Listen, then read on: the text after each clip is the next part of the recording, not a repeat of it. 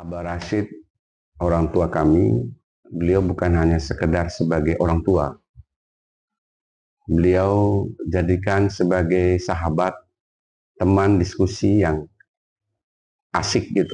Beliau sosok pragmatis. Pragmatis itu artinya kita beragama itu tentu harus bermanfaat.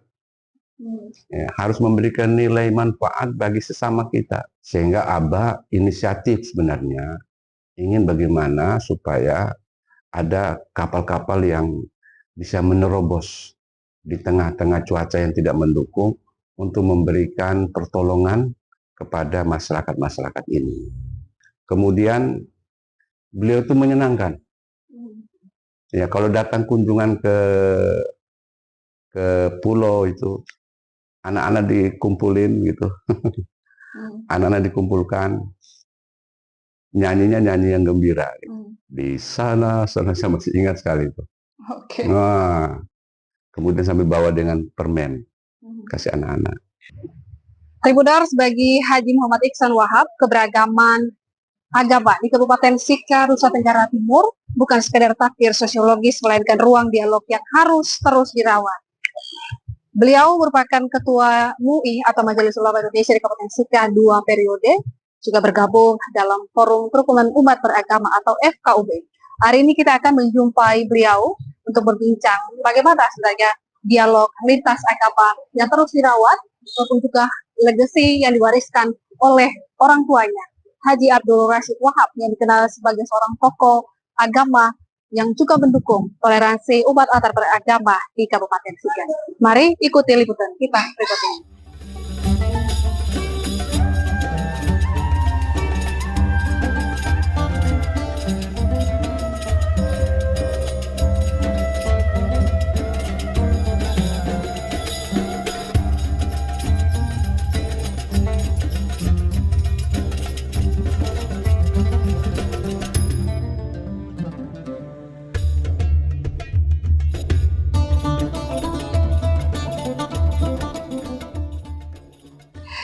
Tribunars, saat ini kita sedang bersama dengan Bapak Haji Muhammad Iksan Wahab sebagai Ketua MUI atau Majelis Ulama Indonesia di Kabupaten Sika, dan beliau sudah menjabat kurang lebih selama 2 periode. Dan ya, terlepas dari sebagai Ketua MUI juga, kita melihat bahwa sosok Bapak Iksan Wahab, anak dari Abah Rashid Wahab, yang dikenal sebagai salah satu tokoh yang mendukung toleransi di Kabupaten Sika, juga mempengaruhi dalam ya keseharian Bapak Iksan sendiri sebagai Ketua MUI maupun juga sebagai pendakwa, bahkan juga sebagai seorang dosen. Dan ada hal menarik nanti yang akan kita gali di balik bagaimana perjalanan dari Bapak Iksan Wahab hingga sebelumnya dia telah mapan tinggal di Jakarta, akhirnya kembali ke Maumere, ke Kabupaten Sika, dan saat ini menjadi ya sudah menjabat kurang lebih 2 periode sebagai Ketua MUI, maupun juga aktivitas dia sebagai seorang pendakwa di sini dan juga seorang dosen. Mungkin selamat ya siang Bapak. Selamat siang. Ini hal yang menarik karena kami hari ini bisa berkunjung dengan Bapak Iksan Wahab gitu ya. Kita kenal selama ini sebagai seorang Ketua MUI, tapi juga kita melihat ada pengaruh dari sosok Bapak Abah Rashid yang kami kenal begitu dalam keseharian Bapak Iksan sendiri. Mungkin bisa diceritakan seberapa jauh pengaruh dari Abah Rashid gitu sebagai seorang ayah maupun juga sebagai seorang tokoh Muslim di Kabupaten Sika. Baik, terima kasih.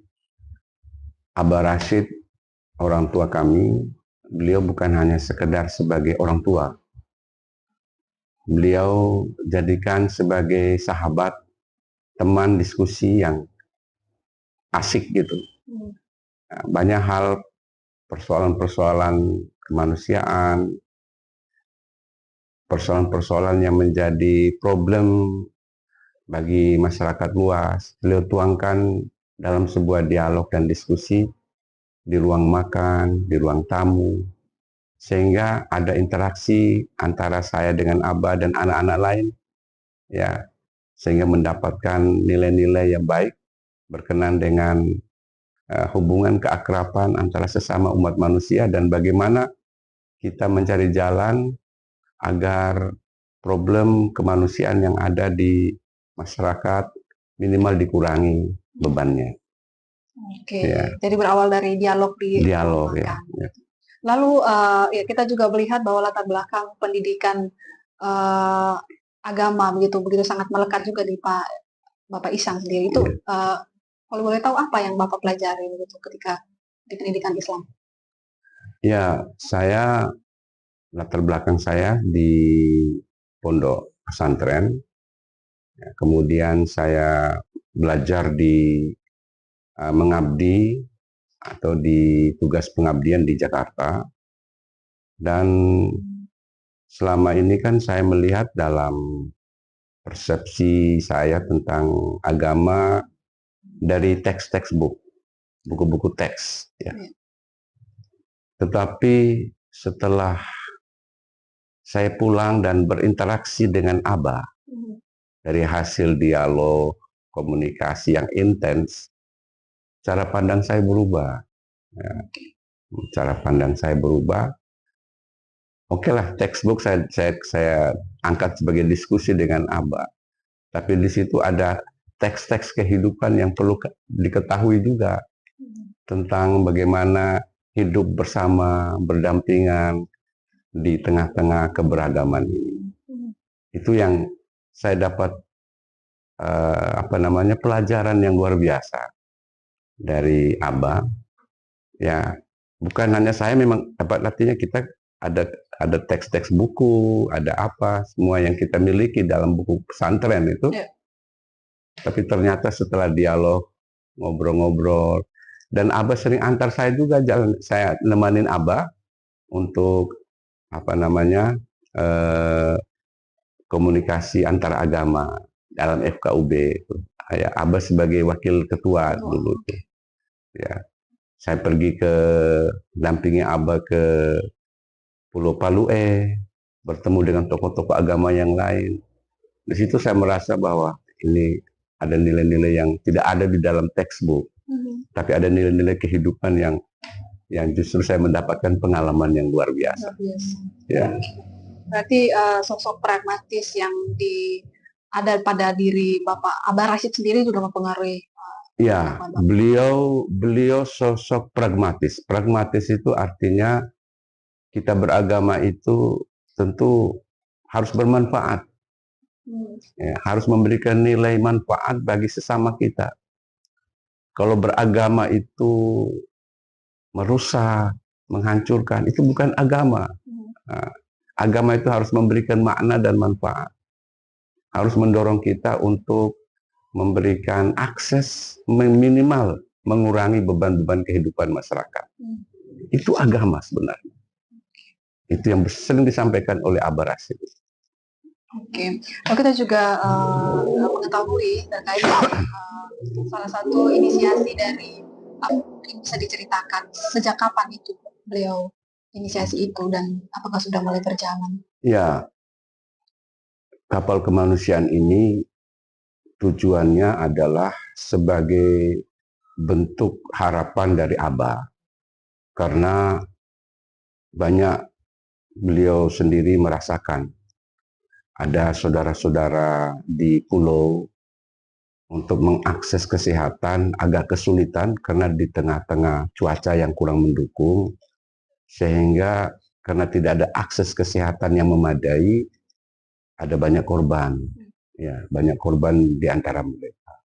Sehingga Abah inisiatif sebenarnya ingin bagaimana supaya ada kapal-kapal yang bisa menerobos di tengah-tengah cuaca yang tidak mendukung untuk memberikan pertolongan kepada masyarakat-masyarakat ini. Namun alhamdulillah kita bersyukur bahwa ada kapal kemanusiaan ini. Ya, minimal ini memberikan dorongan supaya akses kemanusiaan sudah terbuka untuk masyarakat yang memang sangat mengharapkan bantuan-bantuan kesehatan ini. Ya. Dan alhamdulillah sudah ada itu memberikannya, sudah dapat. Oke, lalu ya terkait dengan toleransi maupun tadi soal keberagaman, hidup dalam kebersamaan dalam keberagaman di sini yang ya yang diwariskan oleh Abah Rashid sendiri. Bagaimana dalam pelaksanaan Bapak sebagai seorang pendakwa begitu, terutama ketika berada di wilayah yang mayoritas umat Kristen gitu, tetapi kita melihat di sini semua tidak ada yang saling membeda-bedakan, semua satu sekalipun kita memiliki keyakinan yang berbeda. Ya, jadi kalau kita lihat, ini mungkin kita belajar historisnya. Ya. Historis dari nenek moyang dari Abah itu datang ke sini, itu mereka sudah memberikan peran-peran bersama untuk masyarakat. Ya, bekerja sama dengan masyarakat lokal untuk membangun bersama. Ya, dulu itu ada nenek moyang di Geliting sudah lakukan kerjasama itu dalam menulis surat-surat dan sebagainya di Geliting. Ya, sudah terlihat, apalagi kawin-mawin. Ini nenek saya sendiri, nenek punya bapak namanya Tanapuang Rasido.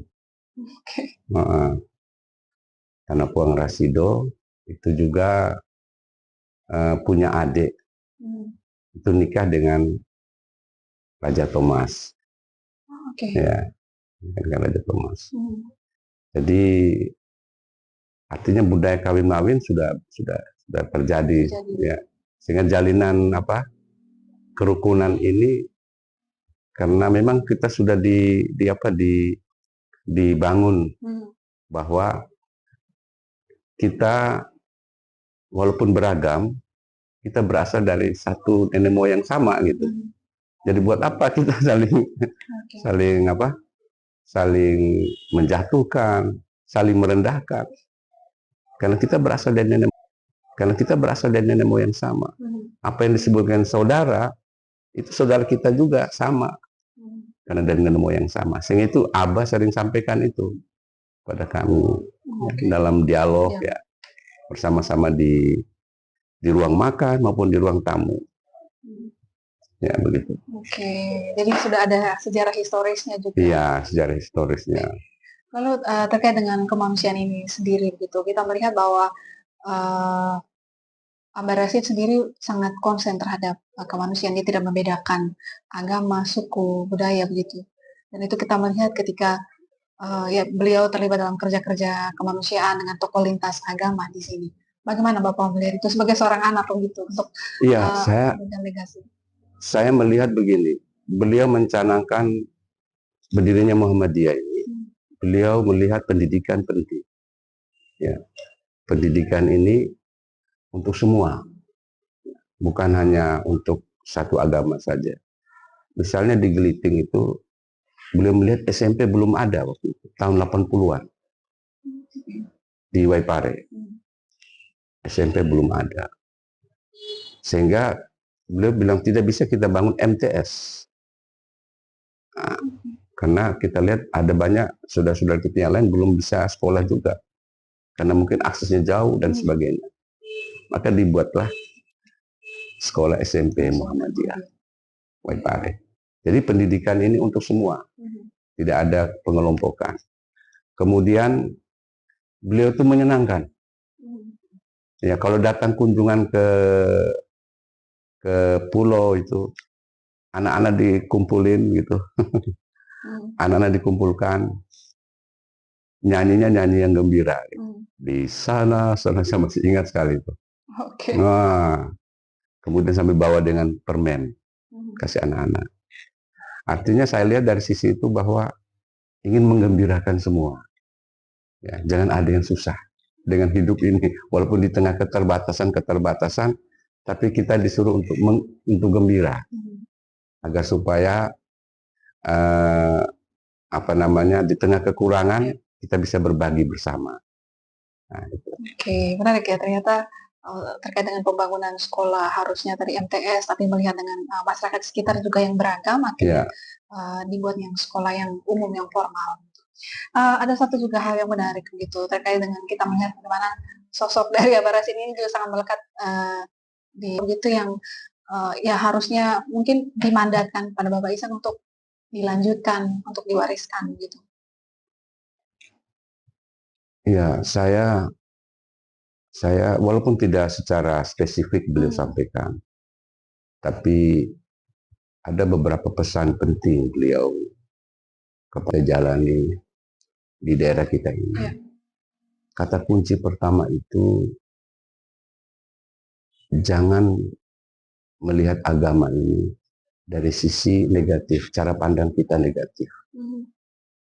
Ketika kita melihat realitas di luar, kita melihat bahwa agama membutuhkan kita untuk membantu sesama. Di situ poinnya bahwa beliau sering komunikasi dengan saya itu ya seperti itu. Ya. Kemudian yang kedua, budaya-budaya lokal itu dengan kearifan-kearifan itu beliau sering berbicara. Kenapa demikian? Karena nilai-nilai kearifan itu jangan sampai hilang. Itu sangat disayangkan. Sehingga beliau sering komunikasi dengan kami di situ. Jadi ada banyak hal yang secara ini memang tidak ada penyampaian bahwa nanti ganti saya atau apa.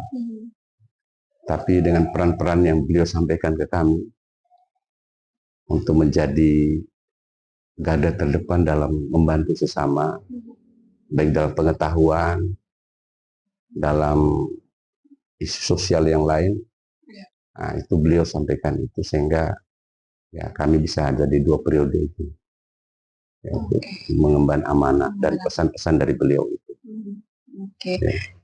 Ya, selain sebagai pendakwa, kita juga lihat Bapak Ihsan mengajar gitu di Universitas Muhammadiyah Maumere dan unik adalah mata kuliah di bawah adalah agama multikultural. Kalau boleh tahu seperti apa? Ya, kami ya seperti itu, bahwa agama di satu sisi memang normatif, bersifat eksklusif dari satu sisi. Orang hanya melihat dari sisi ini. Padahal agama itu luas sekali. Bisa juga eksklusif, bisa juga inklusif. Tergantung cara pandang kita. Maka saya melihat bahwa dengan kami mengajar di agama multikultural ini, dengan keragaman ini, saya gunakan dengan cara-cara yang mengedepankan isu-isu bersama. Isu budaya. Jadi kita angkat budaya-budaya khas di daerah Sika ini untuk kita jadikan diskusi, bahkan jadikan dalam sebuah artikel atau jurnal untuk mengangkat kebiasaan adat istiadat di masyarakat Sika ini.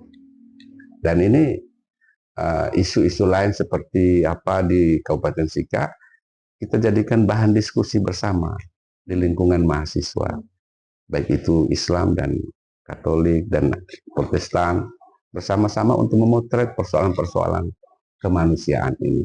Sembari konklusinya adalah melakukan refleksi internal dalam agama masing-masing. Oh iya, ternyata kaya loh. Agama itu kaya loh. Kaya perspektif. Sepanjang kita punya hati yang bersih, akal yang suci, insya Allah kita bisa memotret semua persoalan dengan baik. Melalui refleksi inilah kita bisa membangun peradaban dari agama. Oke, berarti mata kuliah agama multikultural ini memang sangat penting sekali ya, harus Iya, penting sekali. Karena bukan saja justru memperkaya agama masing-masing. Dari selama ini perspektifnya demikian, tapi dengan ada kajian-kajian seperti ini akan membawa pengayaan-pengayaan terhadap agamanya sendiri, sembari membangun relasi yang positif dengan sesama. Ya. Oke, baik. Kita juga melihat ini, Bapak Ihsan sudah kurang lebih 2 periode Ketua MUI di Sika begitu. Kurang lebih selama 2 tahun itu, apa kegiatan dari MUI sendiri di Kabupaten Sika?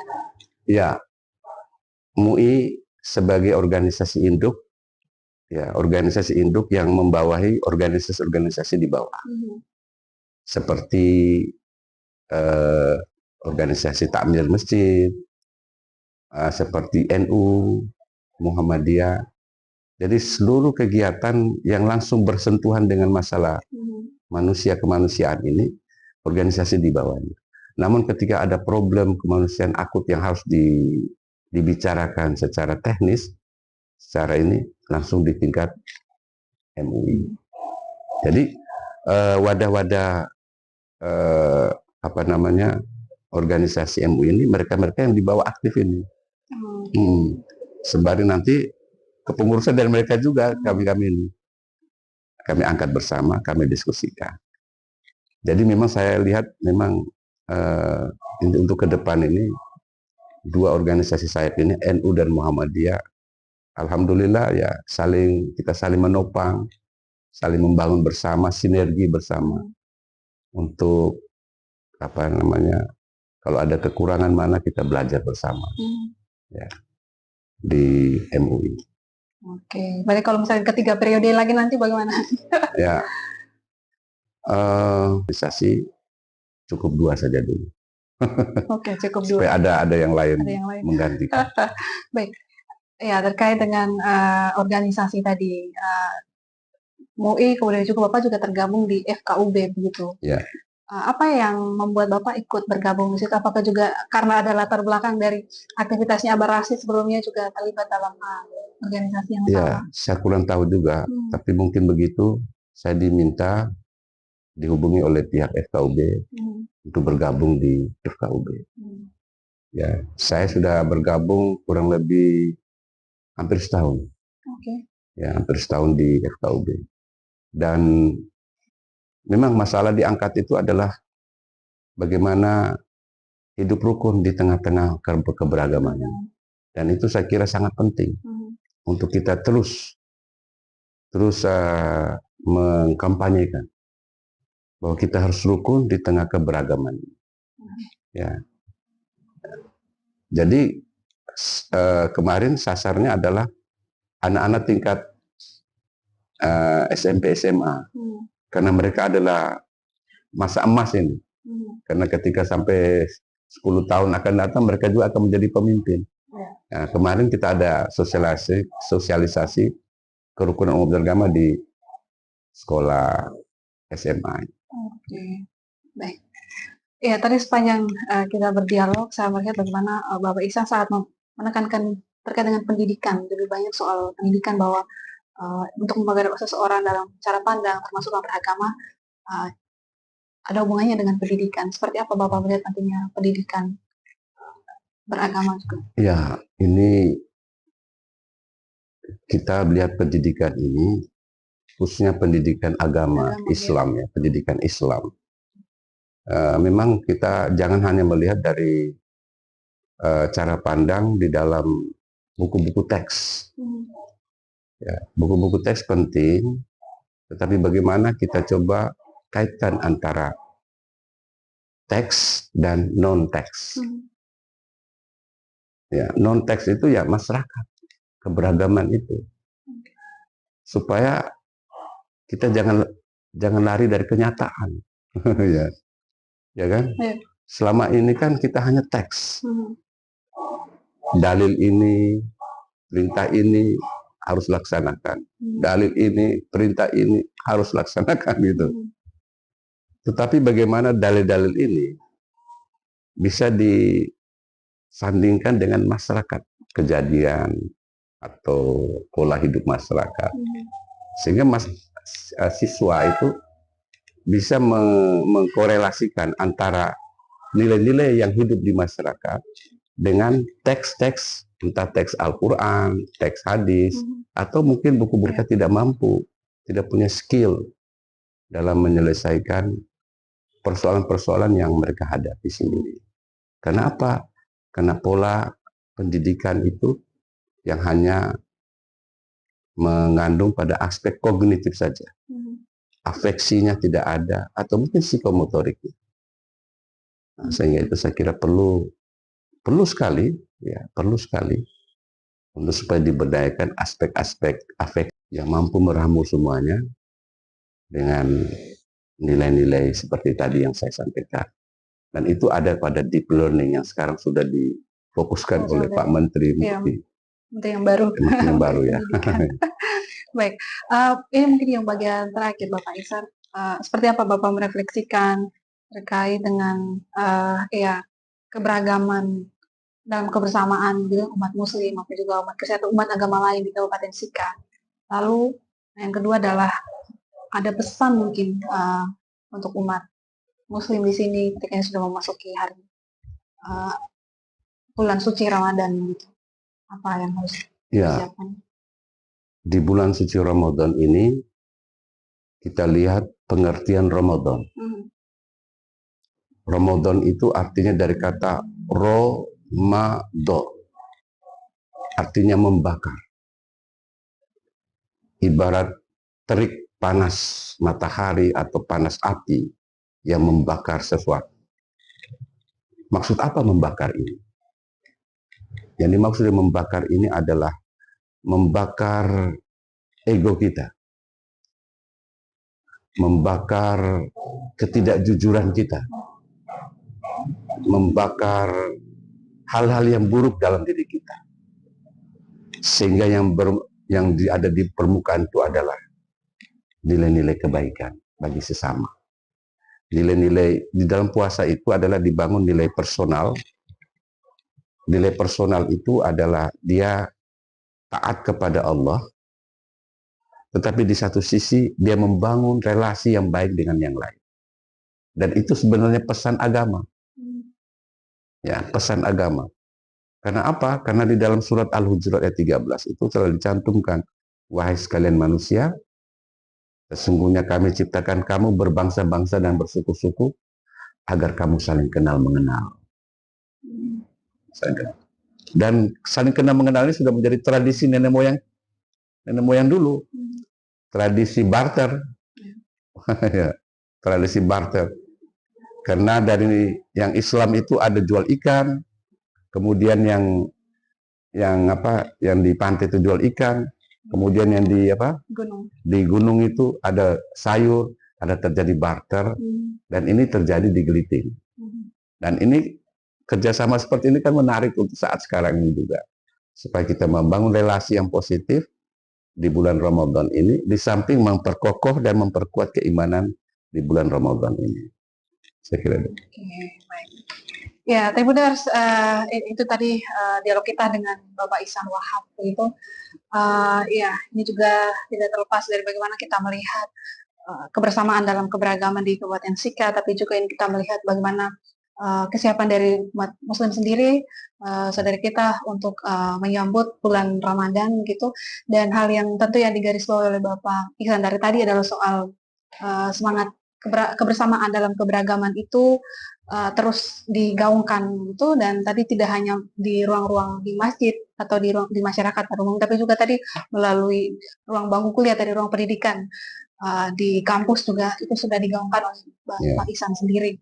Dan ya terkait dengan MUI sendiri, kurang lebih tadi kita tahu bahwa ada kurang lebih 2 periode Bapak Ihsan sebagai Ketua Majelis Ulama Indonesia untuk menghimpun 2 organisasi sayap di sini, Muhammadiyah dan juga NU. Tentunya kegiatan mereka adalah untuk memberikan dampak kepada masyarakat itu sendiri. Sekali lagi terima kasih Bapak Ihsan, itu selamat merayakan bulan Ramadan.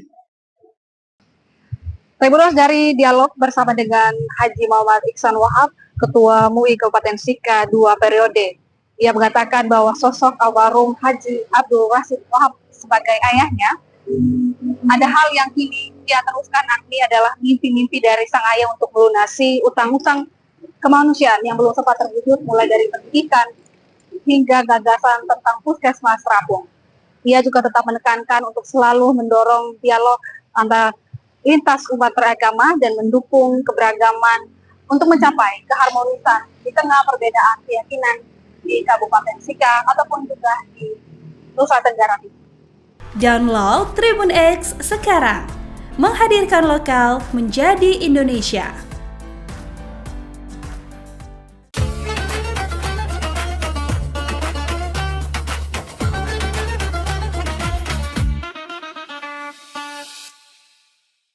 Bismillahirrahmanirrahim. Assalamualaikum warahmatullahi wabarakatuh. Pemirsa Tribuners yang dirahmati Allah Subhanahu wa Ta'ala. soimin dan soimat, pelaksana ibadah puasa yang berbahagia. Alhamdulillah. Alhamdulillahilladzi syakhra ramadana wa lisairi suhuri sayyidan. Wa kammala fihil fakhra haitsu ja'alahu lil barakati wal khairati mauridan. Wa anzala fihil qur'ana mau'izzata wa sifa lima fi suduri wa hudan. Ahmaduhu subhanahu wa ta'ala wa atubu ilaihi mutawakkilan ilaihi mu'tabidan. Asyhadu an la ilaha illallah wahdahu la syarikalah wa asyhadu anna sayyidana wa nabiyyana Muhammadan abduhu wa rasuluh. Allahumma sholli wa sallim ala sayyidina Muhammadin wa ala alihi wa sahbihi wa man tabi'ahum bi ihsan ila yaumiddin. Tribuners yang dirahmati Allah Subhanahu wa taala. Pertama-tama marilah kita panjatkan puji dan syukur kita kehadirat Allah Subhanahu atas berbagai limpahan kenikmatan yang tidak pernah berhenti dikucurkannya kepada kita sekalian. Kenikmatan yang tidak mungkin bagi kita untuk menghitung-hitungnya. Terutama nikmat iman dan Islam, nikmat rezeki dan kesehatan serta kesempatan. Sehingga pada hari ini kita masih dapat melaksanakan ibadah puasa di tahun ini 1447 Hijriah. Soimin dan soimat tribuners yang dirahmati Allah Subhanahu wa taala. Kesempatan sore hari ini kita akan berbicara tentang puasa adalah bulan yang dapat mengobati hati kita. Puasa adalah bulan reparasi. Puasa hadir ke tengah-tengah kita untuk memberikan sentuhan yang baru terhadap kepribadian kita, terhadap akhlak kita, terhadap tingkah laku kita. Soimin dan soimat yang dirahmati Allah Subhanahu wa ta'ala. Ada 3 tingkatan kepribadian atau akhlak kita yang dapat kita soroti di dalam kehidupan ini. Yang pertama adalah akhlakul hasanah. Apa itu akhlakul hasanah? Akhlakul hasanah adalah apabila orang lain memberikan suatu kebaikan kepada kita dan kita akan membalasnya dengan kebaikan yang sama. Kemudian yang kedua adalah akhlakul karimah. Akhlakul karimah adalah apabila orang lain berikan suatu kebaikan kepada kita dan kita akan membalasnya dengan kebaikan yang lebih besar daripada apa yang sudah diberikan kepada kita. Dan yang ketiga adalah akhlakul azimah. Akhlakul azimah adalah apabila orang lain melakukan suatu kejahatan kepada kita, menjolimi kita, memfitnah kita, berbuat suatu kejahatan dan kejoliman terhadap kita, namun kita tidak pernah membalasnya dengan kejahatan yang sama, dengan tidak kembali memfitnah orang itu, dengan tidak kembali melakukan suatu kemungkaran kepada orang itu, namun kita tetap membalasnya dengan kebaikan. Soimin dan soimat tribuners yang dirahmati Allah Subhanahu wa ta'ala. Puasa hadir sebagai bulan muhasabah, memberikan kita suatu pelatihan, memberikan kita suatu pelajaran bahwa kita di bulan ini harus belajar untuk memperbaiki hati kita, supaya bagaimana kita tidak benci dengan orang lain. Kita tidak perlu membalas orang lain yang berbuat kejahatan kepada kita. Puasa adalah obat untuk mengobati seluruh dan segala penyakit hati yang ada pada kita. Inilah alasan mengapa Allah Subhanahu wa ta'ala mewajibkan kita untuk berpuasa. Ya ayyuhalladzina amanu kutiba alaikumussyam kama kutiba alal ladzina min qablikum la'allakum tattaqun. Hai orang-orang yang beriman, diwajibkan untuk berpuasa sebagaimana telah diwajibkan untuk orang-orang sebelum kamu. Soimin dan soimat yang dirahmati Allah Subhanahu wa ta'ala. Bulan puasa ini ibarat sebuah aliran sungai yang mengalir dengan aliran ketaatan. Bulan yang harinya selalu dipenuhi dengan kebaikan dan kebahagiaan. Bulan yang malamnya selalu bersinar dengan lantunan ayat-ayat suci Al-Quran. ada sebuah pertanyaan besar untuk kita pada sore hari ini. Mengapa Allah Subhanahu wa Ta'ala mewajibkan kita, manusia khususnya kaum muslimin dan muslimat, wabil khusus lagi orang-orang yang beriman untuk berpuasa? Jawabannya adalah untuk kita memperbaiki atau untuk mereparasi hati kita. Ada sebuah riwayat yang disampaikan oleh Hasan Al-Kaubawi di dalam bukunya Duratun Na'asyihin, bahwa ketika Allah Subhanahu wa Ta'ala menciptakan akal dan nafsu, yang pertama kali dipanggil oleh Allah Subhanahu wa Ta'ala adalah akal. Ketika akal berdiri di hadapan Allah Subhanahu wa Ta'ala, Allah berkata kepada akal, "Wahai akal, man ana wa man anta?" Siapakah aku dan siapakah engkau? Akal menjawab, "Anta Rabbi wa ana abduka ad-daim." Mendengar jawaban ini, Allah Subhanahu wa Ta'ala langsung memuliakan akal. Kemudian yang kedua, giliran Allah Subhanahu wa Ta'ala memanggil nafsu. Dengan pertanyaan yang sama, Allah berkata kepada nafsu, "Siapakah aku dan siapakah engkau?" Dengan sombong nafsu menjawab, "Engkau adalah engkau dan aku adalah." Mendengar jawaban ini, Allah Subhanahu wa Ta'ala memasukkan nafsu ke dalam neraka jahim selama 100 tahun lamanya. Tribuners yang dimuliakan Allah Subhanahu wa Ta'ala.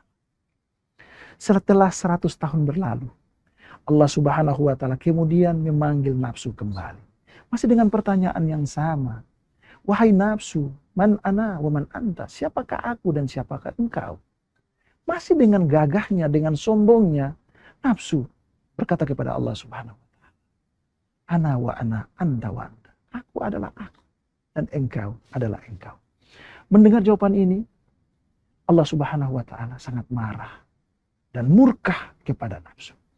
Dan pada akhirnya Allah Subhanahu wa Ta'ala memasukkan nafsu ke dalam neraka Ju. Apa itu neraka Ju? Soimin dan soimat, tribuners yang dimuliakan Allah Subhanahu wa Ta'ala. Neraka Ju adalah neraka yang isinya orang-orang kelaparan. Neraka yang isinya orang-orang yang kehausan. Tidak ada makan dan minum di sana. Dan pada akhirnya, dengan berpuasa, tidak ada makan dan minum, akhirnya nafsu tidak punya tenaga, tidak punya kuasa, nafsu lemah, dan akhirnya sadar dan kembali ke hadapan Allah Subhanahu wa Ta'ala dan berkata, "Wahai Tuhan, Anta Rabbi, dan aku adalah hamba." Dengan demikian, puasa merupakan bulan reparasi. Puasa memperbaiki hati kita dengan mengalahkan setiap tindakan-tindakan yang tidak baik yang dipengaruhi oleh nafsu kita. Kesimpulannya adalah, di dalam hidup ini, jangan sekali-kali menjadikan nafsu menjadi pemimpin atas diri kita. Tetapi, di dalam kehidupan ini kita harus menjadikan hati sebagai pemimpin atas diri kita. Maka berbahagialah mereka yang selama hidupnya selalu menjadikan hati dan akalnya menjadi pemimpin atas dirinya. Soimin dan soimat yang berbahagia, tribuners yang dimuliakan Allah Subhanahu wa Ta'ala, itulah beberapa hal yang saya sampaikan pada kesempatan sore hari ini sebelum kita berbuka. Mudah-mudahan dapat memberikan pencerahan bagi kita semua. Lebih kurangnya saya mohon maaf. Wabillahi taufiq wal hidayah. Wassalamualaikum warahmatullahi wabarakatuh. Download Tribun X sekarang, menghadirkan lokal menjadi Indonesia. Yang ada di keraton, entah itu raja-rajanya, kalau mau membuat perhiasan, Ya. itu yang paling bagus itu adalah orang Kalimantan. Oh, Tapi kalau bubur iya, saminya itu mungkin sudah ratusan tahun. Sudah ratusan tahun ya, kayak Iya. resep dari nenek moyang Iya, gitu dari ya, nenek moyang, Pak. dari Banjar yang dibawa ke sini. Itu kan masakan-masakan kerajaan juga itu, Iya. kerajaan Banjaran gitu. Bisa dibagikan kurang lebih 1.500 porsi. 1.500, luar biasa Ah. Pak. Ya. Menjadi WPTB, warisan budaya tak benda yang diakui nasional. Ya enak sih, kan bukan kayak bubur-bubur biasa itu, bubur samin kan, bubur Banjar, masakan Banjar. Ya udah dapat buburnya, banyak banget tuh, sampai full ya, satu tempat kayak gini Tribuners.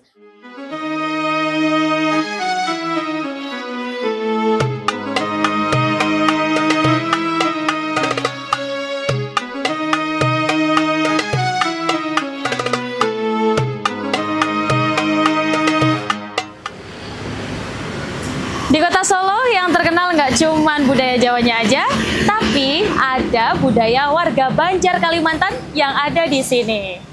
Bahkan kabarnya di tempat ini ada tradisi yang sudah lama sekali, bahkan diakui sebagai warisan budaya tak benda di tahun 2025.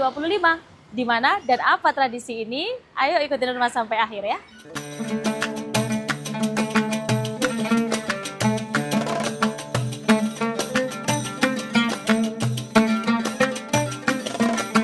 Nah ini dia Tribunas, Masjid Darussalam Jayengan. Masjid yang menyimpan sejarah panjang dan juga terkenal dengan tradisi pembagian bubur samin terbanyak di Surakarta. Jadi mau tahu cerita selengkapnya, kita akan menemui pengurus masjid di sini. Ayo. Masjid Darussalam Jayengan berada di Kampung Jayengan, Kecamatan Serengan, Kota Surakarta. Masjid ini telah berdiri sejak akhir abad ke-19 dan bermula dari sebuah langgar sederhana milik warga. Seiring perkembangan kawasan permukiman dan perdagangan di Jayengan, bangunan ini kemudian menjadi masjid yang menampung banyak jemaah, terutama dari komunitas perantau Banjar yang menetap di lingkungan tersebut. Kabarnya ada kaitannya dengan warga Kalimantan yang ada di sini. Nah, itu seperti begini apa? ceritanya begini. Ada salah satu saudagar yang punya koneksi hubungan dengan Keraton Solo. Oh, ada tokoh dari Keraton Solo begitu ya Pak? Jadi Berarti? ada koneksi dengan Keraton Solo. Para sinuwun atau yang ada di keraton, entah itu raja-rajanya, kalau mau membuat perhiasan, Ya. itu yang paling bagus itu adalah orang Kalimantan. Oh justru di Jawa ini malah orang Kalimantan. Orang Kalimantan. Buat Kalau perhiasan kita paling bagus. mau membawa berlian atau ke sana, ya akhirnya ada orang Kalimantan suruh bikinkan. Nah, gitu dan tuh. itu di Jawa ya Pak ya? Jadi Orangnya sudah ya di Jawa. kalau di Jawa yang terkenal di Jayengan ini. Di Jayengan Nah, ini. Nah, dari itu si Agnia ini, si saudagar ini itu mendatangkan banyak warga dari Kalimantan, bahkan bukan 1-2 orang, sak keluarga. Makanya di sini berarti banyak orang Kalimantan Pak? Ya, saat itu? betul. Ya, nah, Jayengan terkenal namanya. Nah, itu nanti akan ada namanya Jarwono. Jarwono itu Banjar Jawa Cino. Oh, itu ada khasnya sendiri ya? Ada anunya sendiri. Iya. Nah, gitu toh. Kalau dari Pasar Klewer sampai ke sini, itu yang sekarang Jalan Dr. Rajiman. Dulu namanya Jalan Coyudan. Nah, itu Chinatown-nya Solo. Nah, gitu. Iya. Nah, gitu toh. Oh, iya. Nah, terusan berinteraksi. Dia banyak toko-toko emas juga. Oh, jadi Nah, kayak berliannya bisa ini. jadi dari Kalimantan atau intennya, emasnya dari saudagar yang para pedagang Cina yang di Coyudan, diikat, dijadikan, lah itu untuk konsumsi para sinuwun. Oh, begitu. Kemudian kalau untuk ini Pak, yang terkenal dari masjid ini kan terkait tradisi bubur samin Nah, bubur samin. Itu yang membawa siapa Pak di tanah Bubur Jawa samin ini sebenarnya bukan bubur samin awalnya. Iya. Seperti masjid-masjid yang lain. Kalau misalkan warga diminta untuk ikut berkontribusi atau nyumbang untuk iftar atau buka bersama, ada yang bawa nasi kuning, ada yang bawa ini, ada yang bawa itu, banyak sekali. Ya toh. Ada lagi yang bawa bubur samin juga waktu itu. Oh iya iya. Nah, gitu toh. Akhirnya diputuskanlah oleh pengurus takmir masjid pertama, yaitu Kiai Haji Sakroni, Anang Sakroni. Nah, sudah kita tetapkan bubur. Nah, ini kan juga ciri khas Banjar. Ya. Nah, gitu. Akhirnya bikinnya ya cuma sedikit aja, 5-10 kilo. Habis, ada yang dibawa pulang. Akhirnya tiap tahun dan sebagainya itu kurang lebih 40 tahun yang lalu. 40 tahun yang lalu, berarti ini tuh sudah sangat lama ya Pak? 40 tahun yang lalu dimulainya. Bubur kegiatan pembagian bubur ini. saminnya. Oh, tapi kalau bubur iya, saminnya itu mungkin sudah ratusan tahun. Sudah ratusan tahun ya, kayak Iya. resep dari nenek moyang Iya, gitu dari ya nenek moyang, Pak. dari Banjar yang dibawa ke sini. Itu kan masakan-masakan kerajaan juga itu. Iya. Kerajaan Banjaran gitu. Kalau yang membuat ini Pak, Nah, yang membuat itu api menyala itu jam 11. Jam Siang? 11 siang, kan gitu ya. Iya. Itu baru untuk manasi airnya doang. sampai 1 jam. 1 jam. Nah, 1 jam itu kurang lebih sampai duhur kan. Iya. Nah, setelah duhur baru Mulai ini, baru masuk ya. bumbunya, baru ininya dan sebagainya. Nah, terus itu tidak pernah mati sampai asar. Sampai asar api ini. Jadi Luar biasa. sangat panas sekali, makanya kita harus hati-hati. Oh Gitu. ya. Nggak pernah mati. Semua bumbu dan apa yang ada di ramuan itu baru masuk kurang lebih habis duhur atau jam 1. Jam 1 sampai jam 3 itu proses sudah pengadukan pakai orang. pakai orang itu maksudnya ya. pakai tenaga Iya. manusia. Pernah terpikir juga kalau misalkan pakai mesin bagaimana? Gak ada rohnya. Pertama itu. Iya, Pak. Yang kedua, takut nanti di bawah itu jadi seperti intip itu. Jadi mengering gitu ya, Pak? Iya, harus diaduk terus sampai ke bawah. Jadi apa itu gayungnya itu ya tinggi 1,5 meter. Oh, luar biasa. Nah itu Iya. saksi bisu bubur samin itu. Sampai sekarang ya karena Sampai ya. sekarang jimblengnya itu sendiri ya itu ada. Nah, bahkan kita punya jimbleng yang segini tinggi. Tinggi ya Pak ya. Tapi kalau masak ya harus berkilo-kilo. Kemudian untuk ini Pak, pembuatannya itu kan banyak sekali ya sepertinya. Iya. Mencapai berapa kilo sih Pak yang dibuat dalam sehari dan waktu pembuatannya seperti apa gitu? Terakhir ini kurang lebih dari, ya kita kan dari awal dari 5 kilo, 10 kilo, kemudian banyak, terakhir kita 50 kilo. 50 kilo itu alhamdulillah kalau bahasa Jawa bisa mbabar, bisa dibagikan kurang lebih 1.500 porsi. 1.500 luar biasa Pak ya. 1.200 itu kita bagikan kepada masyarakat, yang 300 untuk buka bersama di dalam masjid. Yeah. Jadi masjid tetap kita buka ya seperti itu. Nah, tahunya berapa porsinya itu. Jadi 1 centong yang diambil itu masuk 1 piring penuh. Jadi tidak dianggap 1 porsi. Iya. Lah, yang bawa rantang, bawa bawaan itu wadah, itu kurang lebih minimal dapat 3. Iya kan banyak ya Pak. Iya. Makin banyak. Kalau wadahnya agak besar ya Pasti kurang lebih banyak. 5 gitu aja Iya. lah. Itu bisa dimakan sekeluarga, bahkan Iya. sampai besoknya. Banyak Sudah makan sekali itu pasti, aja, Pak. alhamdulillah kata orang-orang ya, artinya yang minta itu sudah merasa kenyang. Tapi kadang-kadang ya perut Jawa itu yang terburu makan nasi gitu tuh. Iya, belum kenyang gitu Belum katanya kenyang. Pak. Tapi sudah makan nasi, cari bubur lagi. Iya. Ya, gitu. Dari para perantau inilah, bubur samin mulai dikenal dan kemudian berkembang menjadi tradisi yang melekat hingga saat ini. Kabarnya dapat ini ya Pak, penghargaan warisan budaya tak benda di tahun 2025. Itu sebenarnya suatu anugerah tersendiri bagi kami sebagai warga Jayengan, Iya. takmir Masjid Darussalam, dan bubur saminnya itu sendiri. Iya. Dengan adanya kegiatan ini membawa daya tarik menjadi WPTB, warisan budaya tak benda yang diakui nasional. Ya, alhamdulillah sertifikat sudah keluar nomor 194 sekian-sekian. Oh. Kemudian yang dimaksud menjadi warisan budaya ini berarti pembagian bubur saminya ini ya Pak ya? Ya, yang jelas Tradisi di bubur sini. saminya. Oh, bubur saminya. Nah, kalau pembagian siapapun bisa membagi, tapi Iya, pembagian itu menjadikan titik pangkal, titik pokok untuk dibagikan kepada masyarakat yang bukan Banjar, ya adanya di sini. Di sini. Nah, Oh, iya, kalau iya. di Banjar jelas mungkin banyak. Iya, kalau di sini kan cuma khasnya sini ya. Iya.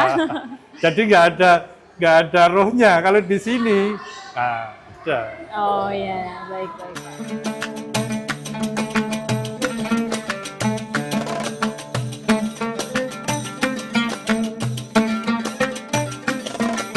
Dan Tribuners, kalau misalnya kalian antri di sini tuh sebenarnya kita nggak perlu ke sana. Jadi kita tinggal taruh kayak rantang atau tempat makan kalian. Ini di tempat sini ya. Nanti diserahkan ke bapaknya aja.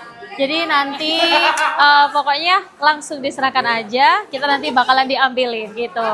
Bapak antri ya Pak. Oke.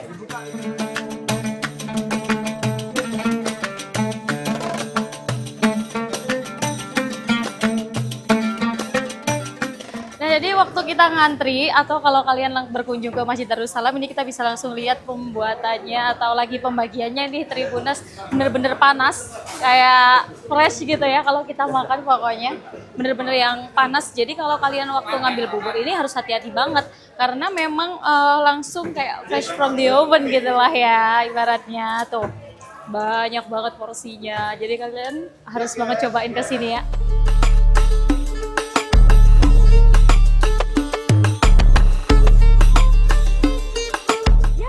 Udah dapat buburnya, banyak banget tuh sampai full ya satu tempat kayak gini Tribuners. Dan ini aromanya tuh kayak sedep banget, kerasa banget gitu ya aroma saminya gitu kan, katanya ini buah pembuatannya memang memakai minyak samin gitu ya, khasana ya Tribuners. Jadi kita langsung aja tunggu waktu berbuka puasa, langsung kita mau lahap habis ini bubur samin ini. Ayo.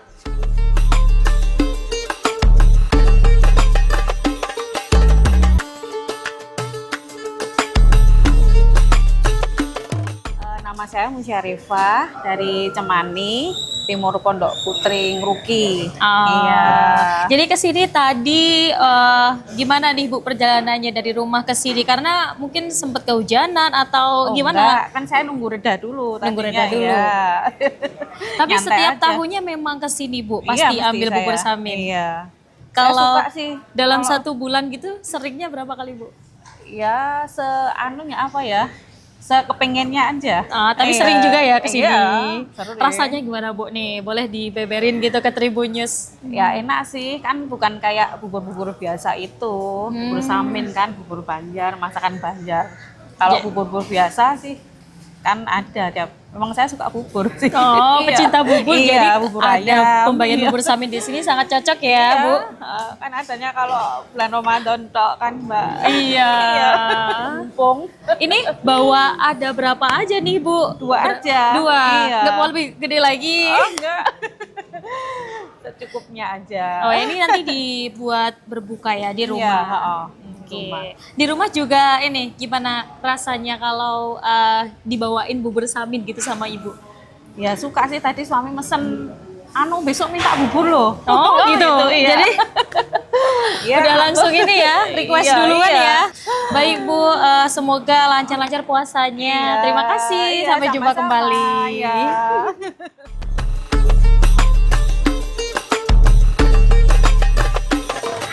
Dan Tribuners akhirnya Nurma dapat juga nih bubur saminya dari Masjid Darussalam Jayengan. Masjid ini rekomendasi buat kamu yang pengen mungkin merasakan vibes lain gitu ya dari kota Solo. Karena di sini kayak kita bakal ngerasain ada nuansa-nuansa Banjarnya gitu guys. Dan tentunya masjid ini rekomendasi banget buat kamu datengin apalagi di bulan puasa sekaligus kita ikut tradisi pembagian bubur samin. Dan dulu mau siap-siap buat buka puasa dulu, simak terus ngabuburit asyik selanjutnya. Sampai jumpa Tribuners.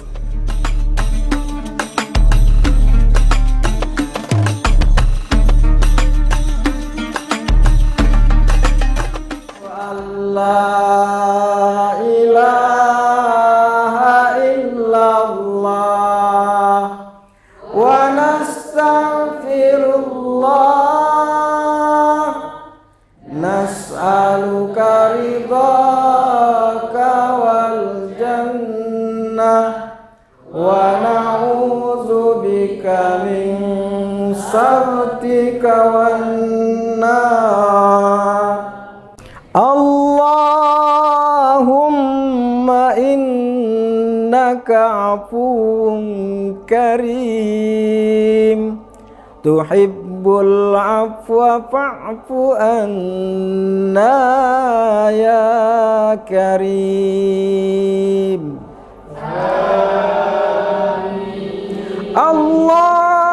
Allahumma innaka afuwun karim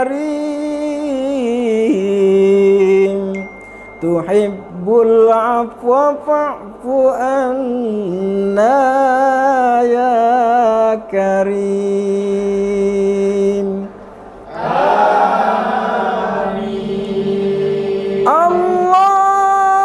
Allahumma innaka afuwun karim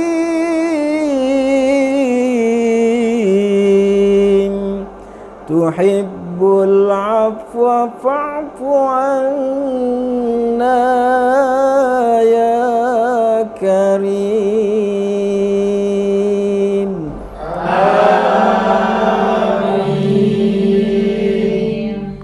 Nashhadu an la ilaha illallah wa nastaghfirullah, nas'aluka ridhaka wal jannah wa na'udzubika min sakhatika wan nar. Asyhadu an la ilaha illallah wa nastaghfirullah, nas'aluka ridhaka wal jannah wa na'udzubika min sakhatika wan nar. Nashhadu an la ilaha illallah wa nastaghfirullah, nas'aluka ridhaka wal jannah wa na'udzubika min sakhatika wan nar. Allahumma innaka afuwun karim, tuhibbul afwa fa'fu anna ya karim. Allahumma innaka afuwun karim, tuhibbul afwa fa'fu anna ya karim. Amin. Allahumma innaka afuwun karim,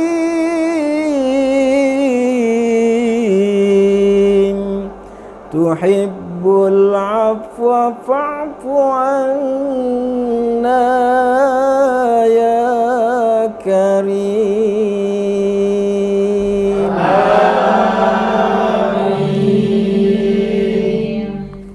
Nashhadu an la ilaha illallah wa nastaghfirullah, nas'aluka ridhaka wal jannah wa na'udzubika min sakhatika wan nar.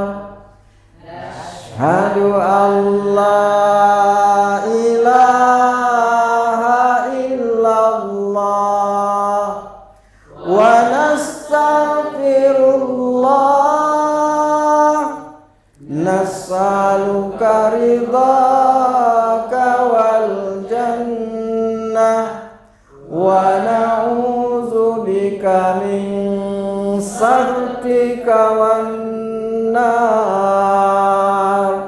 Nashhadu an la ilaha illallah wa nastaghfirullah, nas'aluka ridhaka wal jannah wa na'udzubika min sakhatika wan nar. Allahumma innaka afuwun karim, tuhibbul tuhibbul afwa fa'fu anna ya karim. Allahumma innaka afuwun karim tuhibbul afwa fa'fu anna ya karim.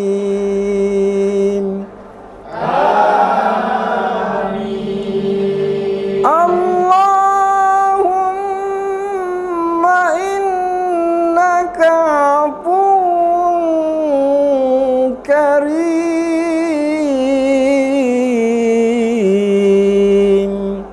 tuhibbul afwa fa'fu anna ya karim.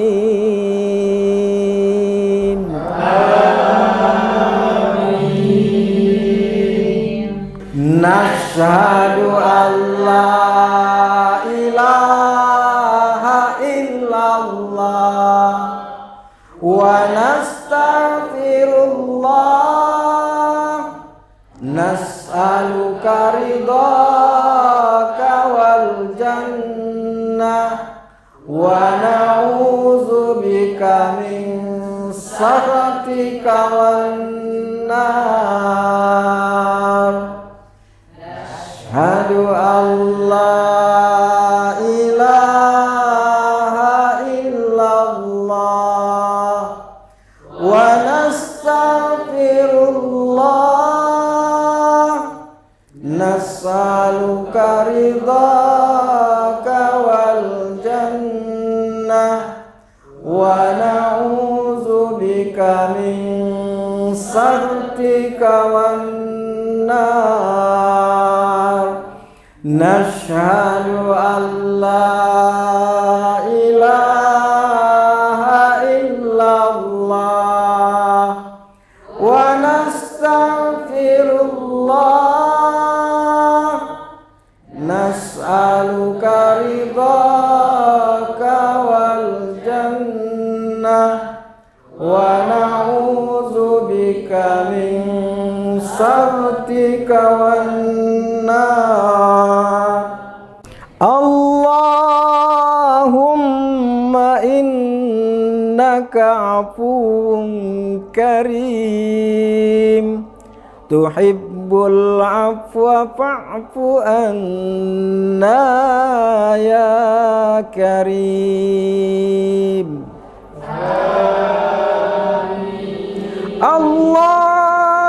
Allahumma innaka afuwun karim tuhibbul afwa fa'fu anna ya karim.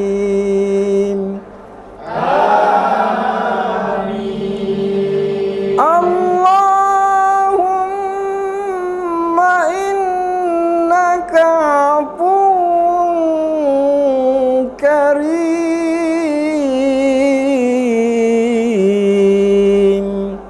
tuhibbul afwa fa'fu anna ya karim.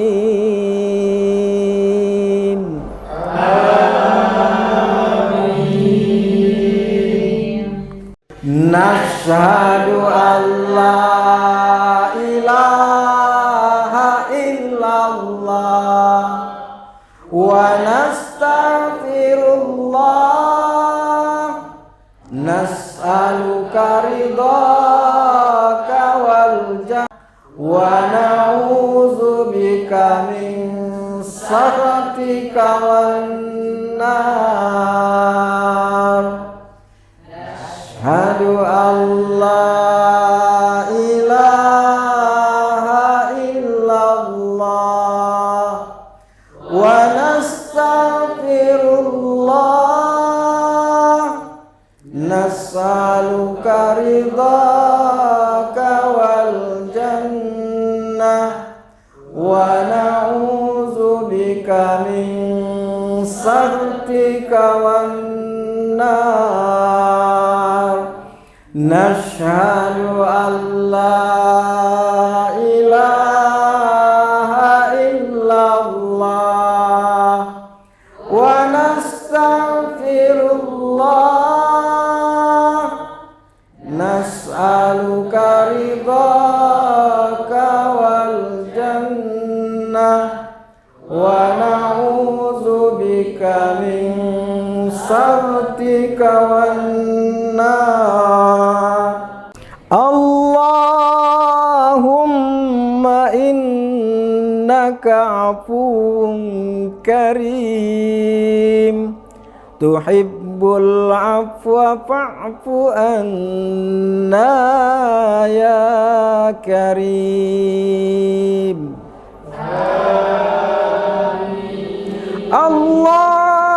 اللهم إنك عفو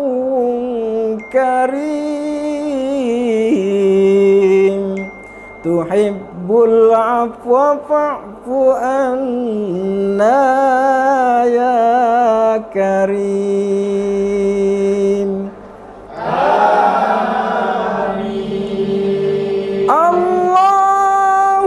اللهم إنك عفو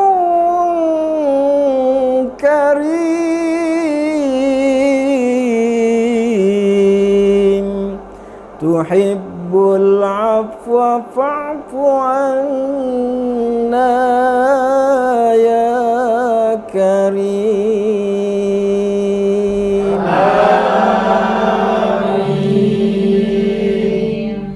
نشهد أن لا إله إلا الله ونستغفر الله نسألك رضاك والجنة ونعوذ بك من سخطك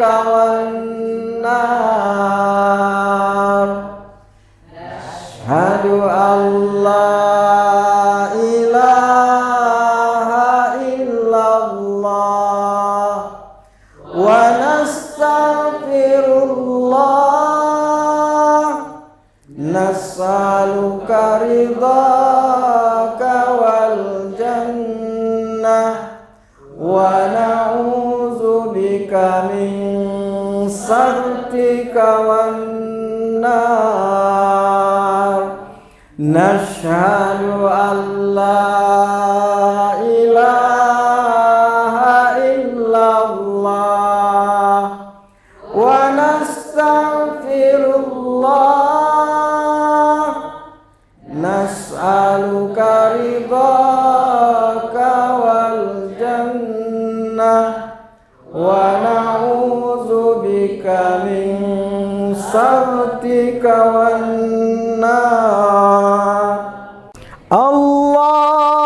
اللهم إنك عفو كريم تحب العفو فاعف عنا يا كريم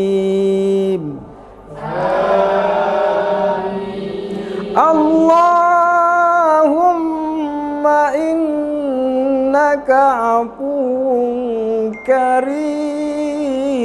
كريم تحب العفو فاعف عنا يا كريم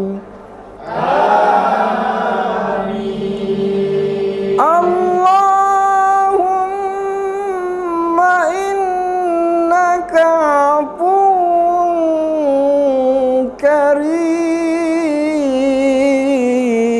كريم تحب العفو فاعف عنا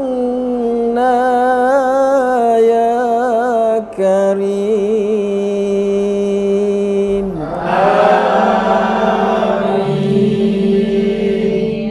نشهد أن لا إله إلا الله wa nastaghfirullah, nas'aluka ridhaka wal jannah wa na'udzubika min sakhatika wan nar.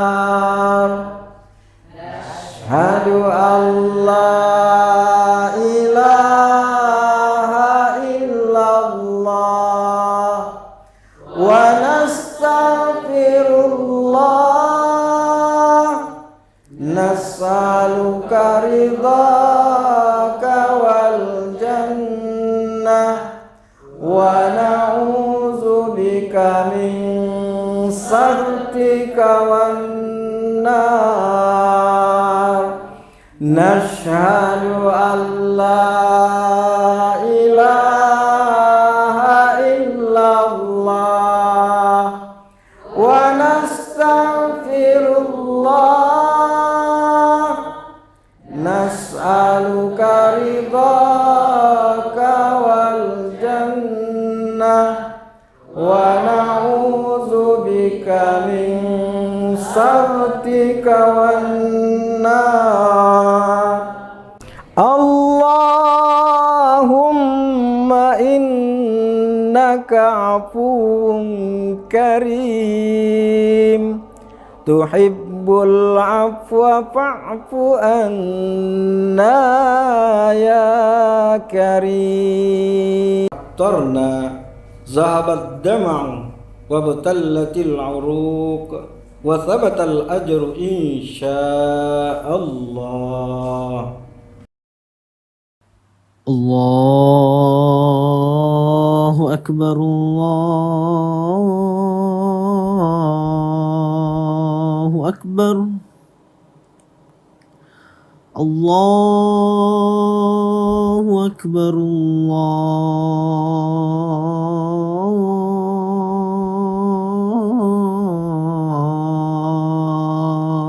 Allahu akbar. Asyhadu an la ilaha illallah,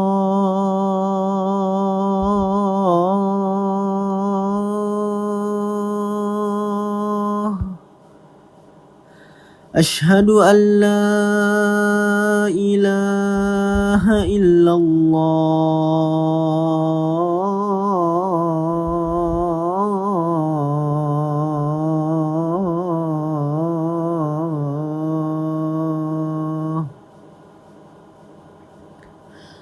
asyhadu anna Muhammadar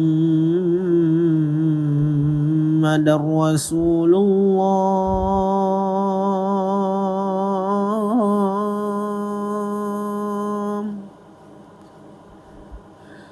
asyhadu anna Muhammadar Rasulullah.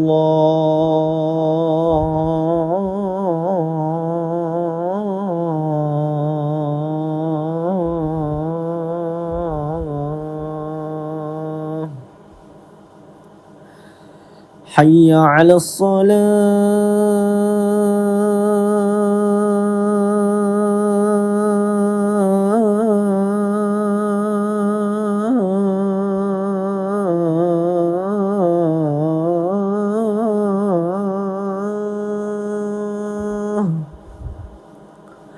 hayya 'alas salah,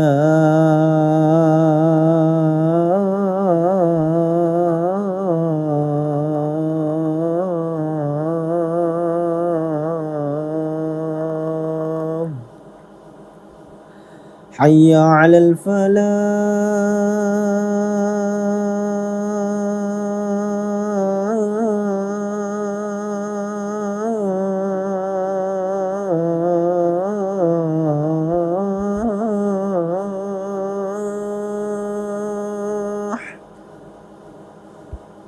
hayya 'alal falah.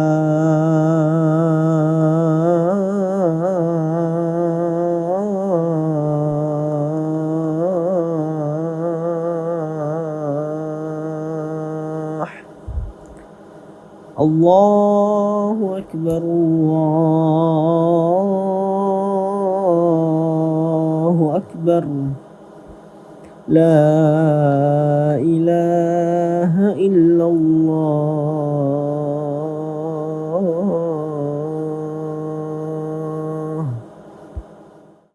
اللهم رب هذه الدعوة التامة والصلاة القائمة آت محمدا الوسيلة والفضيلة والشرف والدرجة العالية الرفيعة وبعثه مقاما محمودا الذي وعدته إنك لا تخلف الميعاد.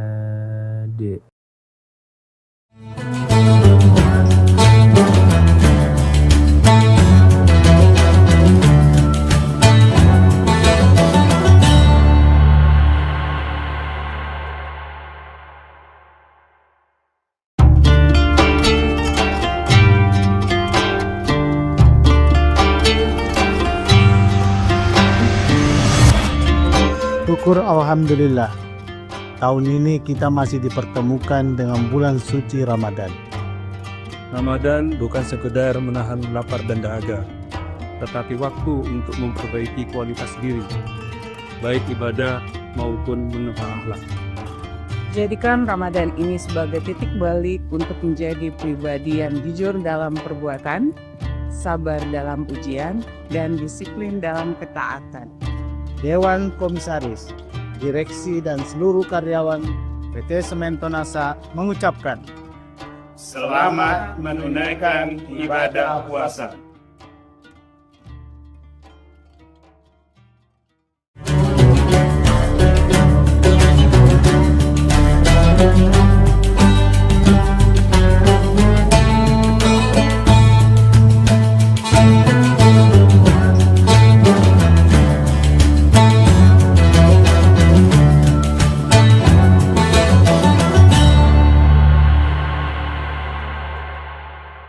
Assalamualaikum warahmatullahi wabarakatuh. Tribuners, seperti apa kabar Anda pada hari ini? Senang sekali tentunya saya Ilu dapat kembali menyapa Tribuners dalam Syiar Ramadan episode hari ini yang membahas tema yang begitu menarik terkait dengan Ramadan dan ketahanan moral bangsa yang akan kita kupas tuntas bersama dengan narasumber kita hari ini. Ada Pak Ustadz Kiai Haji Sabarudin LC yang sudah siap untuk berbagi ilmu bersama seluruh Tribuners pada waktu menantikan berbuka puasa pada sore hari ini. Selamat sore, Assalamualaikum Pak Ustadz. Waalaikumsalam warahmatullahi wabarakatuh. Baik, seperti apa kabarnya hari ini? Alhamdulillah seperti bahagianya para tribuners yang ada di luar sana. Baik, masih bahagia dan juga tentunya masih tetap semangat menjalankan ibadah puasa ya Pak Ustadz ya.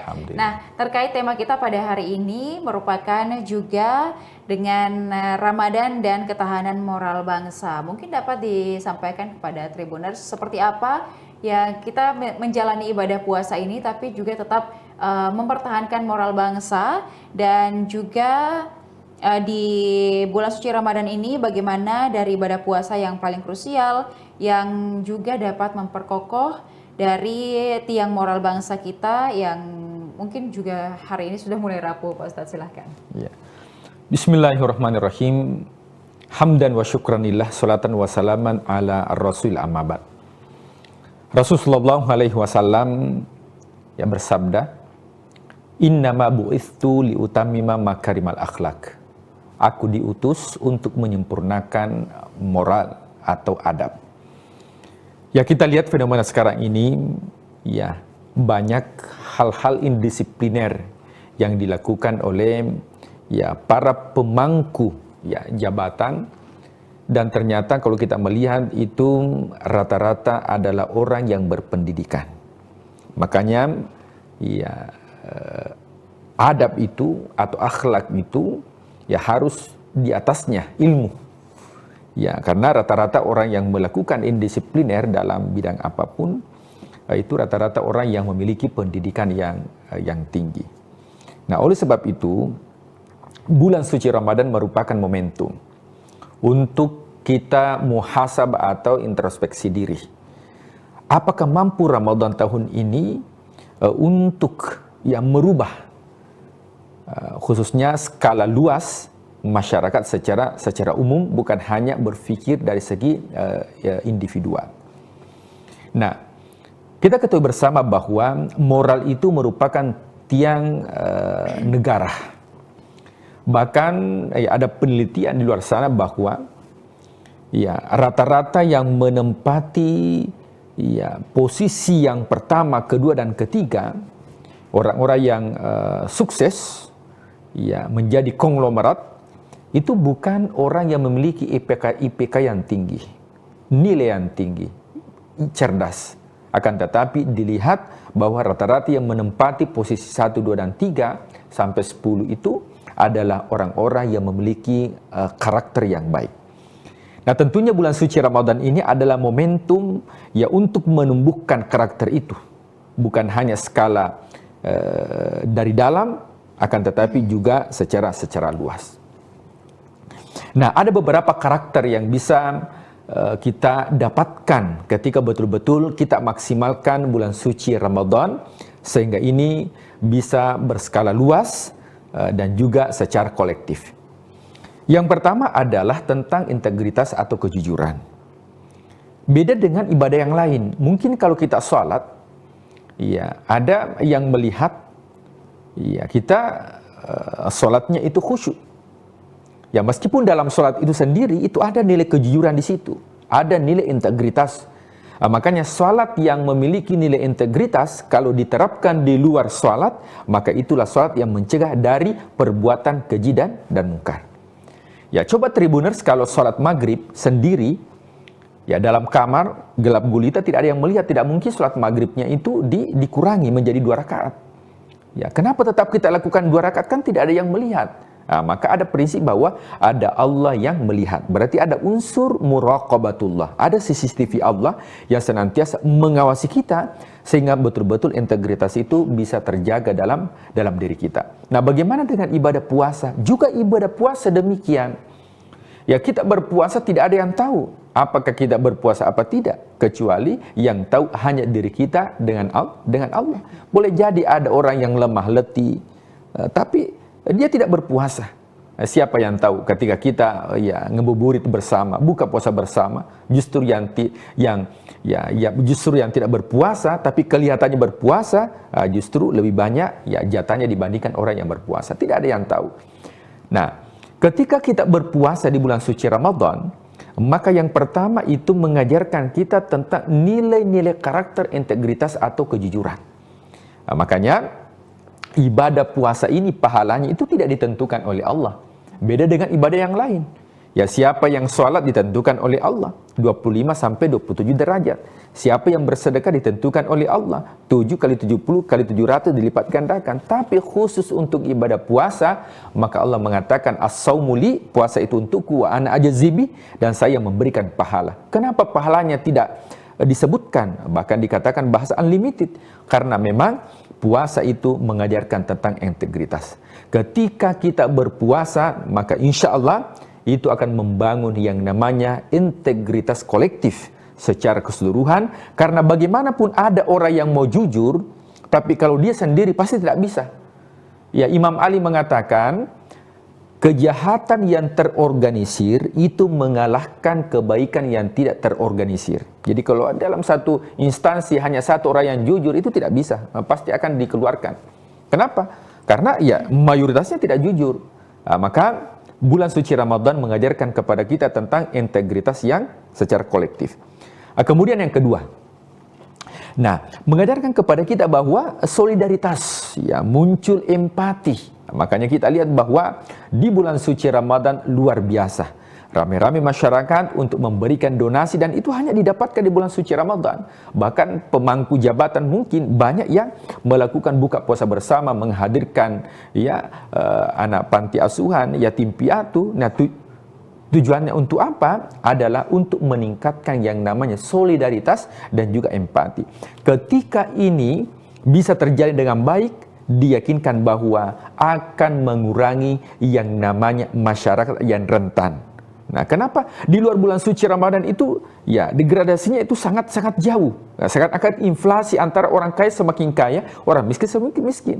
Tapi ketika masuk bulan suci Ramadan itu luar biasa berbaur. Ya, bahkan ketika kita sholat, itu tidak ada saf khusus untuk orang kaya. Tidak ada saf khusus untuk yang memiliki jabatan. Siapa yang masuk duluan, maka sifatnya semua sama. Ya, tidak ada perbedaan. Maka ini dengan adanya bulan suci Ramadan, maka bisa menumbuhkan yang namanya jiwa karakter solidaritas dan juga empati. Kemudian yang ketiga adalah disiplin. Ya, meningkatkan juga kedisiplinan. Coba kita lihat betapa banyak orang yang manipulasi data dan sebagainya. Ya, dia tidak hadir mungkin di instansi, tapi ya teman yang hadir itu ya ditandatangankan dan sebagainya. Nah, itu banyak terjadi. Kenapa bisa demikian? Karena mungkin ya disiplin ini memang bukan hanya di bulan suci Ramadan dengan ibadah puasa, tapi juga ibadah sholat. Nah, coba kita lihat dalam Al-Quran, Inna sholata kanat alal mu'minina kitaban mauquta. Jadi sholat itu karakternya adalah disiplin. Puasa juga demikian di bulan suci Ramadan.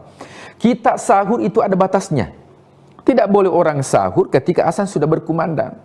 Kenapa tidak bisa? Ada aturan yang ditetapkan oleh agama, aturan yang ditetapkan oleh syariat, ada batas waktunya dan harus diikuti. Niatnya, kenapa ketika Ramadan itu niatnya harus malam hari, tidak boleh di pagi hari? Kecuali kalau puasa sunnah. Nah, kalau puasa sunnah Senin Kamis, kita lupa berpuasa, niat puasa di malam hari, maka boleh niat puasanya itu di pagi hari selama kita belum makan. Tapi khusus bulan suci Ramadan, puasa Ramadan itu niatnya harus di malam hari. Kenapa bukan ba'da subuh? Karena ada ketetapan khusus bahwa ada nilai karakter disiplin harus diterapkan. Sama dengan berbuka.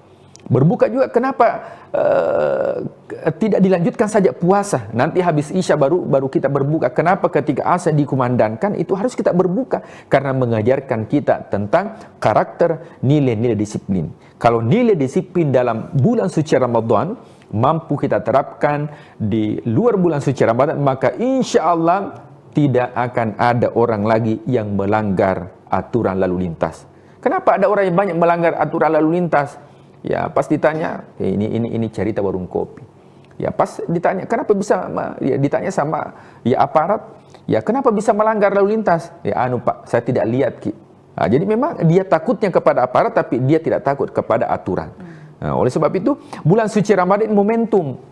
Ya, bahkan kalau kita melihat kriminalitas di bulan suci Ramadan itu, ya itu sangat berkurang. Ya dibandingkan di luar bulan suci Ramadan. Dan harapannya karakter disiplin aturan, tata tertib dan apapun itu, baik itu birokrasi, maka harapannya itu bisa diterapkan di luar bulan suci Ramadan.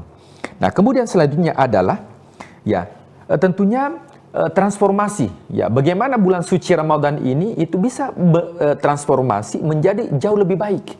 Atau bahasa agamanya disebut dengan ihsan. Ihsan itu kata Rasulullah, anta'budallaha ka'annaka tarahu, menyembah kepada Allah seakan-akan melihat Allah.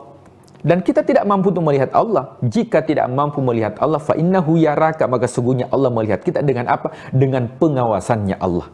Maka bulan suci Ramadan ini juga mengajarkan kepada kita tentang karakter transformasi, bagaimana kita jauh lebih baik.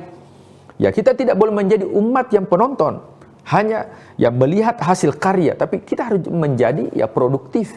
Nah, itulah umat yang bisa membangkitkan kejayaan Islam ke depan. Nah, kemudian terakhir adalah etos kerja. Ya, jangan di bulan suci Ramadan karena kita berpuasa yang kita lakukan hanya tidur.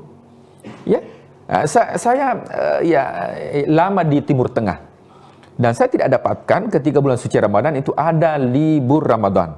Nah, tapi di Indonesia itu alhamdulillah banyak libur di Ramadan. Ya, di Timur Tengah itu tidak ada. Bahkan kalau kita melihat perang Badar itu, ya perang yang cukup besar yang melibatkan ribuan pasukan. Perang Badar itu ternyata terjadi di bulan suci Ramadan. Ya, kita alhamdulillah tidak ada peperangan. Tapi kenapa? Ya, masuk bulan suci Ramadan baru jam 8 sudah loyo. Ya, kenapa bisa demikian? Karena yang pertama adalah mindset. Mindset kita harus dibangun bahwa kerja itu ibadah. Mungkin saya bertanya kepada Tribuners. Ya, uang ya 100.000 kan nolnya ada 5. Ya, uang 1 juta itu nolnya ada 6. Jadi orang yang bekerja itu seperti orang yang mengumpulkan angka 0. Ya, semakin kita giat bekerja itu seperti mengumpulkan angka nol. Tapi bagaimanapun banyaknya nolnya, kalau tidak ada angka satunya, tidak ada nilainya. Maka ada prinsip bahwa kerja itu adalah ibadah. Saya kira itu mudah-mudahan dengan masuknya bulan suci Ramadan, insya Allah itu bisa menumbuhkan karakter, sehingga betul-betul karakter-karakter yang ada di dalam bulan suci Ramadan mampu kita aplikasikan di luar bulan suci Ramadan, sehingga betul-betul Ramadan ini memberikan keberkahan bagi semua. Ya baik, jadi bulan suci Ramadan ini bukan hanya bagaimana kita memperkokoh iman begitu ya Pak Ustadz ya, tapi melatih kedisiplinan kita dalam berbangsa dan bernegara. Jangan sampai tadi seperti Pak Ustadz bilang takut sama polisinya, bukan takut sama aturannya dan juga keselamatan kita di jalan. Sama seperti kalau kita beribadah begitu, jangan sampai takut dimarahin Pak Ustadz ya, bukan takut sama Allah Subhanahu wa Ta'ala. Betul sekali. Dan juga Pak Ustadz, semoga ini bisa menjadi salah satu pencerahan bagi kita semua dalam menjalani ibadah di bulan suci Ramadan ini, dan semoga kita bisa jauh lebih disiplin lagi, baik itu dalam beragama, baik itu dalam beribadah, dan juga menjadi warga negara yang baik untuk negara kita. Terima kasih Pak Ustadz sudah memberikan kita banyak pencerahan pada hari ini. Dan juga tentunya terima kasih kepada seluruh Tribuners yang selalu setia menantikan dan juga menyaksikan program-program menarik dari Tribun Timur. Dan semoga ibadah puasa yang dijalani selalu lancar dan juga selalu berkah. Dan terima kasih, tetap saksikan berbagai program menarik lainnya, tentunya hanya di kanal YouTube dan Facebook Tribun Timur, mata lokal menjangkau Indonesia. Saya Lude Visania beserta narasumber dan juga seluruh kerabat kerja pamit undur diri. Terima kasih dan sampai jumpa. Wassalamualaikum warahmatullahi wabarakatuh. Waalaikumsalam warahmatullahi wabarakatuh.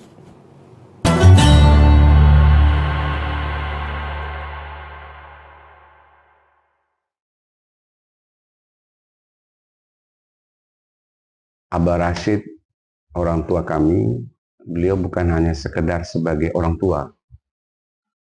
Beliau jadikan sebagai sahabat, teman diskusi yang asik gitu. Beliau sosok pragmatis. Pragmatis itu artinya kita beragama itu tentu harus bermanfaat. Ya, harus memberikan nilai manfaat bagi sesama kita. Sehingga Abah inisiatif sebenarnya ingin bagaimana supaya ada kapal-kapal yang bisa menerobos di tengah-tengah cuaca yang tidak mendukung untuk memberikan pertolongan kepada masyarakat-masyarakat ini. Kemudian beliau itu menyenangkan.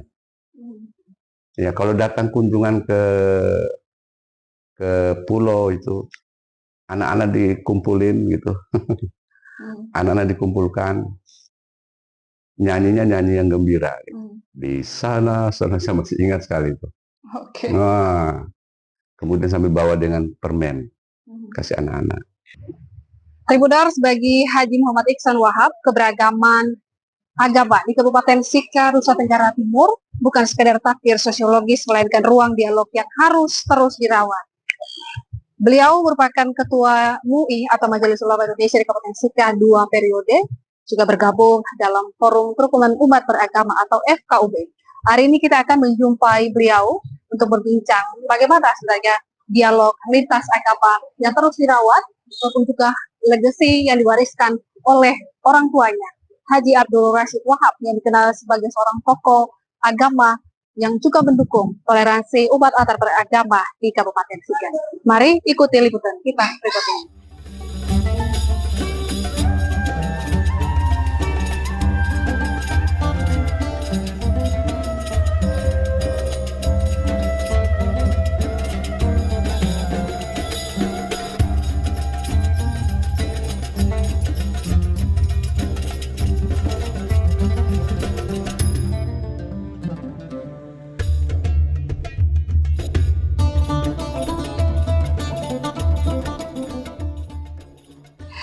Tribuners, saat ini kita sedang bersama dengan Bapak Haji Muhammad Iksan Wahab sebagai Ketua MUI atau Majelis Ulama Indonesia di Kabupaten Sika, dan beliau sudah menjabat kurang lebih selama 2 periode. Dan ya, terlepas dari sebagai Ketua MUI juga, kita melihat bahwa sosok Bapak Iksan Wahab, anak dari Abah Rashid Wahab yang dikenal sebagai salah satu tokoh yang mendukung toleransi di Kabupaten Sika, juga mempengaruhi dalam ya keseharian Bapak Iksan sendiri sebagai ketua MUI maupun juga sebagai pendakwa, bahkan juga sebagai seorang dosen.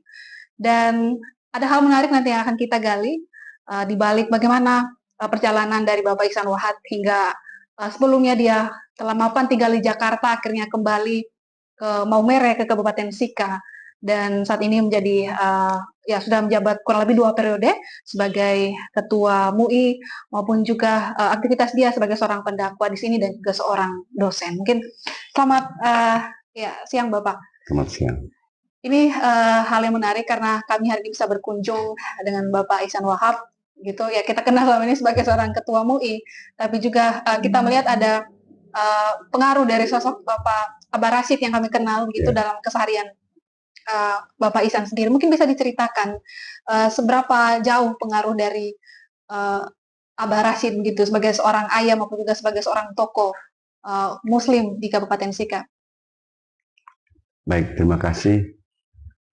Abah Rashid, orang tua kami, beliau bukan hanya sekedar sebagai orang tua. Beliau jadikan sebagai sahabat, teman diskusi yang asik gitu. Banyak hal, persoalan-persoalan kemanusiaan, persoalan-persoalan yang menjadi problem bagi masyarakat luas, beliau tuangkan dalam sebuah dialog dan diskusi di ruang makan, di ruang tamu, sehingga ada interaksi antara saya dengan Abah dan anak-anak lain, ya, sehingga mendapatkan nilai-nilai yang baik berkenan dengan hubungan keakraban antara sesama umat manusia dan bagaimana kita mencari jalan agar problem kemanusiaan yang ada di masyarakat minimal dikurangi bebannya. Oke, jadi berawal dari dialog di dialog ya. Lalu ya kita juga melihat bahwa latar belakang pendidikan agama begitu sangat melekat juga di Bapak Iksan sendiri. Itu kalau boleh tahu apa yang Bapak pelajari begitu ketika di pendidikan Islam? Ya, saya latar belakang saya di pondok pesantren. Ya, kemudian saya belajar di mengabdi atau di tugas pengabdian di Jakarta. Dan selama ini kan saya melihat dalam persepsi saya tentang agama dari teks-teks buku-buku teks. Ya. Tetapi setelah saya pulang dan berinteraksi dengan Abah, dari hasil dialog, komunikasi yang intens, cara pandang saya berubah. Ya. Cara pandang saya berubah. Oke lah, textbook saya angkat sebagai diskusi dengan Abah. Tapi di situ ada teks-teks kehidupan yang perlu diketahui juga tentang bagaimana hidup bersama, berdampingan di tengah-tengah keberagaman ini. Itu yang saya dapat pelajaran yang luar biasa dari Abah. Ya, bukan hanya saya, memang artinya kita ada teks-teks buku, ada apa, semua yang kita miliki dalam buku pesantren itu. Tapi ternyata setelah dialog, ngobrol-ngobrol, dan Abah sering antar saya juga jalan, saya nemanin Abah untuk komunikasi antar agama dalam FKUB. Ya, Abah sebagai wakil ketua dulu tuh. Ya, saya pergi dampingi Abah ke Pulau Palue, bertemu dengan tokoh-tokoh agama yang lain. Di situ saya merasa bahwa ini ada nilai-nilai yang tidak ada di dalam textbook, tapi ada nilai-nilai kehidupan yang justru saya mendapatkan pengalaman yang luar biasa. Ya. Berarti sosok pragmatis yang ada pada diri Bapak Abah Rashid sendiri juga mempengaruhi. Ya, beliau sosok pragmatis. Pragmatis itu artinya kita beragama itu tentu harus bermanfaat. Ya, harus memberikan nilai manfaat bagi sesama kita. Kalau beragama itu merusak, menghancurkan, itu bukan agama. Nah, agama itu harus memberikan makna dan manfaat. Harus mendorong kita untuk memberikan akses minimal, mengurangi beban-beban kehidupan masyarakat. Itu agama sebenarnya. Itu yang sering disampaikan oleh Abah Rashid.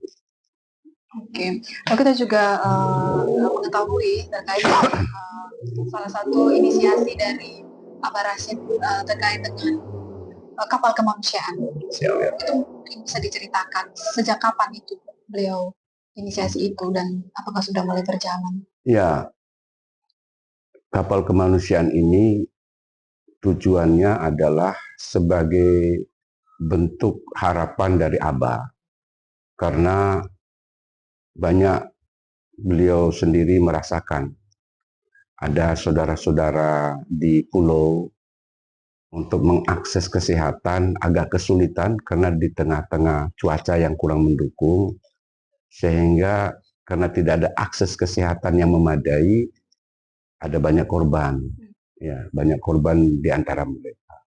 Sehingga Abah inisiatif sebenarnya ingin bagaimana supaya ada kapal-kapal yang bisa menerobos di tengah-tengah cuaca yang tidak mendukung untuk memberikan pertolongan kepada masyarakat-masyarakat ini. Namun alhamdulillah kita bersyukur bahwa ada kapal kemanusiaan ini. Ya, minimal ini memberikan dorongan supaya akses kemanusiaan sudah terbuka untuk masyarakat yang memang sangat mengharapkan bantuan-bantuan kesehatan ini. Ya. Dan alhamdulillah sudah ada itu memberikannya, sudah dapat. Oke, lalu ya terkait dengan toleransi maupun tadi soal keberagaman, hidup dalam kebersamaan dalam keberagaman di sini yang yang diwariskan oleh Abah Rashid sendiri. Bagaimana dalam pelaksanaan Bapak sebagai seorang pendakwah begitu, terutama ketika berada di wilayah yang mayoritas umat Kristen gitu, tetapi kita melihat di sini semua tidak ada yang saling membeda-bedakan, semua satu sekalipun kita memiliki keyakinan yang berbeda. Ya, jadi kalau kita lihat, ini mungkin kita belajar historisnya, historis dari nenek moyang dari Abah itu datang ke sini, itu mereka sudah memberikan peran-peran bersama untuk masyarakat, ya bekerja sama dengan masyarakat lokal untuk membangun bersama. Ya dulu itu ada nenek moyang di Geliting sudah lakukan kerjasama itu dalam menulis surat-surat dan sebagainya di Geliting. Ya sudah terlihat, apalagi kawin-mawin. Ini nenek saya sendiri, nenek punya bapak namanya Tanapuang Rasido. Tanapuang Rasido itu juga punya adik, itu nikah dengan Raja Thomas. Ya, dengan Raja Thomas. Jadi artinya budaya kawin-mawin sudah terjadi, ya. Sehingga jalinan kerukunan ini karena memang kita sudah dibangun bahwa kita walaupun beragam, kita berasal dari satu nenek moyang sama gitu. Jadi buat apa kita saling menjatuhkan, saling merendahkan? Karena kita berasal dari nenek moyang sama. Apa yang disebutkan saudara, itu saudara kita juga sama. Karena dari nenek moyang sama. Sehingga itu Abah sering sampaikan itu pada kami dalam dialog, ya bersama-sama di ruang makan maupun di ruang tamu. Ya begitu. Oke, jadi sudah ada sejarah historisnya juga. Iya, sejarah historisnya. Lalu terkait dengan kemanusiaan ini sendiri gitu, kita melihat bahwa Abah Rashid sendiri sangat konsen terhadap kemanusiaan, dia tidak membedakan agama, suku, budaya begitu. Dan itu kita melihat ketika ya beliau terlibat dalam kerja-kerja kemanusiaan dengan tokoh lintas agama di sini.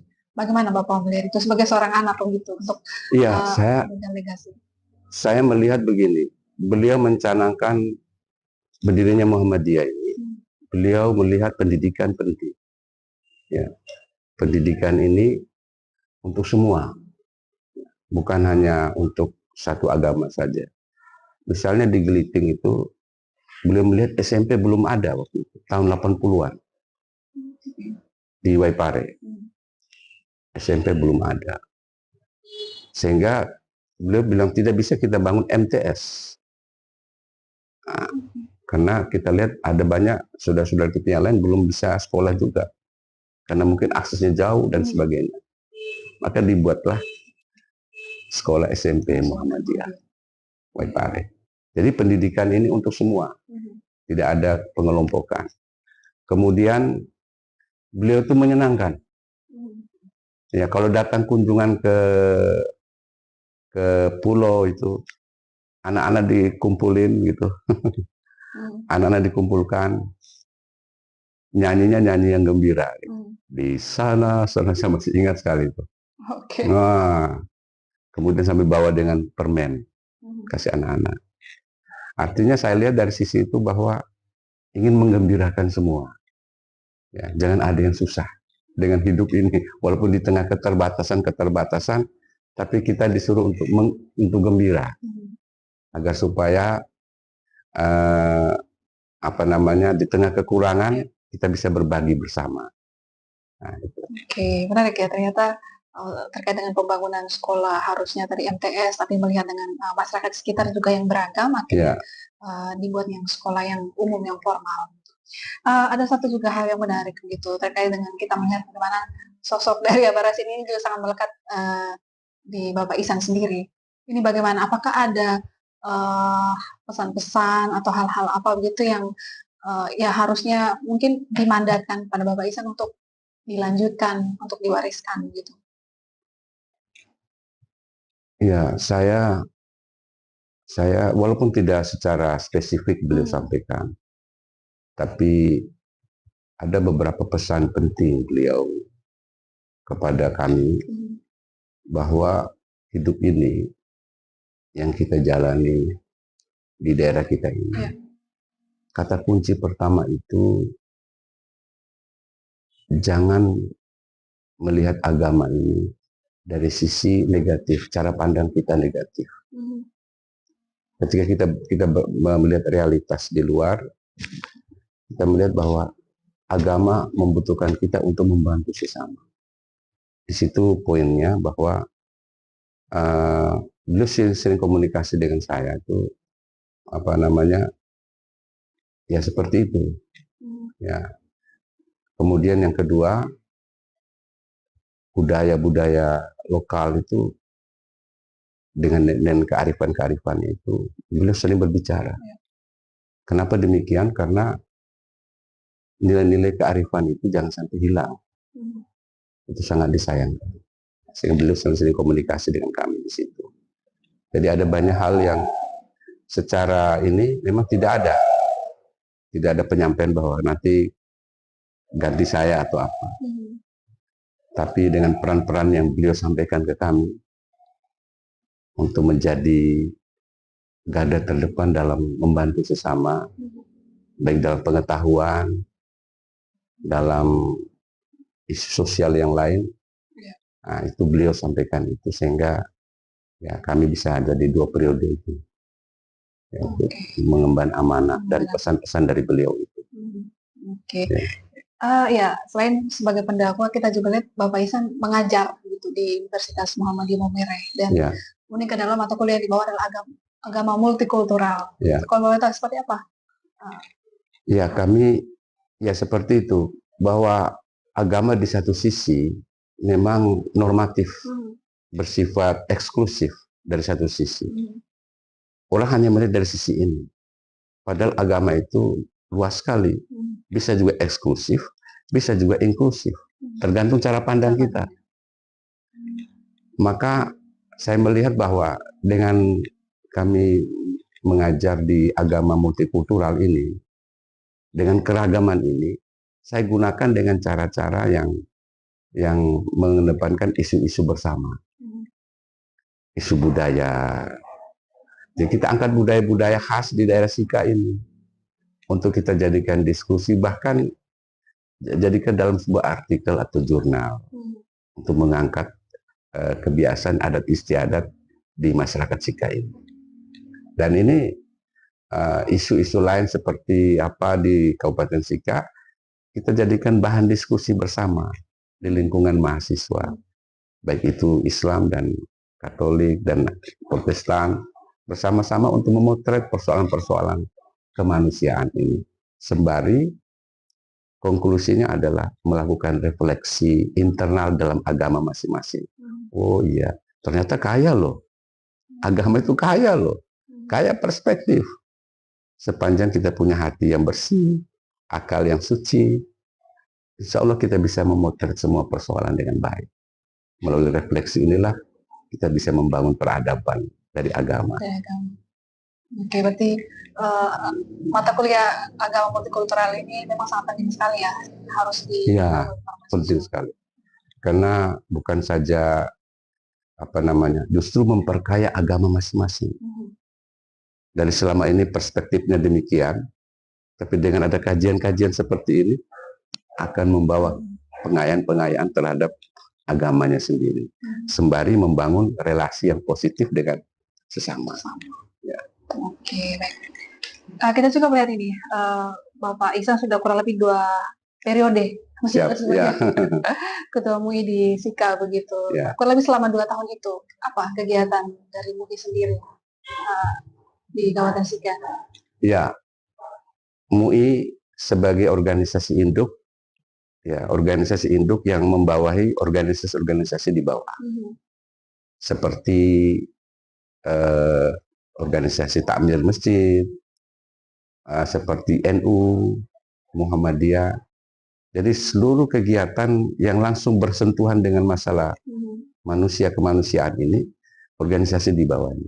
Namun ketika ada problem kemanusiaan akut yang harus dibicarakan secara teknis, secara ini langsung di tingkat MUI. Jadi wadah-wadah organisasi MUI ini mereka-mereka yang dibawa aktif ini. Sembari nanti kepengurusan dari mereka juga kami ini. Kami angkat bersama, kami diskusikan.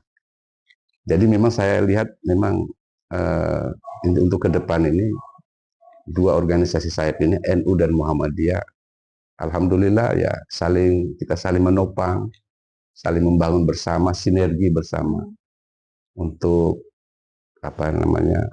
kalau ada kekurangan mana kita belajar bersama ya di MUI. Oke, berarti kalau misalnya ketiga periode lagi nanti bagaimana? Ya, ya kita belum tahu nanti. Ya, memang dalam peraturan organisasi cukup 2 saja dulu. Oke, cukup 2. Supaya ada yang lain menggantikan.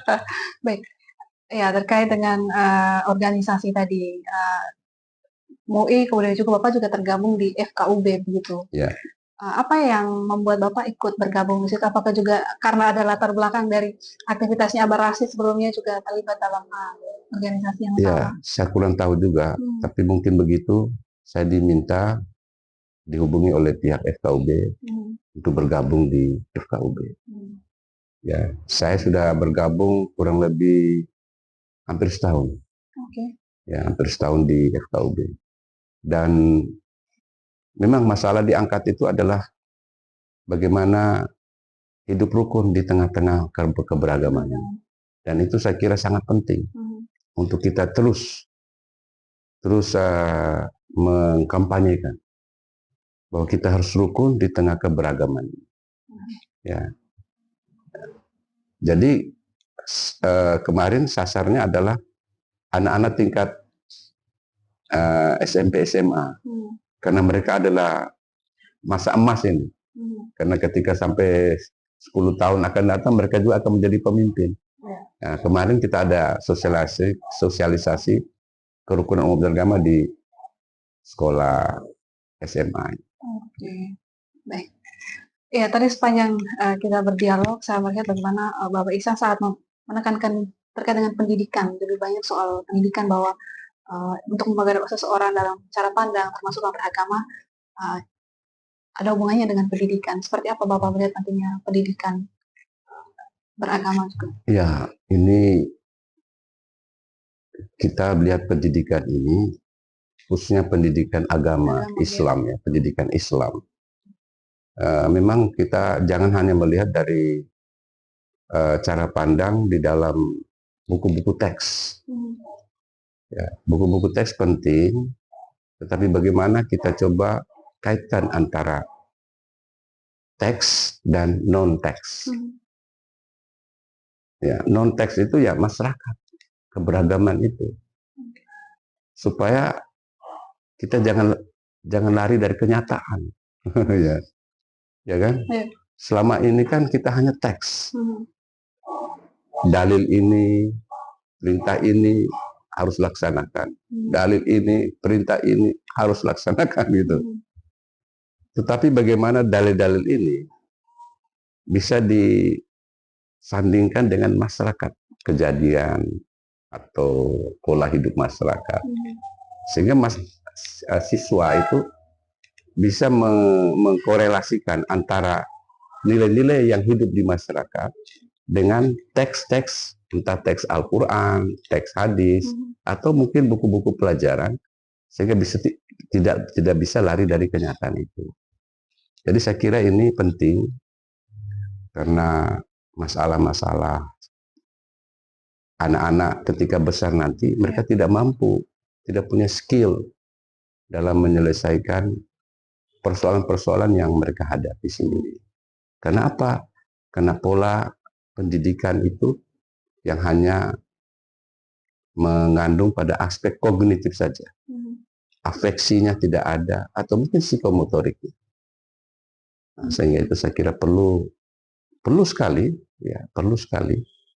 untuk supaya diberdayakan aspek-aspek afeksi dan psikomotoriknya. Nah, disinilah butuh seorang guru yang mampu meramu semuanya dengan nilai-nilai seperti tadi yang saya sampaikan. Dan itu ada pada deep learning yang sekarang sudah difokuskan oleh Pak Menteri. Menteri yang baru. Menteri yang baru ya. Baik, ini mungkin yang bagian terakhir Bapak Ihsan. Seperti apa Bapak merefleksikan terkait dengan keberagaman dalam kebersamaan gitu, umat Muslim, maupun juga umat Kristen atau umat agama lain di Kabupaten Sika. Lalu yang kedua adalah ada pesan mungkin untuk umat Muslim di sini ketika sudah memasuki hari bulan suci Ramadan gitu. Apa yang harus disiapkan? Di bulan suci Ramadan ini kita lihat pengertian Ramadan. Ramadan itu artinya dari kata Romado, artinya membakar. Ibarat terik panas matahari atau panas api yang membakar sesuatu. Maksud apa membakar ini? Yang dimaksud dengan membakar ini adalah membakar ego kita,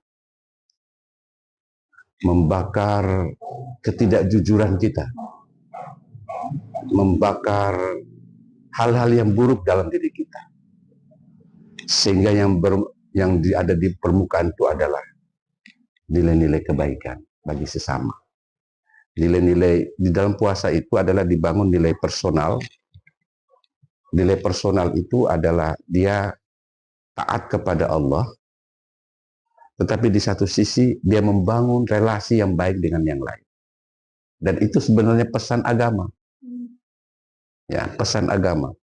Karena apa? Karena di dalam surat Al-Hujurat ayat 13 itu telah dicantumkan, wahai sekalian manusia, sesungguhnya kami ciptakan kamu berbangsa-bangsa dan bersuku-suku agar kamu saling kenal mengenal. Dan saling kenal mengenal ini sudah menjadi tradisi nenek moyang dulu. Tradisi barter. Ya, tradisi barter. Karena dari yang Islam itu ada jual ikan, kemudian yang di pantai itu jual ikan, Kemudian yang di Gunung. Di gunung itu ada sayur, ada terjadi barter, dan ini terjadi di Geliting. Dan ini kerjasama seperti ini kan menarik untuk saat sekarang ini juga, supaya kita membangun relasi yang positif di bulan Ramadan ini, di samping memperkokoh dan memperkuat keimanan di bulan Ramadan ini. Saya kira. Baik. Ya, Tribuners, itu tadi dialog kita dengan Bapak Ihsan Wahab begitu.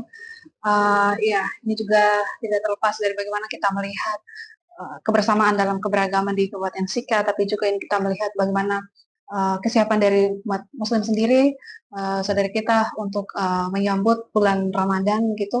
Dan hal yang tentu yang digarisbawahi oleh Bapak Ihsan dari tadi adalah soal semangat kebersamaan dalam keberagaman itu terus digaungkan gitu, dan tadi tidak hanya di ruang-ruang di masjid atau di masyarakat pada umum, tapi juga tadi melalui ruang bangku kuliah, dari ruang pendidikan di kampus juga itu sudah digaungkan oleh Bapak Ihsan sendiri. Dan ya, terkait dengan MUI sendiri, kurang lebih tadi kita tahu bahwa ada kurang lebih 2 periode Bapak Ihsan sebagai Ketua Majelis Ulama Indonesia untuk menghimpun 2 organisasi sayap di sini, Muhammadiyah dan juga NU. Tentunya kegiatan mereka adalah untuk memberikan dampak kepada masyarakat itu sendiri. Sekali lagi terima kasih Bapak Ihsan, itu selamat merayakan bulan Ramadan. Tribuners, dari dialog bersama dengan Haji Muhammad Ihsan Wahab, Ketua MUI Kabupaten Sika 2 periode, ia mengatakan bahwa sosok almarhum Haji Abdul Rashid Wahab sebagai ayahnya, ada hal yang kini ia teruskan, yakni adalah mimpi-mimpi dari sang ayah untuk melunasi utang-utang kemanusiaan yang belum sempat terwujud, mulai dari pendidikan hingga gagasan tentang puskesmas Rapung. Ia juga tetap menekankan untuk selalu mendorong dialog antara lintas umat beragama dan mendukung keberagaman untuk mencapai keharmonisan di tengah perbedaan keyakinan di Kabupaten Sika ataupun juga di Nusa Tenggara Timur. Download Tribun X sekarang, menghadirkan lokal menjadi Indonesia.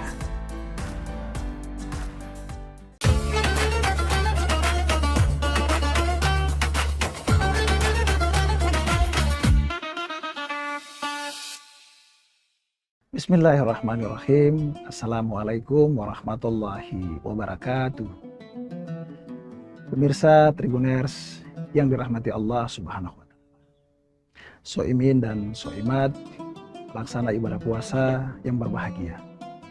Alhamdulillah, alhamdulillahilladzi syahra ramadana wa lisairi suhuri sayyidan wa kammala fihil fakhra haitsu ja'alahu lil barakati wal khairati mauridan wa anzala fihil qur'ana mau'izzata wa sifa lima fi suduri wa hudan. Ahmaduhu subhanahu wa ta'ala wa atubu ilaihi mutawakkilan ilaihi mu'tabidan. Asyhadu an la ilaha illallah wahdahu la syarikalah wa asyhadu anna sayyidana wa nabiyyana Muhammadan abduhu wa rasuluh. Allahumma shalli wa sallim ala sayyidina Muhammadin wa ala alihi wa sahbihi wa man tabi'ahum bi ihsan ila yaumiddin. Tribuners yang dirahmati Allah Subhanahu wa Ta'ala, pertama-tama marilah kita panjatkan puji dan syukur kita kehadirat Allah Subhanahu atas berbagai limpahan kenikmatan yang tidak pernah berhenti dikucurkannya kepada kita sekalian. Kenikmatan yang tidak mungkin bagi kita untuk menghitung-hitungnya, terutama nikmat iman dan Islam, nikmat rezeki dan kesehatan serta kesempatan, sehingga pada hari ini kita masih dapat melaksanakan ibadah puasa di tahun ini 1447 Hijriah. Soimin dan Soimat Tribuners yang dirahmati Allah Subhanahu wa Ta'ala. Kesempatan sore hari ini kita akan berbicara tentang puasa adalah bulan yang dapat mengobati hati kita. Puasa adalah bulan reparasi. Puasa hadir ke tengah-tengah kita untuk memberikan sentuhan yang baru terhadap kepribadian kita, terhadap akhlak kita, terhadap tingkah laku kita. Soimin dan soimat yang dirahmati Allah Subhanahu wa Ta'ala. Ada 3 tingkatan kepribadian atau akhlak kita yang dapat kita soroti di dalam kehidupan ini. Yang pertama adalah akhlakul hasanah. Apa itu akhlakul hasanah? Akhlakul hasanah adalah apabila orang lain memberikan suatu kebaikan kepada kita dan kita akan membalasnya dengan kebaikan yang sama. Kemudian yang kedua adalah akhlakul karimah. Akhlakul karimah adalah apabila orang lain memberikan suatu kebaikan kepada kita dan kita akan membalasnya dengan kebaikan yang lebih besar daripada apa yang sudah diberikan kepada kita. Dan yang ketiga adalah akhlakul azimah. Akhlakul azimah adalah apabila orang lain melakukan suatu kejahatan kepada kita, menjolimi kita, memfitnah kita, berbuat suatu kejahatan dan kejoliman terhadap kita, namun kita tidak pernah membalasnya dengan kejahatan yang sama, dengan tidak kembali memfitnah orang itu, dengan tidak kembali melakukan suatu kemungkaran kepada orang itu, namun kita tetap membalasnya dengan kebaikan. Soimin dan soimat Tribuners yang dirahmati Allah Subhanahu wa Ta'ala. Puasa hadir sebagai bulan muhasabah, memberikan kita suatu pelatihan, memberikan kita suatu pelajaran bahwa kita di bulan ini harus belajar untuk memperbaiki hati kita, supaya bagaimana kita tidak benci dengan orang lain, kita tidak perlu membalas orang lain yang berbuat kejahatan kepada kita. Puasa adalah obat untuk mengobati seluruh dan segala penyakit hati yang ada pada kita. Inilah alasan mengapa Allah Subhanahu wa Ta'ala mewajibkan kita untuk berpuasa. Ya ayyuhalladzina amanu kutiba alaikumussyam kama kutiba alal ladzina min qablikum la'allakum tattaqun. Hai orang-orang yang beriman, diwajibkan untuk berpuasa sebagaimana telah diwajibkan untuk orang-orang sebelum kamu. Soimin dan soimat yang dirahmati Allah Subhanahu wa Ta'ala. Bulan puasa ini ibarat sebuah aliran sungai yang mengalir dengan aliran ketaatan. Bulan yang harinya selalu dipenuhi dengan kebaikan dan kebahagiaan. Bulan yang malamnya selalu bersinar dengan lantunan ayat-ayat suci Al-Quran. Ada sebuah pertanyaan besar untuk kita pada sore hari ini. Mengapa Allah Subhanahu wa Ta'ala mewajibkan kita manusia, khususnya kaum muslimin dan muslimat, wabil khusus lagi orang-orang yang beriman, untuk berpuasa? Jawabannya adalah untuk kita memperbaiki atau untuk mereparasi hati kita. Ada sebuah riwayat yang disampaikan oleh Hasan Al-Kaubawi di dalam bukunya Duratun Na'asyihin, bahwa ketika Allah Subhanahu wa Ta'ala menciptakan akal dan nafsu, yang pertama kali dipanggil oleh Allah Subhanahu wa Ta'ala adalah akal. Ketika akal berdiri di hadapan Allah Subhanahu wa Ta'ala, Allah berkata kepada akal, "Wahai akal, man ana wa man anta?" Siapakah aku dan siapakah engkau? Akal menjawab, "Anta Rabbi wa ana abduka ad-daim." Mendengar jawaban ini, Allah Subhanahu wa Ta'ala langsung memuliakan akal. Kemudian yang kedua, giliran Allah Subhanahu wa Ta'ala memanggil nafsu. Dengan pertanyaan yang sama, Allah berkata kepada nafsu, "Siapakah aku dan siapakah engkau?" Dengan sombong nafsu menjawab, "Engkau adalah engkau dan aku adalah." Mendengar jawaban ini, Allah Subhanahu wa Ta'ala memasukkan nafsu ke dalam neraka jahim selama 100 tahun lamanya. Tribuners yang dimuliakan Allah Subhanahu wa Ta'ala. Setelah 100 tahun berlalu, Allah Subhanahu wa Ta'ala kemudian memanggil nafsu kembali. Masih dengan pertanyaan yang sama. "Wahai nafsu, man ana wa man anta?" Siapakah aku dan siapakah engkau? Masih dengan gagahnya, dengan sombongnya, nafsu berkata kepada Allah Subhanahu wa Ta'ala, "Ana wa ana, anta wa anta." Aku adalah aku dan engkau adalah engkau. Mendengar jawaban ini, Allah Subhanahu wa Ta'ala sangat marah dan murka kepada nafsu. Dan pada akhirnya Allah Subhanahu wa Ta'ala memasukkan nafsu ke dalam neraka ju. Apa itu neraka ju? Soimin dan soimat Tribuners yang dimuliakan Allah Subhanahu wa taala. Neraka Ju adalah neraka yang isinya orang-orang kelaparan. Neraka yang isinya orang-orang yang kehausan.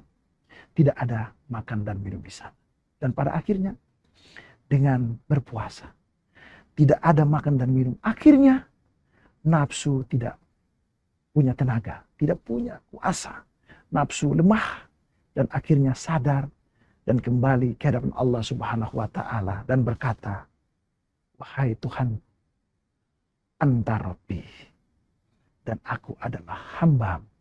Dengan demikian, puasa merupakan bulan reparasi.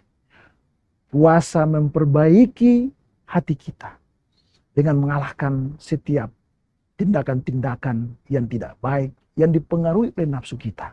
Kesimpulannya adalah, di dalam hidup ini, jangan sekali-kali menjadikan nafsu menjadi pemimpin atas diri kita.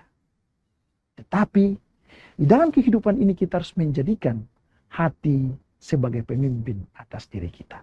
Maka berbahagialah mereka yang selama hidupnya selalu menjadikan hati dan akalnya menjadi pemimpin atas dirinya. Soimin dan soimat yang berbahagia, Tribuners yang dimuliakan Allah Subhanahu wa taala. Itulah beberapa hal yang saya sampaikan pada kesempatan sore hari ini sebelum kita berbuka. Mudah-mudahan dapat memberikan pencerahan bagi kita semua. Lebih kurangnya saya mohon maaf. Wabillahi taufik wal hidayah. Wassalamualaikum warahmatullahi wabarakatuh. Download Tribun X sekarang. Menghadirkan lokal menjadi Indonesia. Yang ada di keraton, entah itu raja-rajanya, kalau mau membuat perhiasan, Ya. itu yang paling bagus itu adalah orang Kalimantan. Oh, tapi kalau bubur iya, iya. saminya itu mungkin sudah ratusan tahun. Sudah ratusan tahun ya, kayak Iya. resep dari nenek moyang Iya, gitu dari ya, nenek moyang, Pak. dari Banjar yang dibawa ke sini. Nah, itu kan masakan-masakan kerajaan juga itu, Iya. kerajaan Banjar gitu. Bisa dibagikan kurang lebih 1.500 porsi. 1.500, luar biasa Ah, tempatnya. menjadi WPTB, warisan budaya tak benda yang diakui nasional. Ya enak sih, kan bukan kayak bubur-bubur biasa itu, bubur samin kan, bubur Banjar, masakan Banjar. Yay, udah dapat buburnya, banyak banget tuh sampai full ya satu tempat kayak gini Tribuners.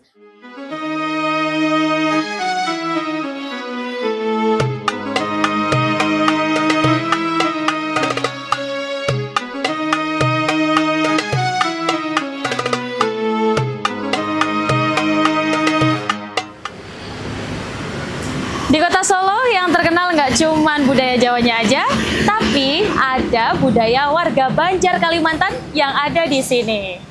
Bahkan kabarnya di tempat ini ada tradisi yang sudah lama sekali, bahkan diakui sebagai warisan budaya tak benda di tahun 2025. Di mana dan apa tradisi ini? Ayo ikutin Mas sampai akhir ya.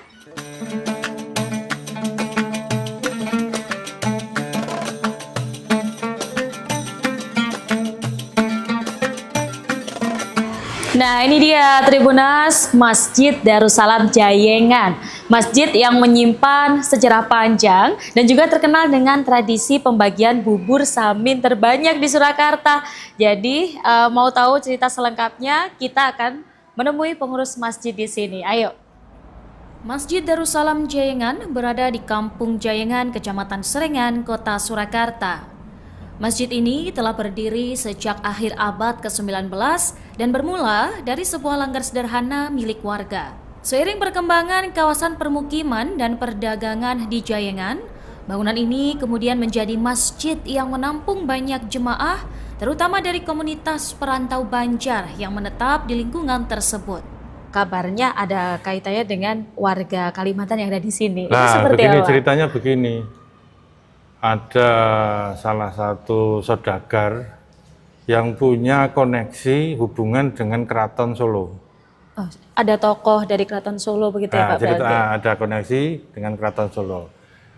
Para sinuwun atau yang ada di keraton, entah itu raja-rajanya, kalau mau membuat perhiasan, Ya. itu yang paling bagus itu adalah orang Kalimantan. Oh, justru di Jawa ini malah orang Kalimantan. Orang Kalimantan. Buat Kalau perhiasan kita paling bagus. mau membawa berlian atau ke sana, ya akhirnya ada orang Kalimantan suruh bikinkan. Nah, gitu dan tuh. itu di Jawa ya Pak ya? Ya, Orangnya sudah ya di Jawa. kalau di Jawa yang terkenal di Jayengan ini. Di Jayengan Nah, ini. Nah, dari itu si Agnia ini, si saudagar ini itu mendatangkan banyak warga dari Kalimantan, bahkan bukan 1-2 orang, sak keluarga. Makanya di sini berarti banyak orang Kalimantan Pak? Ya, saat betul. itu. Ya, nah, Jayengan terkenal namanya. Nah, itu nanti akan ada namanya Jarwono. Jarwono itu Banjar Jawa Cino. Oh, itu ada khasnya sendiri ya? Ada anunya sendiri. Iya. Nah, gitu toh. Kalau dari Pasar Klewer sampai ke sini, itu yang sekarang Jalan Dr. Rajiman. Dulu namanya Jalan Coyudan. Nah, itu Chinatown-nya Solo. Oh, gitu. iya. Nah, gitu toh. Oh, iya. Nah, terusan berinteraksi. Dia banyak toko-toko emas juga. Oh, jadi Nah, kayak berliannya bisa, berlanjut ya? berliannya bisa ini. jadi dari Kalimantan atau Intennya, emasnya dari saudagar yang para pedagang Cina yang di Coyudan, diikat, dijadikan, lah itu untuk konsumsi para Sinuwun. Oh, begitu. Kemudian kalau untuk ini Pak, yang terkenal dari masjid ini kan terkait tradisi bubur samin Nah, itu. bubur samin. Itu yang membawa siapa Pak di tanah Bubur Jawa ini? samin ini sebenarnya bukan bubur samin awalnya. Iya. Seperti masjid-masjid yang lain. Kalau misalkan warga diminta untuk ikut berkontribusi atau nyumbang untuk iftar atau buka bersama, ada yang bawa nasi kuning, ada yang bawa ini, ada yang bawa itu, banyak sekali.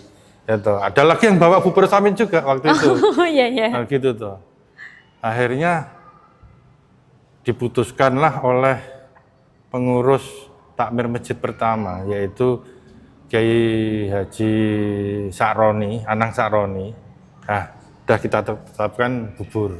Nah, ini kan juga ciri khas Banjar. Ya. Nah, gitu. Akhirnya bikinnya ya cuma sedikit aja, 5-10 kilo. Habis, ada yang dibawa pulang. Akhirnya tiap tahun dan sebagainya itu kurang lebih 40 tahun yang lalu. 40 tahun yang lalu, berarti ini tuh sudah sangat lama ya Pak? 40 tahun yang lalu dimulainya. Bubur kegiatan pembagian bubur ini. samenya. Oh, tapi kalau bubur iya, samenya itu mungkin sudah ratusan tahun. Sudah ratusan tahun ya, kayak Iya. resep dari nenek moyang Iya, gitu dari ya, nenek moyang, Pak. dari Banjar yang dibawa ke sini. Itu kan masakan-masakan kerajaan juga itu. Iya. Kerajaan Banjaran gitu.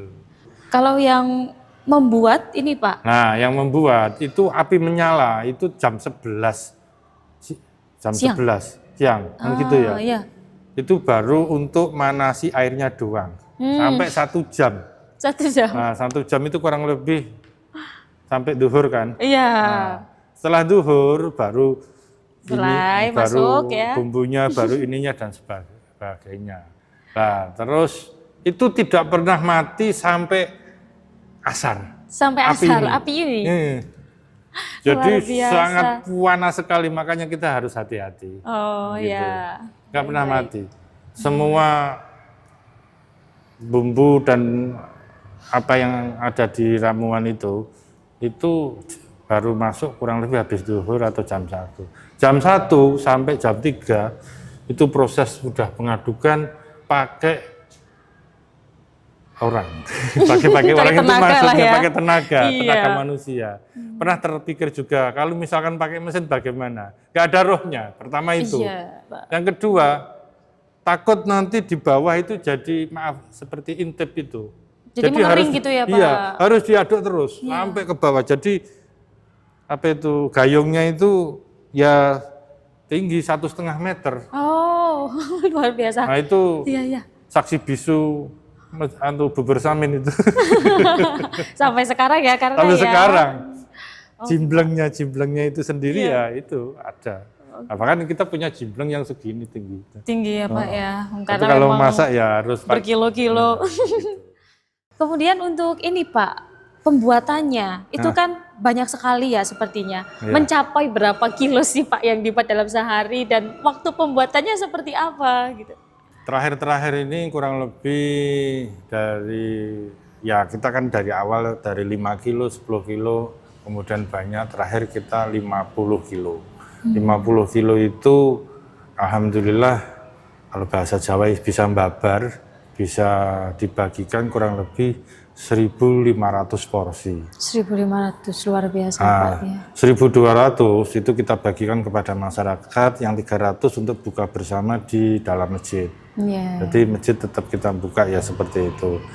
Nah, tahunya berapa porsinya itu. Jadi satu centong yang diambil itu masuk satu piring penuh.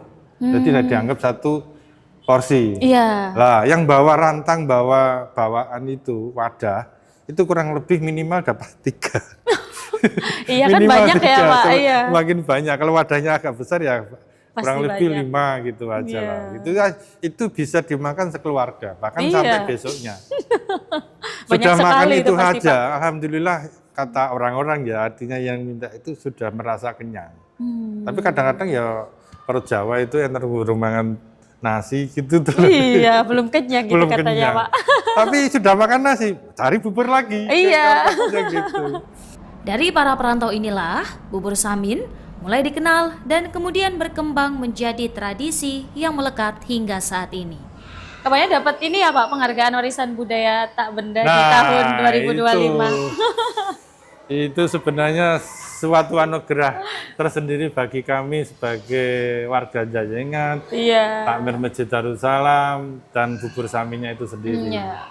Dengan adanya kegiatan ini membawa daya tarik menjadi WPTB, warisan budaya tak benda yang diakui nasional. Ya, alhamdulillah sertifikat sudah keluar nomor 194 sekian-sekian. Kemudian yang dimaksud menjadi warisan budaya ini berarti pembagian bubur saminya ini ya Pak ya? Ya, yang jelas bubur saminya. Oh, bubur saminya. Kalau pembagian siapapun bisa membagi, tapi pembagian itu menjadikan titik pangkal, titik pokok untuk dibagikan kepada masyarakat yang bukan Banjar, ya adanya di sini. Di sini. Kalau di Banjar jelas mungkin banyak. Iya, kalau di sini kan cuma khasnya sini ya. Jadi nggak ada rohnya. Kalau di sini, ada. Oh iya, baik.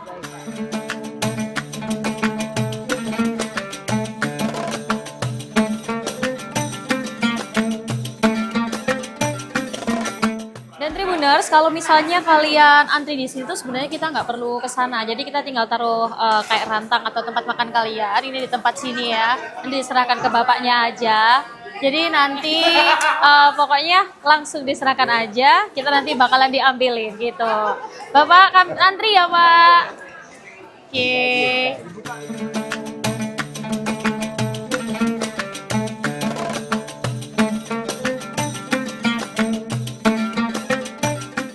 Jadi waktu kita ngantri atau kalau kalian berkunjung ke Masjid Darussalam ini kita bisa langsung lihat pembuatannya atau lagi pembagiannya nih Tribuners, bener-bener panas kayak fresh gitu ya kalau kita makan, pokoknya bener-bener yang panas. Jadi kalau kalian waktu ngambil bubur ini harus hati-hati banget karena memang langsung kayak fresh from the oven gitu lah ya ibaratnya. Tuh banyak banget porsinya, jadi kalian harus banget cobain ke sini ya.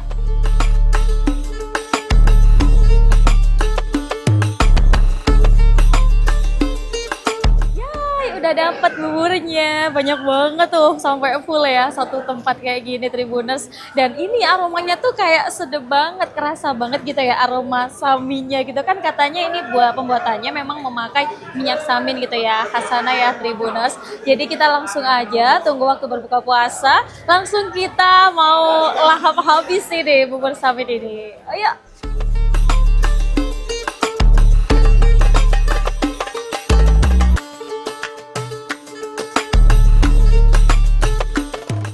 Nama saya Musyarifah dari Cemani, Timur Pondok Putri Ngruki. Iya. Jadi ke sini tadi gimana nih Bu perjalanannya dari rumah ke sini? Karena mungkin sempat kehujanan atau gimana? Enggak, kan saya nunggu reda dulu. Nunggu reda dulu. Ya.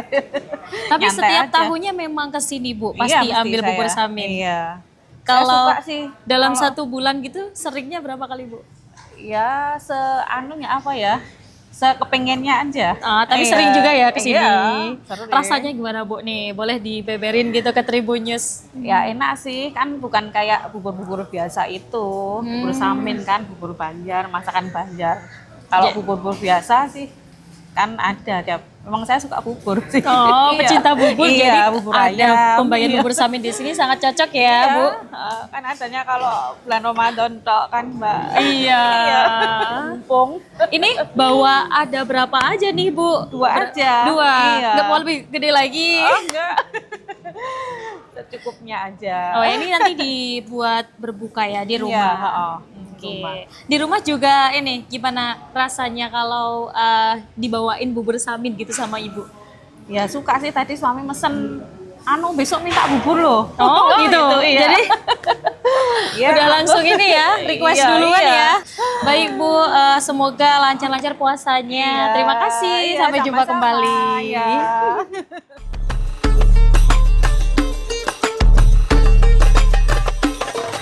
Dan Tribuners, akhirnya Nurma dapat juga nih bubur saminya dari Masjid Darussalam Jayengan. Masjid ini rekomendasi buat kamu yang pengen mungkin merasakan vibes lain gitu ya dari kota Solo. Karena di sini kayak kita bakal ngerasain ada nuansa-nuansa Banjarnya gitu guys.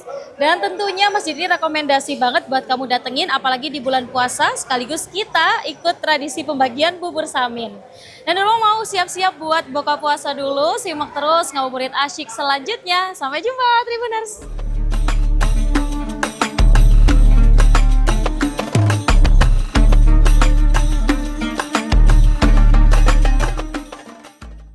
Download Tribun X sekarang, menghadirkan lokal menjadi Indonesia.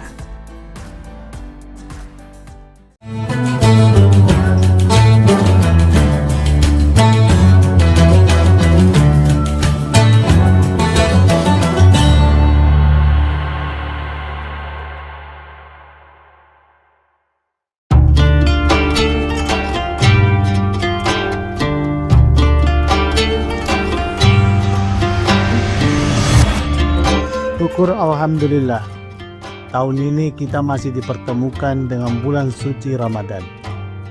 Ramadan bukan sekedar menahan lapar dan dahaga, tetapi waktu untuk memperbaiki kualitas diri, baik ibadah maupun menata akhlak.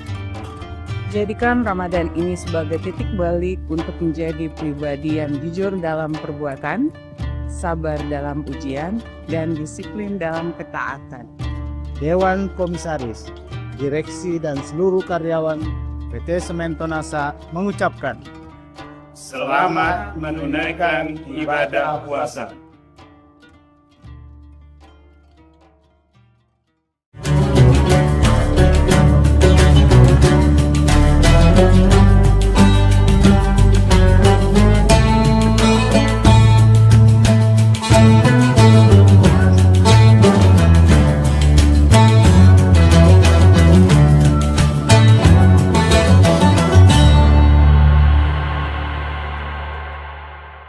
Assalamualaikum warahmatullahi wabarakatuh. Tribuners, seperti apa kabar Anda pada hari ini? Senang sekali tentunya saya Ilu dapat kembali menyapa Tribuners dalam Syiar Ramadan episode hari ini yang membahas tema yang begitu menarik terkait dengan Ramadan dan ketahanan moral bangsa yang akan kita kupas tuntas bersama dengan narasumber kita hari ini. Ada Pak Ustadz Kiai Haji Sabarudin LC yang sudah siap untuk berbagi ilmu bersama seluruh Tribuners pada waktu menantikan berbuka puasa pada sore hari ini. Selamat sore, Assalamualaikum Pak Ustadz. Waalaikumsalam warahmatullahi wabarakatuh. Baik, seperti apa kabarnya hari ini? Alhamdulillah, seperti bahagianya para Tribuners yang ada di luar sana. Baik, masih bahagia dan juga tentunya masih tetap semangat menjalankan ibadah puasa ya Pak Ustadz ya. Nah, terkait tema kita pada hari ini merupakan juga dengan Ramadan dan ketahanan moral bangsa. Mungkin dapat disampaikan kepada Tribuners seperti apa ya kita menjalani ibadah puasa ini, tapi juga tetap mempertahankan moral bangsa, dan juga di bulan suci Ramadan ini bagaimana dari ibadah puasa yang paling krusial yang juga dapat memperkokoh dari tiang moral bangsa kita yang mungkin juga hari ini sudah mulai rapuh. Pak Ustadz, silahkan. Ya. Bismillahirrahmanirrahim. Hamdan wa syukranillah, salatan wa salaman ala ar-rasul amabad. Rasulullah SAW yang bersabda, "Innama bu'ithu liutammima makarimal akhlak." Aku diutus untuk menyempurnakan moral atau adab. Ya, kita lihat fenomena sekarang ini, ya, banyak hal-hal indisipliner yang dilakukan oleh ya para pemangku ya jabatan, dan ternyata kalau kita melihat itu rata-rata adalah orang yang berpendidikan. Makanya ya adab itu atau akhlak itu ya harus di atasnya ilmu.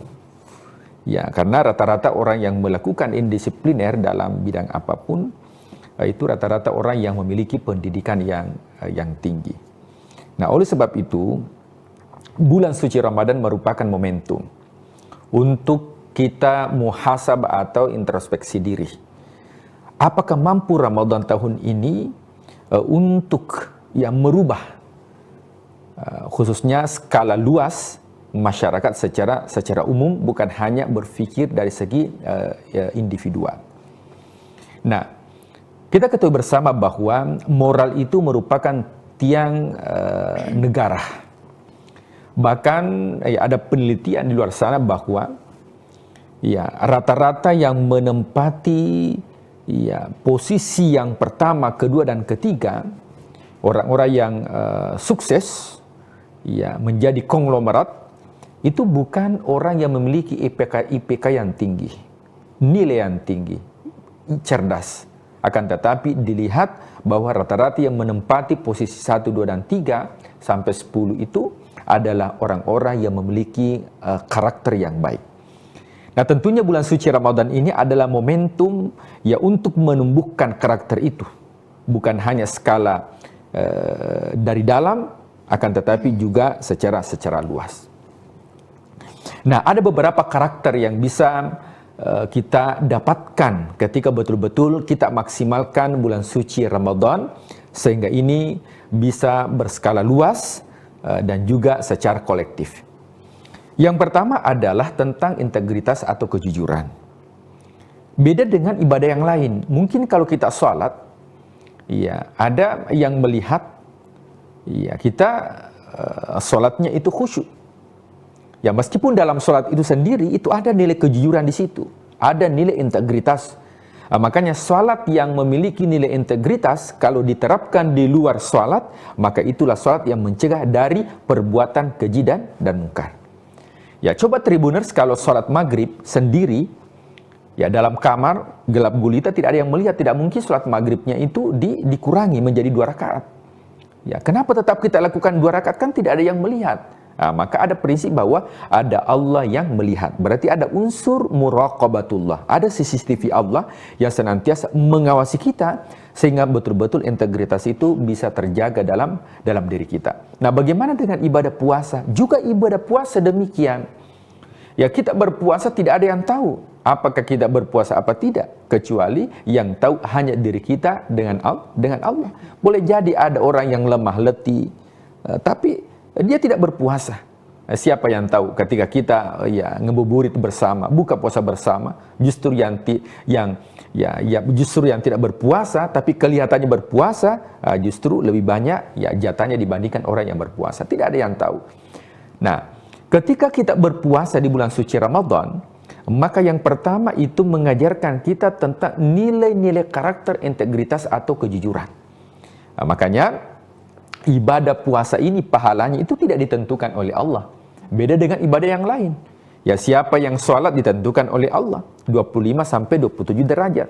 Siapa yang bersedekah ditentukan oleh Allah 7 kali 70 kali 700 dilipat gandakan. Tapi khusus untuk ibadah puasa, maka Allah mengatakan as-saumu li, puasa itu untukku, wa ana ajzibi, dan saya memberikan pahala. Kenapa pahalanya tidak disebutkan? Bahkan dikatakan bahasa unlimited, karena memang puasa itu mengajarkan tentang integritas. Ketika kita berpuasa, maka insya Allah itu akan membangun yang namanya integritas kolektif secara keseluruhan. Karena bagaimanapun ada orang yang mau jujur, tapi kalau dia sendiri pasti tidak bisa. Ya, Imam Ali mengatakan, kejahatan yang terorganisir itu mengalahkan kebaikan yang tidak terorganisir. Jadi kalau dalam satu instansi hanya satu orang yang jujur, itu tidak bisa, pasti akan dikeluarkan. Kenapa? Karena ya mayoritasnya tidak jujur. Maka bulan suci Ramadan mengajarkan kepada kita tentang integritas yang secara kolektif. Kemudian yang kedua, mengajarkan kepada kita bahwa solidaritas, ya, muncul empati. Makanya kita lihat bahwa di bulan suci Ramadan luar biasa. Ramai-ramai masyarakat untuk memberikan donasi, dan itu hanya didapatkan di bulan suci Ramadan. Bahkan pemangku jabatan mungkin banyak yang melakukan buka puasa bersama, menghadirkan anak panti asuhan, yatim piatu. Nah, tujuannya untuk apa? Adalah untuk meningkatkan yang namanya solidaritas dan juga empati. Ketika ini bisa terjadi dengan baik, diyakinkan bahwa akan mengurangi yang namanya masyarakat yang rentan. Nah, kenapa di luar bulan suci Ramadan itu ya degradasinya itu sangat-sangat jauh. Sangat akan inflasi antara orang kaya semakin kaya, orang miskin semakin miskin. Tapi ketika masuk bulan suci Ramadan itu luar biasa berbaur. Ya, bahkan ketika kita sholat itu tidak ada saf khusus untuk orang kaya, tidak ada saf khusus untuk yang memiliki jabatan. Siapa yang masuk duluan, maka sifatnya semua sama. Ya, tidak ada perbedaan. Maka ini dengan adanya bulan suci Ramadan, maka bisa menumbuhkan yang namanya jiwa karakter solidaritas dan juga empati. Kemudian yang ketiga adalah disiplin. Ya, meningkatkan juga kedisiplinan. Coba kita lihat betapa banyak orang yang manipulasi data dan sebagainya. Ya, dia tidak hadir mungkin di instansi, tapi ya teman yang hadir itu ya ditandatangankan dan sebagainya. Itu banyak terjadi. Kenapa bisa demikian? Karena mungkin ya disiplin ini memang bukan hanya di bulan suci Ramadan dengan ibadah puasa, tapi juga ibadah sholat. Nah, coba kita lihat dalam Al-Quran, Inna sholata kanat alal mu'minina kitaban mauquta. Jadi sholat itu karakternya adalah disiplin. Puasa juga demikian di bulan suci Ramadan. Kita sahur itu ada batasnya. Tidak boleh orang sahur ketika azan sudah berkumandang. Kenapa tidak bisa? Ada aturan yang ditetapkan oleh agama, aturan yang ditetapkan oleh syariat, ada batas waktunya dan harus diikuti. Niatnya, kenapa ketika Ramadan itu niatnya harus malam hari, tidak boleh di pagi hari? Kecuali kalau puasa sunnah. Kalau puasa sunnah Senin Kamis, kita lupa berpuasa, niat puasa di malam hari, maka boleh niat puasanya itu di pagi hari selama kita belum makan. Tapi khusus bulan suci Ramadan, puasa Ramadan itu niatnya harus di malam hari. Kenapa bukan ba'da subuh? Karena ada ketetapan khusus bahwa ada nilai karakter disiplin harus diterapkan. Sama dengan berbuka. Berbuka juga kenapa tidak dilanjutkan saja puasa, nanti habis Isya baru kita berbuka. Kenapa ketika azan dikumandangkan itu harus kita berbuka? Karena mengajarkan kita tentang karakter nilai-nilai disiplin. Kalau nilai disiplin dalam bulan suci Ramadan mampu kita terapkan di luar bulan suci Ramadan, maka insya Allah tidak akan ada orang lagi yang melanggar aturan lalu lintas. Kenapa ada orang yang banyak melanggar aturan lalu lintas? Ya, pas ditanya, ini cerita warung kopi. Ya, pas ditanya, kenapa bisa, ya, ditanya sama ya aparat, ya kenapa bisa melanggar lalu lintas? Ya, Pak, saya tidak lihat, Ki. Nah, jadi memang dia takutnya kepada aparat, tapi dia tidak takut kepada aturan. Nah, oleh sebab itu, bulan suci Ramadan momentum. Ya, bahkan kalau kita melihat kriminalitas di bulan suci Ramadan itu, ya itu sangat berkurang. Ya dibandingkan di luar bulan suci Ramadan. Dan harapannya karakter disiplin, aturan, tata tertib dan apapun itu, baik itu birokrasi, maka harapannya itu bisa diterapkan di luar bulan suci Ramadan. Nah, kemudian selanjutnya adalah ya tentunya transformasi. Ya, bagaimana bulan suci Ramadan ini itu bisa transformasi menjadi jauh lebih baik. Atau bahasa agamanya disebut dengan ihsan. Ihsan itu kata Rasulullah, anta'budallaha ka'annaka tarahu, menyembah kepada Allah seakan-akan melihat Allah.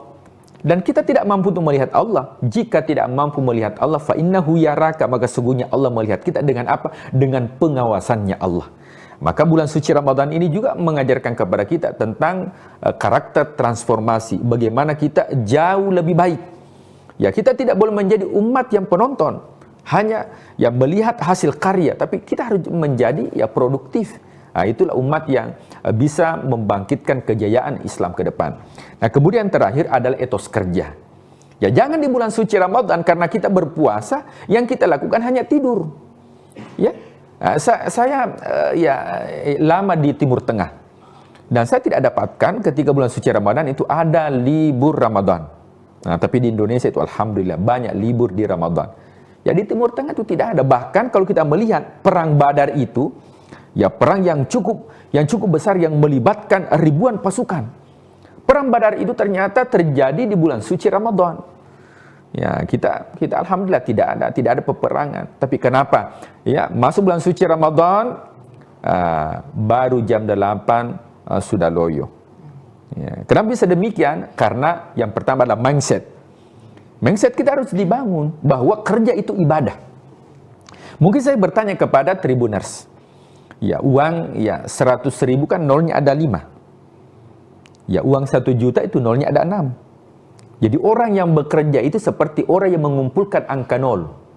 Ya, semakin kita giat bekerja itu seperti mengumpulkan angka 0. Tapi bagaimanapun banyaknya nolnya, kalau tidak ada angka satunya tidak ada nilainya. Maka ada prinsip bahwa kerja itu adalah ibadah. Saya kira itu mudah-mudahan dengan masuknya bulan suci Ramadan, insya Allah itu bisa menumbuhkan karakter sehingga betul-betul karakter-karakter yang ada di dalam bulan suci Ramadan mampu kita aplikasikan di luar bulan suci Ramadan sehingga betul-betul Ramadan ini memberikan keberkahan bagi semua. Ya, baik. Jadi bulan suci Ramadan ini bukan hanya bagaimana kita memperkokoh iman begitu ya Pak Ustadz ya, tapi melatih kedisiplinan kita dalam berbangsa dan bernegara. Jangan sampai tadi seperti Pak Ustadz bilang takut sama polisinya, bukan takut sama aturannya dan juga keselamatan kita di jalan. Sama seperti kalau kita beribadah begitu, jangan sampai takut dimarahin Pak Ustadz ya, bukan takut sama Allah Subhanahu wa Ta'ala. Betul sekali.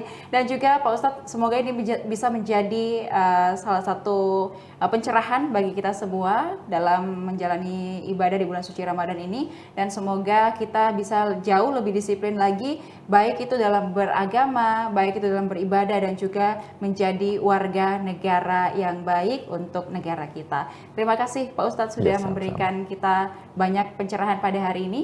Dan juga tentunya terima kasih kepada seluruh Tribuners yang selalu setia menantikan dan juga menyaksikan program-program menarik dari Tribun Timur. Dan semoga ibadah puasa yang dijalani selalu lancar dan juga selalu berkah. Dan terima kasih, tetap saksikan berbagai program menarik lainnya. Tentunya hanya di kanal YouTube dan Facebook Tribun Timur, Mata Lokal Menjangkau Indonesia. Saya Lude Visania beserta narasumber dan juga seluruh kerabat kerja pamit undur diri. Terima kasih dan sampai jumpa. Wassalamualaikum warahmatullahi wabarakatuh. Waalaikumsalam warahmatullahi wabarakatuh.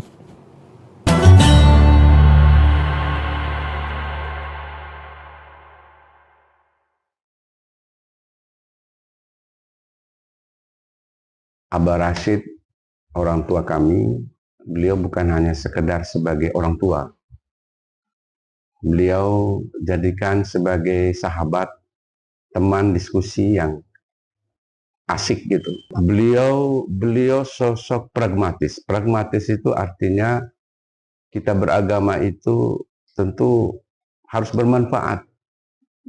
Ya, harus memberikan nilai manfaat bagi sesama kita. Sehingga Abah inisiatif sebenarnya ingin bagaimana supaya ada kapal-kapal yang bisa menerobos di tengah-tengah cuaca yang tidak mendukung untuk memberikan pertolongan kepada masyarakat-masyarakat ini. Kemudian beliau itu menyenangkan. Ya, kalau datang kunjungan ke pulau itu, anak-anak dikumpulin gitu. Anak-anak dikumpulkan, nyanyinya nyanyi yang gembira. Di sana saya masih ingat sekali itu. Nah, kemudian sambil bawa dengan permen, kasih anak-anak.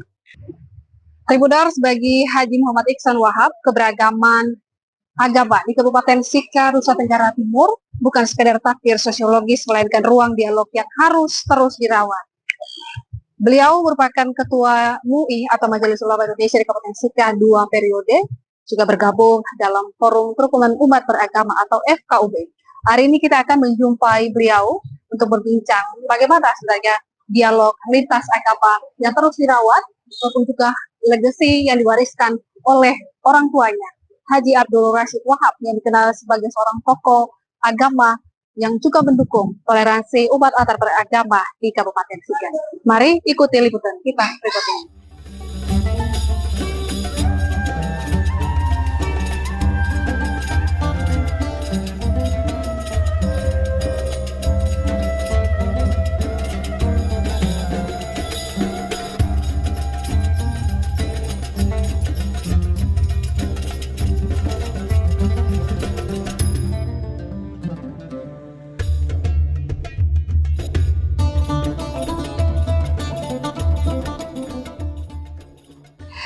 Tribuners, saat ini kita sedang bersama dengan Bapak Haji Muhammad Iksan Wahab sebagai Ketua MUI atau Majelis Ulama Indonesia di Kabupaten Sika, dan beliau sudah menjabat kurang lebih selama 2 periode. Dan ya, terlepas dari sebagai Ketua MUI juga, kita melihat bahwa sosok Bapak Iksan Wahab, anak dari Abah Rashid Wahab, yang dikenal sebagai salah satu tokoh yang mendukung toleransi di Kabupaten Sika, juga mempengaruhi dalam ya keseharian Bapak Iksan sendiri sebagai Ketua MUI maupun juga sebagai pendakwa, bahkan juga sebagai seorang dosen. Dan ada hal menarik nanti yang akan kita gali di balik bagaimana perjalanan dari Bapak Iksan Wahab hingga sebelumnya dia telah mapan tinggal di Jakarta, akhirnya kembali ke Maumere, ke Kabupaten Sika, dan saat ini menjadi ya sudah menjabat kurang lebih 2 periode sebagai Ketua MUI maupun juga aktivitas dia sebagai seorang pendakwa di sini dan juga seorang dosen. Mungkin selamat ya siang Bapak. Selamat siang. Ini hal yang menarik karena kami hari ini bisa berkunjung dengan Bapak Iksan Wahab gitu ya. Kita kenal selama ini sebagai seorang Ketua MUI, tapi juga kita melihat ada pengaruh dari sosok Bapak Abah Rashid yang kami kenal gitu dalam keseharian Bapak Iksan sendiri. Mungkin bisa diceritakan seberapa jauh pengaruh dari Abah Rashid begitu sebagai seorang ayah maupun juga sebagai seorang tokoh Muslim di Kabupaten Sika. Baik, terima kasih. Abah Rashid, orang tua kami, beliau bukan hanya sekedar sebagai orang tua. Beliau jadikan sebagai sahabat, teman diskusi yang asik gitu. Banyak hal, persoalan-persoalan kemanusiaan, persoalan-persoalan yang menjadi problem bagi masyarakat luas, beliau tuangkan dalam sebuah dialog dan diskusi di ruang makan, di ruang tamu, sehingga ada interaksi antara saya dengan Abah dan anak-anak lain, ya, sehingga mendapatkan nilai-nilai yang baik berkenan dengan hubungan keakraban antara sesama umat manusia, dan bagaimana kita mencari jalan agar problem kemanusiaan yang ada di masyarakat minimal dikurangi bebannya. Oke, ya. Jadi berawal dari dialog di dialog ya. Lalu ya kita juga melihat bahwa latar belakang pendidikan agama begitu sangat melekat juga di Bapak Iksan sendiri. Itu kalau boleh tahu apa yang Bapak pelajari begitu ketika di pendidikan Islam? Ya, saya latar belakang saya di pondok pesantren. Ya, kemudian saya belajar di mengabdi atau di tugas pengabdian di Jakarta. Dan selama ini kan saya melihat dalam persepsi saya tentang agama dari teks-teks buku-buku teks, ya. Tetapi setelah saya pulang dan berinteraksi dengan Abah, dari hasil dialog, komunikasi yang intens, cara pandang saya berubah. Ya. Cara pandang saya berubah. Oke lah, textbook saya angkat sebagai diskusi dengan Abah. Tapi di situ ada teks-teks kehidupan yang perlu diketahui juga tentang bagaimana hidup bersama, berdampingan di tengah-tengah keberagaman ini. Itu yang saya dapat pelajaran yang luar biasa dari Abah. Ya, Bukan hanya saya, memang artinya kita ada teks-teks buku, ada apa, semua yang kita miliki dalam buku pesantren itu. Ya. Tapi ternyata setelah dialog, ngobrol-ngobrol, dan Abah sering antar saya juga, saya nemanin Abah untuk komunikasi antar agama dalam FKUB. Ya, Abah sebagai wakil ketua dulu tuh. Ya, saya pergi dampingi Abah ke Pulau Palue, bertemu dengan tokoh-tokoh agama yang lain. Di situ saya merasa bahwa ini ada nilai-nilai yang tidak ada di dalam textbook, tapi ada nilai-nilai kehidupan yang justru saya mendapatkan pengalaman yang luar biasa. Ya. Berarti sosok pragmatis yang ada pada diri Bapak Abah Rashid sendiri juga mempengaruhi. Ya, beliau sosok pragmatis. Pragmatis itu artinya kita beragama itu tentu harus bermanfaat. Ya, harus memberikan nilai manfaat bagi sesama kita. Kalau beragama itu merusak, menghancurkan, itu bukan agama. Nah, agama itu harus memberikan makna dan manfaat. Harus mendorong kita untuk memberikan akses, minimal mengurangi beban-beban kehidupan masyarakat. Itu agama sebenarnya. Itu yang sering disampaikan oleh Abah Rashid. Oke, lalu kita juga mengetahui terkait salah satu inisiasi dari Abah Rashid terkait dengan kapal kemanusiaan.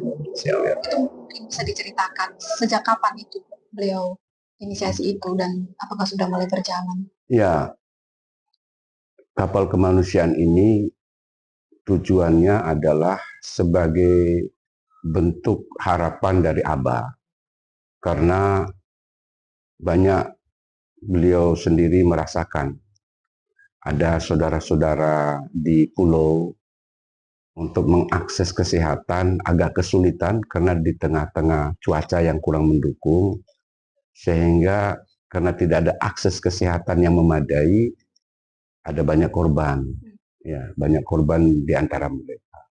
Sehingga Abah inisiatif sebenarnya ingin bagaimana supaya ada kapal-kapal yang bisa menerobos di tengah-tengah cuaca yang tidak mendukung untuk memberikan pertolongan kepada masyarakat-masyarakat ini.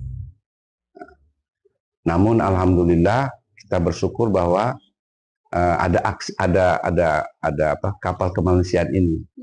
Ya, minimal ini memberikan dorongan supaya akses kemanusiaan sudah terbuka untuk masyarakat yang memang sangat mengharapkan bantuan-bantuan kesehatan ini. Ya. Dan alhamdulillah sudah ada itu memberikannya, sudah dapat. Oke, lalu ya terkait dengan toleransi maupun tadi soal keberagaman, hidup dalam kebersamaan dalam keberagaman di sini yang diwariskan oleh Abah Rashid sendiri. Bagaimana dalam pelaksanaan Bapak sebagai seorang pendakwa begitu, terutama ketika berada di wilayah yang mayoritas umat Kristen gitu, tetapi kita melihat di sini semua tidak ada yang saling membeda-bedakan, semua satu sekalipun kita memiliki keyakinan yang berbeda. Ya, jadi kalau kita lihat, ini mungkin kita belajar historisnya. Ya. Historis dari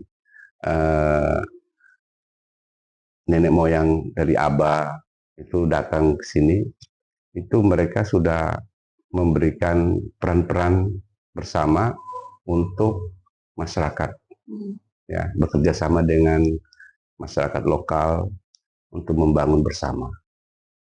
Ya, dulu itu ada nenek moyang di Geliting sudah lakukan kerjasama itu dalam menulis surat-surat dan sebagainya di Geliting. Ya. Ya, sudah terlihat, apalagi kawin-mawin. Ini nenek saya sendiri, nenek punya bapak namanya Tanapuang Rasido. Okay. Tanapuang Rasido itu juga punya adik, itu nikah dengan Raja Thomas. Okay. Ya, Kan Raja Thomas. Jadi artinya budaya kawin mawin sudah terjadi, ya. Sehingga jalinan kerukunan ini, karena memang kita sudah dibangun bahwa kita walaupun beragam, kita berasal dari satu nenek moyang sama gitu. Jadi buat apa kita saling menjatuhkan, saling merendahkan? Karena kita berasal dari nenek moyang sama. Apa yang disebutkan saudara, itu saudara kita juga sama. Karena dari nenek moyang sama. Sehingga itu Abah sering sampaikan itu pada kami dalam dialog ya, bersama-sama di ruang makan maupun di ruang tamu. Ya begitu. Oke, jadi sudah ada sejarah historisnya juga. Iya, sejarah historisnya. Lalu terkait dengan kemanusiaan ini sendiri gitu, kita melihat bahwa Abah Rashid sendiri sangat konsen terhadap kemanusiaan, dia tidak membedakan agama, suku, budaya begitu.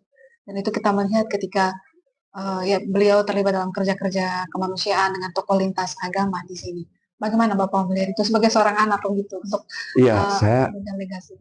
Saya melihat begini, beliau mencanangkan berdirinya Muhammadiyah ini, beliau melihat pendidikan penting. Ya, pendidikan ini untuk semua, bukan hanya untuk satu agama saja.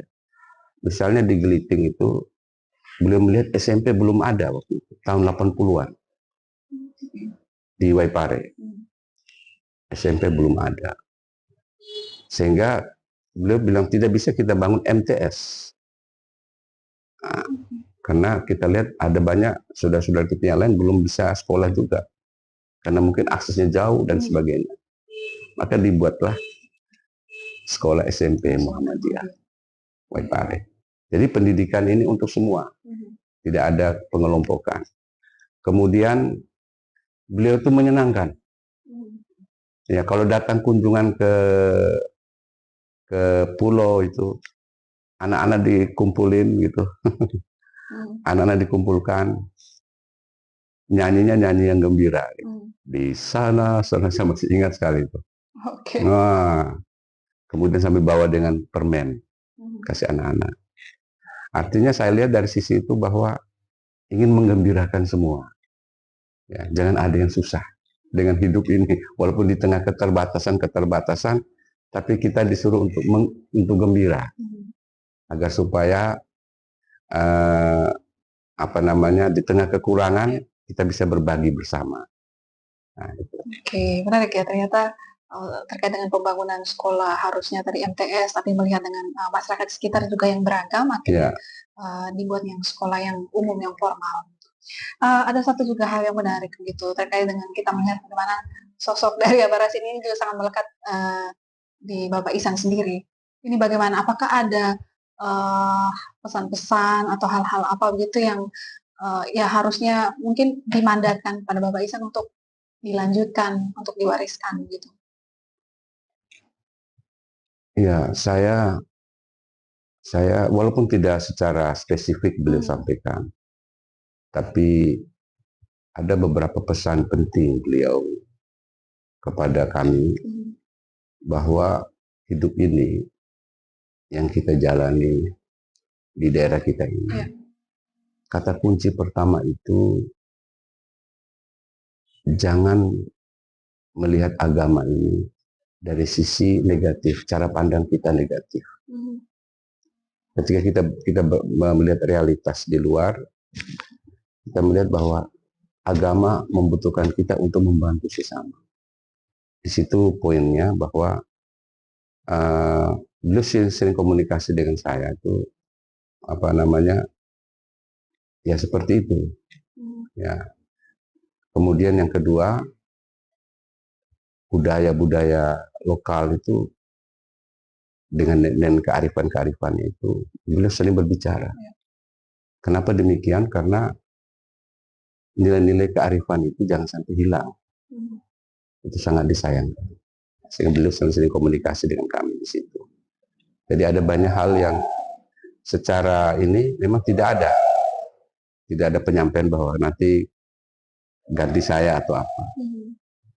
Tapi dengan peran-peran yang beliau sampaikan ke kami untuk menjadi garda terdepan dalam membantu sesama, baik dalam pengetahuan, dalam isu sosial yang lain.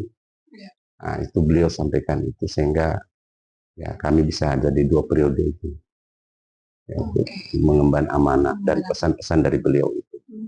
Oke. Ya, selain sebagai pendakwa, kita juga lihat Bapak Ihsan mengajar gitu di Universitas Muhammadiyah Maumere, dan kemudian ke dalam mata kuliah yang dibawa adalah agama multikultural. Kalau boleh tahu seperti apa? Ya, kami ya seperti itu, bahwa agama di satu sisi memang normatif, bersifat eksklusif dari satu sisi. Orang hanya melihat dari sisi ini. Padahal agama itu luas sekali. Bisa juga eksklusif, bisa juga inklusif. Tergantung cara pandang kita. Maka saya melihat bahwa dengan kami mengajar di agama multikultural ini, dengan keragaman ini, saya gunakan dengan cara-cara yang mengedepankan isu-isu bersama. Isu budaya. Jadi kita angkat budaya-budaya khas di daerah Sika ini untuk kita jadikan diskusi, bahkan jadikan dalam sebuah artikel atau jurnal untuk mengangkat kebiasaan adat istiadat di masyarakat Sika ini.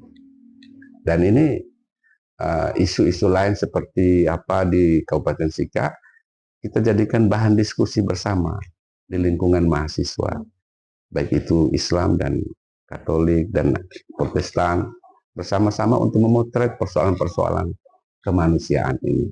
Sembari konklusinya adalah melakukan refleksi internal dalam agama masing-masing. Oh iya, ternyata kaya loh. Agama itu kaya loh. Kaya perspektif. Sepanjang kita punya hati yang bersih, akal yang suci, insya Allah kita bisa memotret semua persoalan dengan baik. Melalui refleksi inilah kita bisa membangun peradaban dari agama. Oke, berarti mata kuliah agama multikultural ini memang sangat penting sekali ya, harus di. Iya, penting sekali. Karena bukan saja justru memperkaya agama masing-masing. Dari selama ini perspektifnya demikian, tapi dengan ada kajian-kajian seperti ini akan membawa pengayaan-pengayaan terhadap agamanya sendiri, sembari membangun relasi yang positif dengan sesama. Ya. Oke, baik. Kita juga melihat ini, Bapak Ihsan sudah kurang lebih 2 periode Ketua MUI di Sika begitu. Kurang lebih selama 2 tahun itu, apa kegiatan dari MUI sendiri di Kabupaten Sika? Ya, MUI sebagai organisasi induk, ya organisasi induk yang membawahi organisasi-organisasi di bawah, seperti organisasi takmir masjid, seperti NU, Muhammadiyah. Jadi seluruh kegiatan yang langsung bersentuhan dengan masalah manusia kemanusiaan ini, organisasi di bawahnya. Namun ketika ada problem kemanusiaan akut yang harus dibicarakan secara teknis, secara ini langsung di tingkat MUI. Jadi wadah-wadah organisasi MUI ini mereka-mereka yang dibawa aktif ini. Sembari nanti kepengurusan dari mereka juga kami ini. Kami angkat bersama, kami diskusikan. Jadi memang saya lihat memang untuk ke depan ini 2 organisasi sayap ini, NU dan Muhammadiyah, alhamdulillah ya kita saling menopang, saling membangun bersama, sinergi bersama untuk kalau ada kekurangan mana kita belajar bersama ya di MUI. Oke, berarti kalau misalnya ketiga periode lagi nanti bagaimana? Ya, ya kita belum tahu nanti. Ya, memang dalam peraturan organisasi cukup 2 saja dulu. Oke, cukup 2. Supaya ada yang lain menggantikan. Baik, ya terkait dengan organisasi tadi, MUI kemudian juga Bapak juga tergabung di FKUB begitu. Ya. apa yang membuat Bapak ikut bergabung di situ? Apakah juga karena ada latar belakang dari aktivitasnya Abah Rashid sebelumnya juga terlibat dalam organisasi yang sama? Ya, saya kurang tahu juga, tapi mungkin begitu saya diminta dihubungi oleh pihak FKUB untuk bergabung di FKUB. Ya, saya sudah bergabung kurang lebih hampir setahun. Ya, hampir setahun di FKUB. Dan memang masalah diangkat itu adalah bagaimana hidup rukun di tengah-tengah keberagaman. Dan itu saya kira sangat penting untuk kita terus mengkampanyekan bahwa kita harus rukun di tengah keberagaman. Ya. Jadi kemarin sasarnya adalah anak-anak tingkat SMP SMA, karena mereka adalah masa emas ini. Karena ketika sampai 10 tahun akan datang, mereka juga akan menjadi pemimpin. Nah, kemarin kita ada sosialisasi kerukunan umat beragama di sekolah SMA. Oke, baik.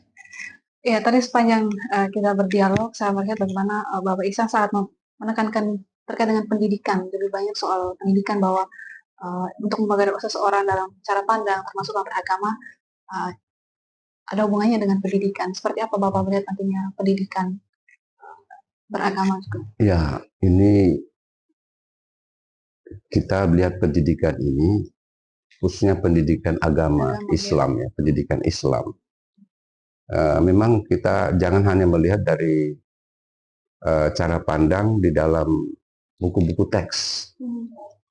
Ya, buku-buku teks penting, tetapi bagaimana kita coba kaitkan antara teks dan non-teks.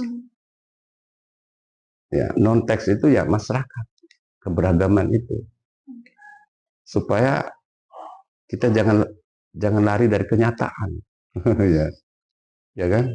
Selama ini kan kita hanya teks, dalil ini, perintah ini harus laksanakan, dalil ini, perintah ini harus laksanakan gitu. Tetapi bagaimana dalil-dalil ini bisa disandingkan dengan masyarakat, kejadian atau pola hidup masyarakat, sehingga siswa itu bisa mengkorelasikan antara nilai-nilai yang hidup di masyarakat dengan teks-teks, entah teks Al-Quran, teks hadis, atau mungkin buku-buku pelajaran, sehingga tidak bisa lari dari kenyataan itu. Jadi saya kira ini penting, karena masalah-masalah anak-anak ketika besar nanti, mereka tidak mampu, tidak punya skill dalam menyelesaikan persoalan-persoalan yang mereka hadapi sendiri. Karena apa? Karena pola pendidikan itu yang hanya mengandung pada aspek kognitif saja. Afeksinya tidak ada, atau mungkin psikomotoriknya. Nah, sehingga itu saya kira perlu sekali untuk supaya diberdayakan aspek-aspek afeksi dan psikomotoriknya. Nah, disinilah butuh seorang guru yang mampu meramu semuanya dengan nilai-nilai seperti tadi yang saya sampaikan. Dan itu ada pada deep learning yang sekarang sudah difokuskan oleh Pak Menteri Mukti. Menteri yang baru. Menteri yang baru ya. Baik, ini mungkin yang bagian terakhir Bapak Ihsan. Seperti apa Bapak merefleksikan terkait dengan keberagaman dalam kebersamaan gitu, umat Muslim, maupun juga umat Kristen atau umat agama lain di Kabupaten Sika. Lalu yang kedua adalah ada pesan mungkin untuk umat Muslim di sini ketika sudah memasuki hari bulan suci Ramadan gitu. Apa yang harus disiapkan? Di bulan suci Ramadan ini kita lihat pengertian Ramadan. Ramadan itu artinya dari kata Romado, artinya membakar. Ibarat terik panas matahari atau panas api yang membakar sesuatu. Maksud apa membakar ini? Yang dimaksud membakar ini adalah membakar ego kita, membakar ketidakjujuran kita, membakar hal-hal yang buruk dalam diri kita, sehingga yang ada di permukaan itu adalah nilai-nilai kebaikan bagi sesama. Nilai-nilai di dalam puasa itu adalah dibangun nilai personal. Nilai personal itu adalah dia taat kepada Allah, tetapi di satu sisi dia membangun relasi yang baik dengan yang lain. Dan itu sebenarnya pesan agama. Ya, pesan agama. Karena apa? Karena di dalam surat Al-Hujurat ayat 13 itu telah dicantumkan, wahai sekalian manusia, sesungguhnya kami ciptakan kamu berbangsa-bangsa dan bersuku-suku agar kamu saling kenal mengenal. Dan saling kenal mengenal ini sudah menjadi tradisi nenek moyang dulu. Tradisi barter. Ya, tradisi barter. Karena dari yang Islam itu ada jual ikan, kemudian yang di pantai itu jual ikan, kemudian yang di gunung itu ada sayur, ada terjadi barter, dan ini terjadi di Geliting. Dan ini kerjasama seperti ini kan menarik untuk saat sekarang ini juga, supaya kita membangun relasi yang positif di bulan Ramadan ini, di samping memperkokoh dan memperkuat keimanan di bulan Ramadan ini. Saya kira itu. Baik. Ya, Tribuners, itu tadi dialog kita dengan Bapak Ihsan Wahab itu. Ya, ini juga tidak terlepas dari bagaimana kita melihat kebersamaan dalam keberagaman di Kabupaten Sika, tapi juga ini kita melihat bagaimana kesiapan dari umat Muslim sendiri, saudara kita untuk menyambut bulan Ramadan gitu. Dan hal yang tentu yang digarisbawahi oleh Bapak Ihsan dari tadi adalah soal semangat kebersamaan dalam keberagaman itu terus digaungkan gitu, dan tadi tidak hanya di ruang-ruang di masjid atau di masyarakat pada umum, tapi juga tadi melalui ruang bangku kuliah, dari ruang pendidikan di kampus juga itu sudah digaungkan oleh Bapak Ihsan sendiri. Dan ya, terkait dengan MUI sendiri, kurang lebih tadi kita tahu bahwa ada kurang lebih 2 periode Bapak Ihsan sebagai Ketua Majelis Ulama Indonesia untuk menghimpun 2 organisasi sayap di sini, Muhammadiyah dan juga NU. Tentunya kegiatan mereka adalah untuk memberikan dampak kepada masyarakat itu sendiri. Sekali lagi terima kasih Bapak Ihsan, itu selamat merayakan bulan Ramadan. Tribuners, dari dialog bersama dengan Haji Muhammad Ihsan Wahab, Ketua MUI Kabupaten Sika 2 periode. Ia mengatakan bahwa sosok almarhum Haji Abdul Wasid Wahab sebagai ayahnya, ada hal yang kini ia teruskan, yakni adalah mimpi-mimpi dari sang ayah untuk melunasi utang-utang kemanusiaan yang belum sempat terwujud, mulai dari pendidikan hingga gagasan tentang puskesmas Rapung. Ia juga tetap menekankan untuk selalu mendorong dialog antara lintas umat beragama dan mendukung keberagaman untuk mencapai keharmonisan di tengah perbedaan keyakinan di Kabupaten Sika ataupun juga di Nusa Tenggara Timur. Download Tribun X sekarang, menghadirkan lokal menjadi Indonesia.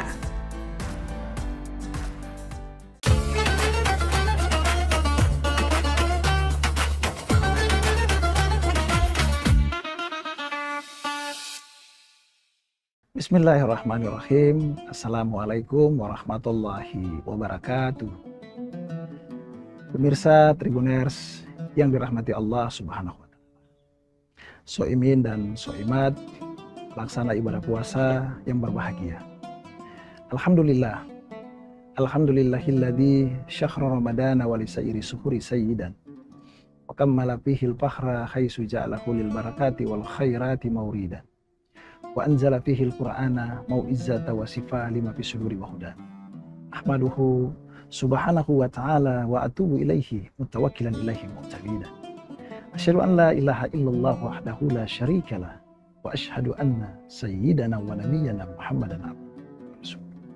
Allahumma shalli wa sallim ala sayyidina Muhammadin wa ala alihi wa sahbihi wa man tabi'ahum bi ihsan ila yaumiddin. Tribuners yang dirahmati Allah Subhanahu wa Ta'ala. Pertama-tama marilah kita panjatkan puji dan syukur kita kehadirat Allah Subhanahu wa Ta'ala atas berbagai limpahan kenikmatan yang tidak pernah berhenti dikucurkannya kepada kita sekalian. kenikmatan yang tidak mungkin bagi kita untuk menghitung-hitungnya, terutama nikmat iman dan Islam, nikmat rezeki dan kesehatan serta kesempatan, sehingga pada hari ini kita masih dapat melaksanakan ibadah puasa di tahun ini 1447 Hijriah. Soimin dan soimat Tribuners yang dirahmati Allah Subhanahu wa Ta'ala. Kesempatan sore hari ini kita akan berbicara tentang puasa adalah bulan yang dapat mengobati hati kita. Puasa adalah bulan reparasi. Puasa hadir ke tengah-tengah kita untuk memberikan sentuhan yang baru terhadap kepribadian kita, terhadap akhlak kita, terhadap tingkah laku kita. Soimin dan soimat yang dirahmati Allah Subhanahu wa Ta'ala.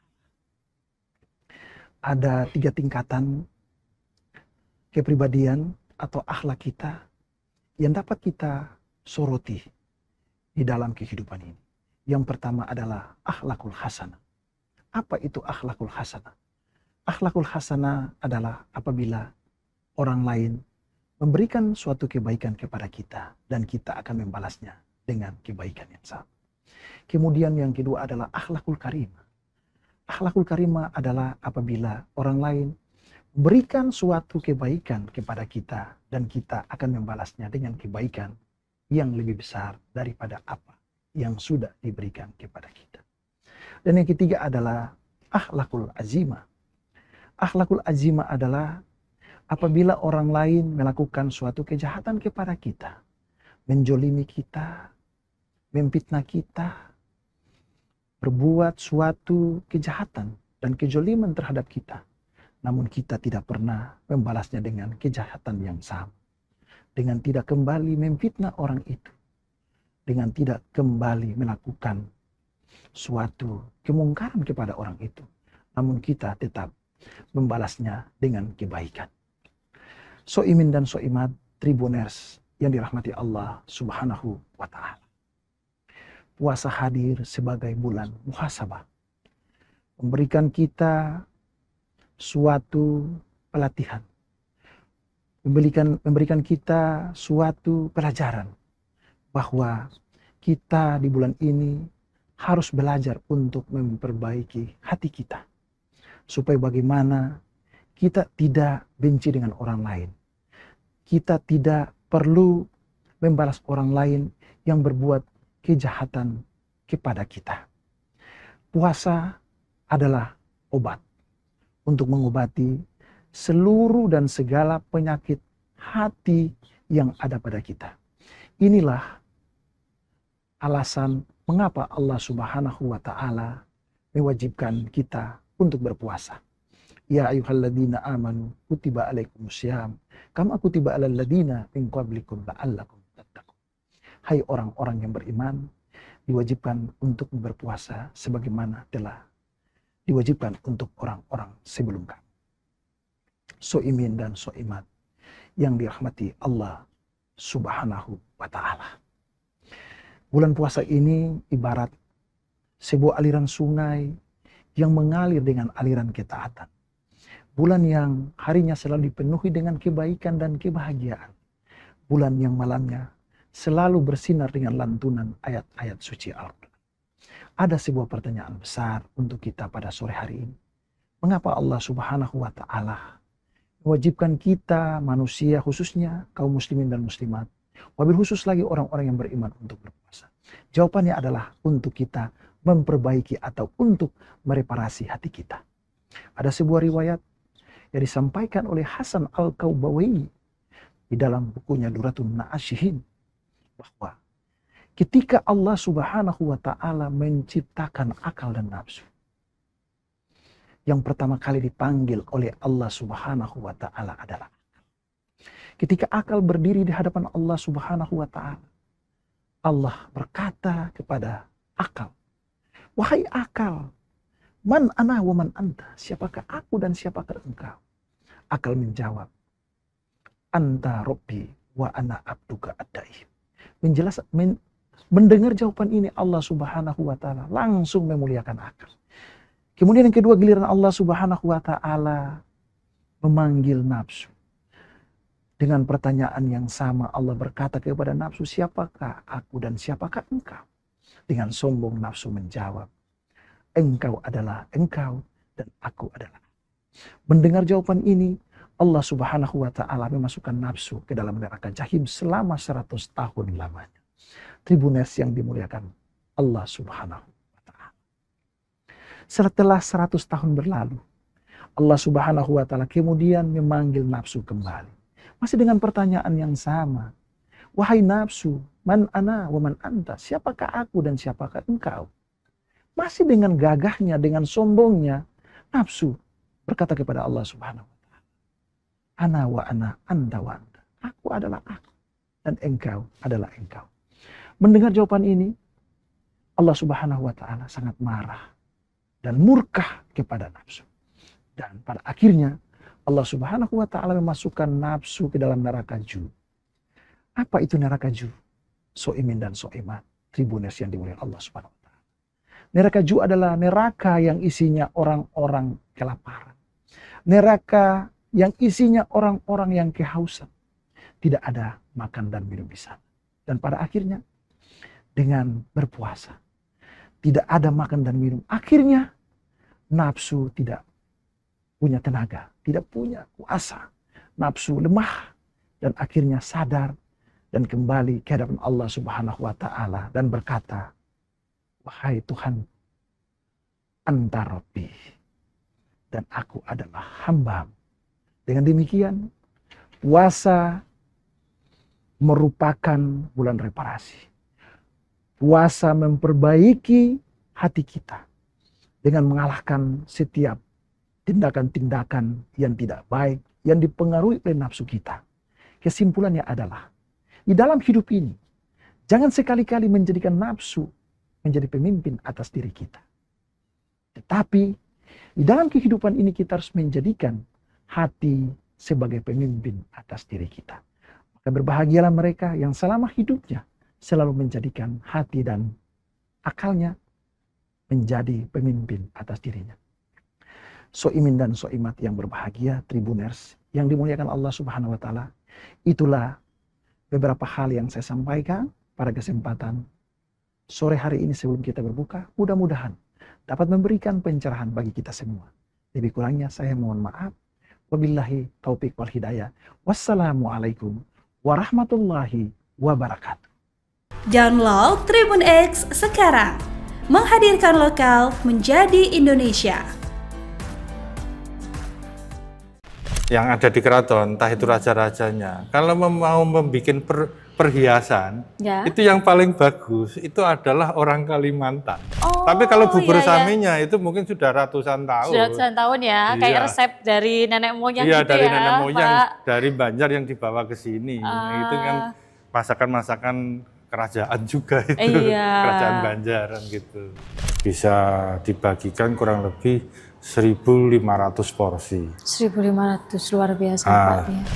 Menjadi WPTB, warisan budaya tak benda yang diakui nasional. Ya enak sih, kan bukan kayak bubur-bubur biasa itu, bubur samin kan, bubur Banjar, masakan Banjar. Ya udah dapat buburnya, banyak banget tuh sampai full ya, satu tempat kayak gini Tribuners.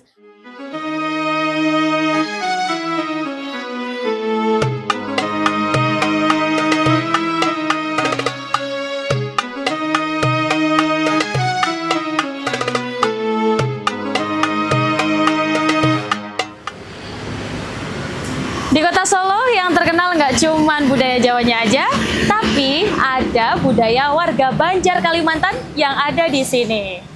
Bahkan kabarnya di tempat ini ada tradisi yang sudah lama sekali, bahkan diakui sebagai warisan budaya tak benda di tahun 2025. Di mana dan apa tradisi ini? Ayo ikutin Mas sampai akhir ya.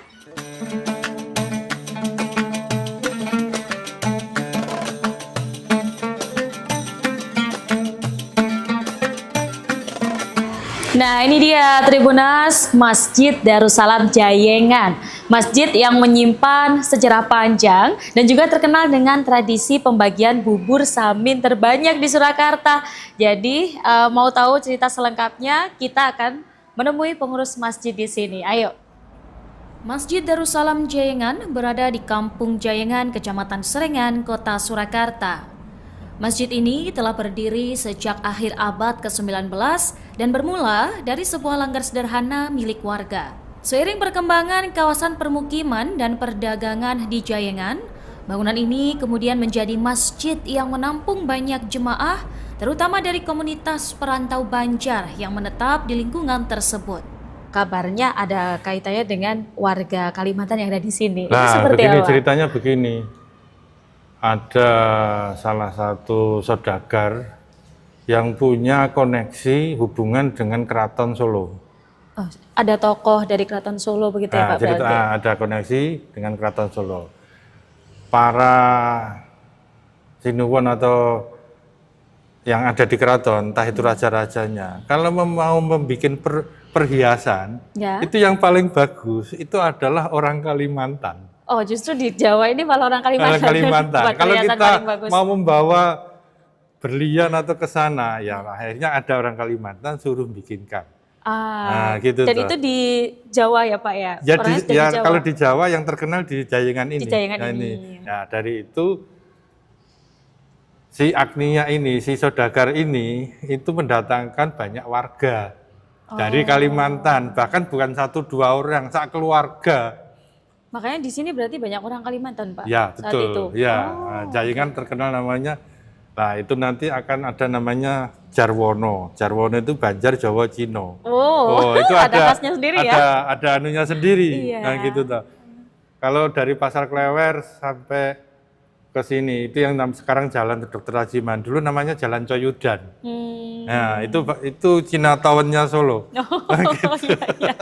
Nah, gitu tuh. Oh, iya. Nah, terusan berinteraksi. Dia banyak toko-toko emas juga. Oh, jadi Nah, kayak berliannya bisa ini. jadi dari Kalimantan atau Intennya, emasnya dari saudagar yang para pedagang Cina yang di Coyudan, diikat, dijadikan, lah itu untuk konsumsi para sinuwun. Oh, begitu.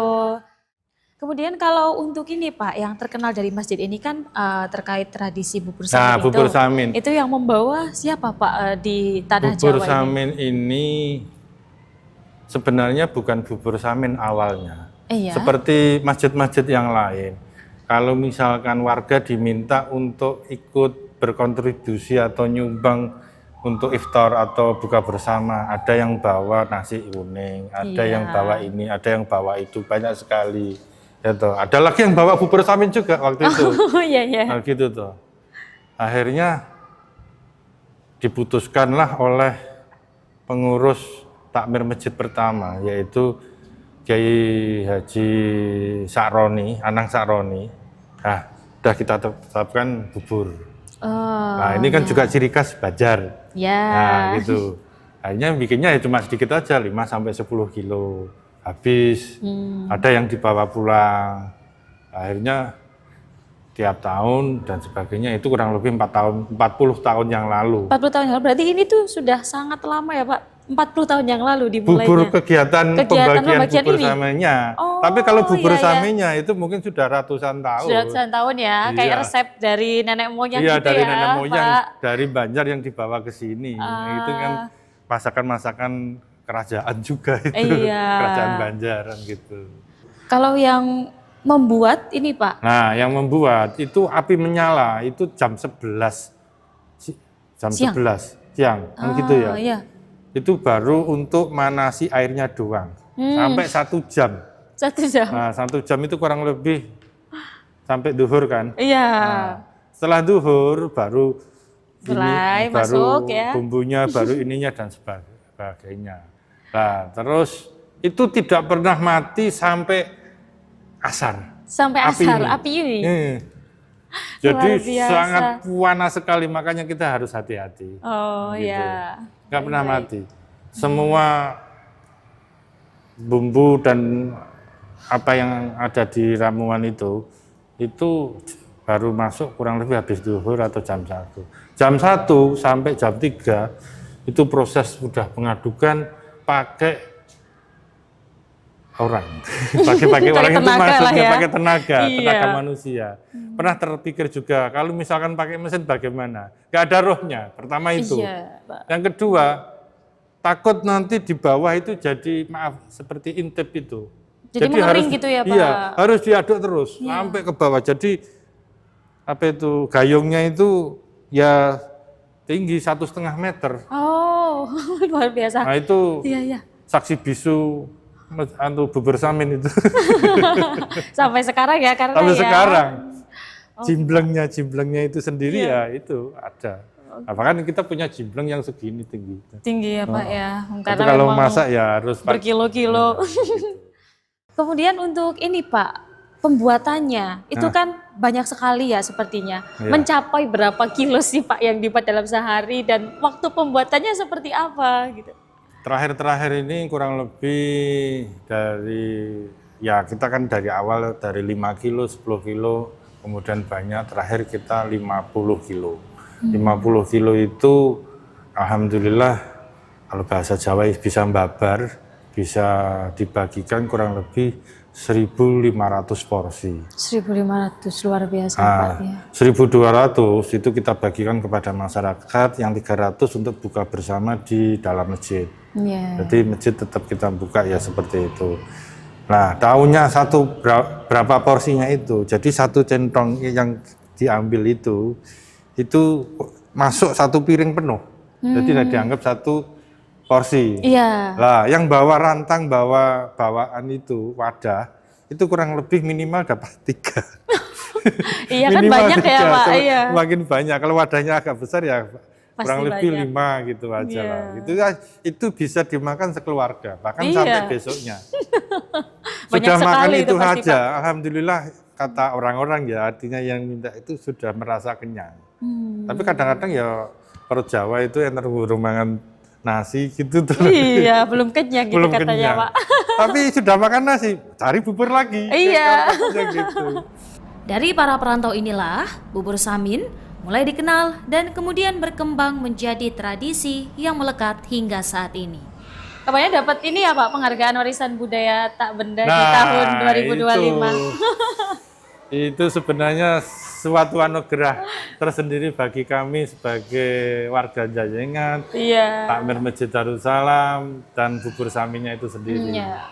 Dengan adanya kegiatan ini membawa daya tarik menjadi WPTB, warisan budaya tak benda yang diakui nasional. Ya, alhamdulillah sertifikat sudah keluar nomor 194 sekian-sekian. Kemudian yang dimaksud menjadi warisan budaya ini berarti pembagian bubur saminnya ini ya, Pak ya? Ya, yang jelas bubur saminnya. Oh, bubur saminnya. Kalau pembagian siapapun bisa membagi, tapi pembagian itu menjadikan titik pangkal, titik pokok untuk dibagikan kepada masyarakat yang bukan Banjar, ya adanya di sini. Di sini. Kalau di Banjar jelas mungkin banyak. Iya, kalau di sini kan cuma khasnya sini ya. Jadi nggak ada rohnya. Kalau di sini, ada. Oh iya, baik.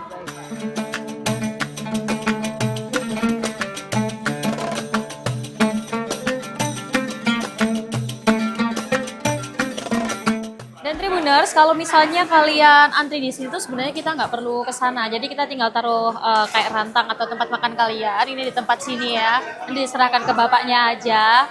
Jadi nanti pokoknya langsung diserahkan aja. Kita nanti bakalan diambilin gitu. Bapak antri ya, Pak. Oke.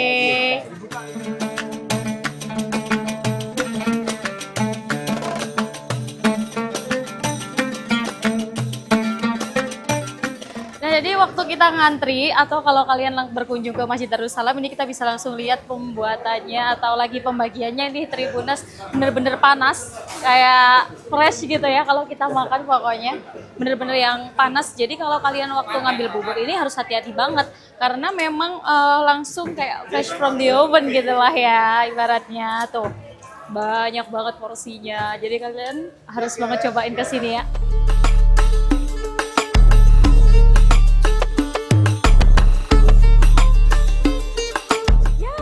udah dapat buburnya. Banyak banget tuh, sampai full ya, satu tempat kayak gini Tribuners. Dan ini aromanya tuh kayak sedep banget, kerasa banget gitu ya aroma saminya gitu kan. Katanya ini buat pembuatannya memang memakai minyak samin gitu ya, khasana ya Tribuners. Jadi kita langsung aja tunggu waktu berbuka puasa, langsung kita mau lahap habis ini bubur samin ini. Ayo.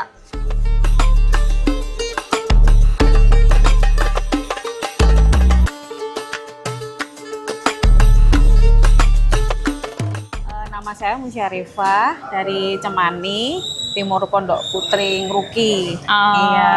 Jadi ke sini tadi gimana nih Bu perjalanannya dari rumah ke sini? Karena mungkin sempat kehujanan atau gimana? Enggak, kan saya nunggu reda dulu. Nunggu reda dulu. Ya.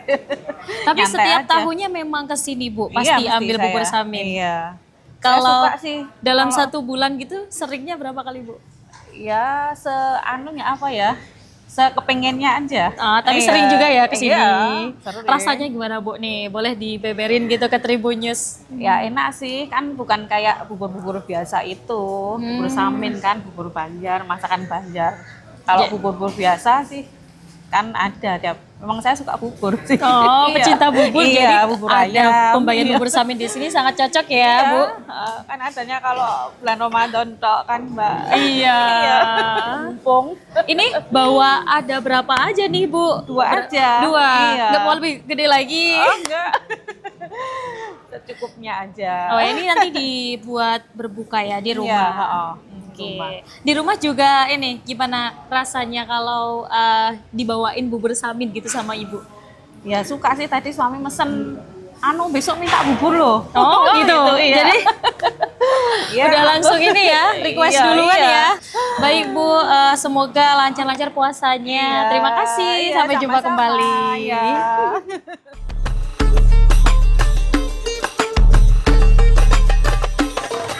Dan Tribuners akhirnya Nurma dapat juga nih bubur saminya dari Masjid Darussalam Jayengan. Masjid ini rekomendasi buat kamu yang pengen mungkin merasakan vibes lain gitu ya dari kota Solo. Karena di sini kayak kita bakal ngerasain ada nuansa-nuansa Banjarnya gitu guys.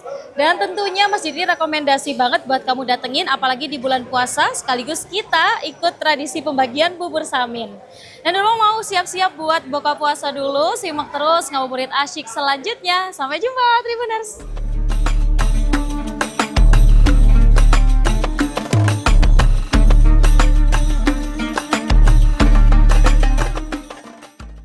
Download Tribun X sekarang. Menghadirkan lokal menjadi Indonesia.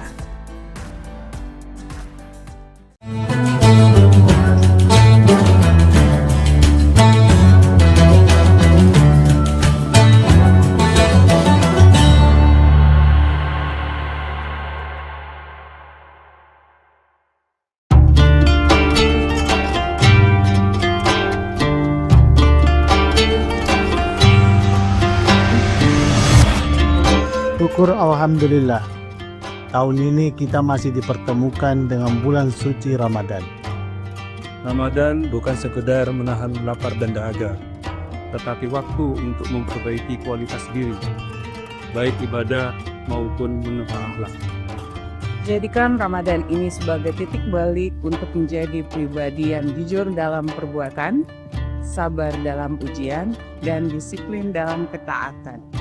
Dewan Komisaris, Direksi dan seluruh karyawan PT Semen Tonasa mengucapkan Selamat menunaikan ibadah puasa.